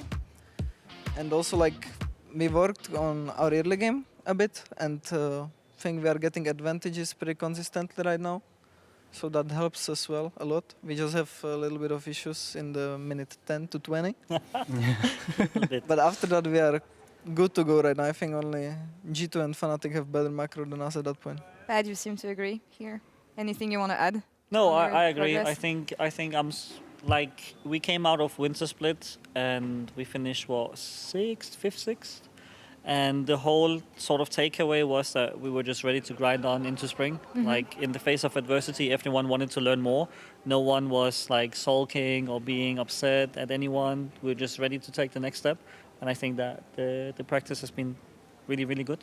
And it's showing. This game, it showed a lot. It is showing. Is it showing for the other team that qualified, though, Aragon here? Heretics, we talked to Zviru earlier. Great energy on the desk, by the way. But yeah, this team Heretics leading into playoffs this time, again, is clearly not the same one we had in winter. Yeah, I think it's definitely a surprise. The decisiveness coming out from Trimby, I've seen on champions like Nautilus and then Zwiru, and using him now actually not just on Nico and Karma type champs, but also on Orianna, playing through Jankos too. I think it's been fantastic. Yeah, so really big improvement and a huge surprise. I'm actually questioning the level of the league overall because I feel like during week 1 and week 2, I was objectively not optimistic. I was like, it looks like team got worse. And I was wondering why. And I'm actually wondering if it's going to be the same kind of story leading into playoffs. How do you rank the league right now when you look at teams in winter and how they developed in spring? Carzy, do you feel like the league got stronger overall? I mean, honestly, I feel like it's been pretty bad these last two I know, right? Thank you. I think that except for G2, we are all kind of bad. So, but yeah. That's, yeah. Hope it gets better. Yeah, I do hope it gets better. We have MSI in a month and a half and Worlds in Europe at the end of the year. So yeah, hopefully it gets better. But is there like a, I don't know, how do you explain this? If you can explain this. The fact that it feels like there's this locomotive that is G2 and you will have teams, but they don't stay consistently good throughout the entirety of the year. And I have a hard time understanding why. So I think it comes down to a lot of things, and I think that in general in League of Legends we are a bit short-sighted in terms of like when teams are supposed to be good or when they are supposed to look good. And I would say like the only team that I'm really surprised isn't doing better, even though they're ramping up now, BDS. Yeah. Because I don't think that we should be surprised that G2, Fnatic, and BDS, the teams who kept the majority of their rosters, minus SK, who hasn't developed as much as I would have liked to see. But I think that's super normal because they played together like last year. I think Fnatic made one change to support, right? This year, yeah.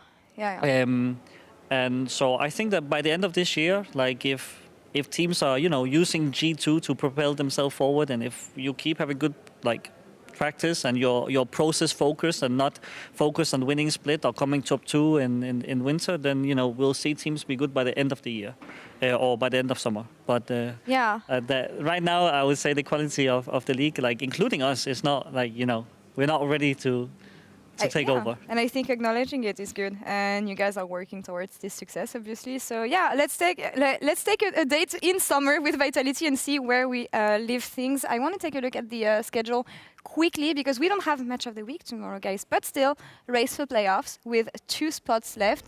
Aragon, one match that you want to keep your eyes on today. Ooh, I think taking a look at. Well, this is quite tricky, actually. SK Fnatic is interesting. That's the first one today. I'm actually going to be casting that one, and they're the closest in the standing, so probably that one. But BDS Mad Lions is also interesting in terms of skill. Guys, you face off against GX tomorrow. One against Rogue today. Any expectations for this match? Okay, I will take the shoulders. It's fine. I mean, they really need to win, so. Oh, they really need to win. They really need to win, so I expect them to come very well prepared. Okay. And it might be a cooking game for us. Cooking game for you guys. Yeah, we might have to cook. We saw Patrick pull out the Nyla in the series today, so I imagine they have to keep re-innovating themselves because it's looked a bit slow for them to split. Like, but I think they got a good win today. But for tomorrow, I think we're good. No, the bees stay strong, guys. Thank you so much for Thank this PGL. Amazing always to have you guys, and same can be said about you, Aragon. Lovely doing PGL with you.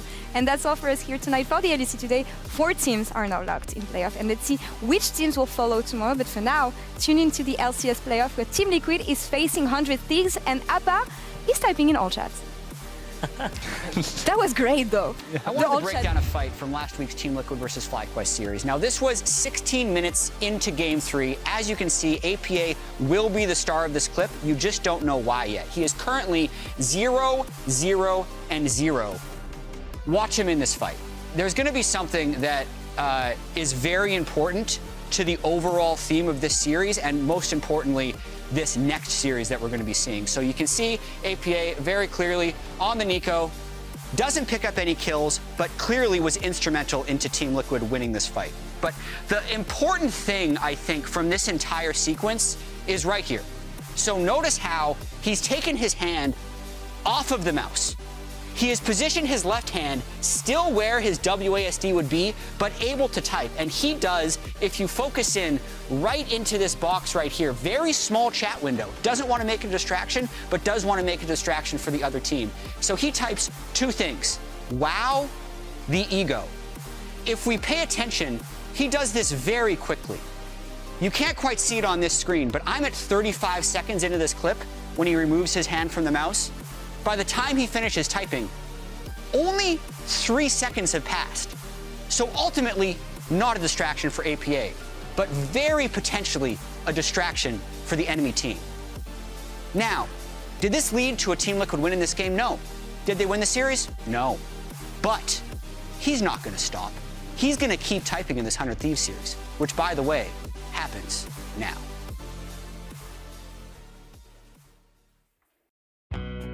We can do it. Oh, knock up. Knock back. First blood is coming through immediately. There it is, baby. Latest of the split. It feels good. 18 minutes. Lulu is far. Zeri.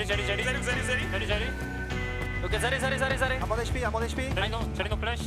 I need help as well. I need help. I have to just hit from this. I have nobody else. Yeah. Nice. Just go in. I'm sorry, Patrick, but I never get it. Of course, the 1v1 here. Good up from damage from Cheo. Gets full combo down. Flash over from Razor. Cheo just fishing for this 1v1. Karma not going to be able to get there in time. I'll bring her back. Cheo already flashed away. Razor's already flashed away. Just work with it. That was clean as hell from Cheo. Go Jinx. Go Jinx, no flash. Play it slow. Behind. No, go Jinx. Yeah, Jinx. I kill Jinx. Go flash down. Yeah, I'm here. Fight might start early. I mean, irrelevant, maybe not. Pop Blossom is a one-man quickness yet. Again, the tangle barb's there. Han Summer catches in, though. Look at the money! Elyoi's been patient here, though.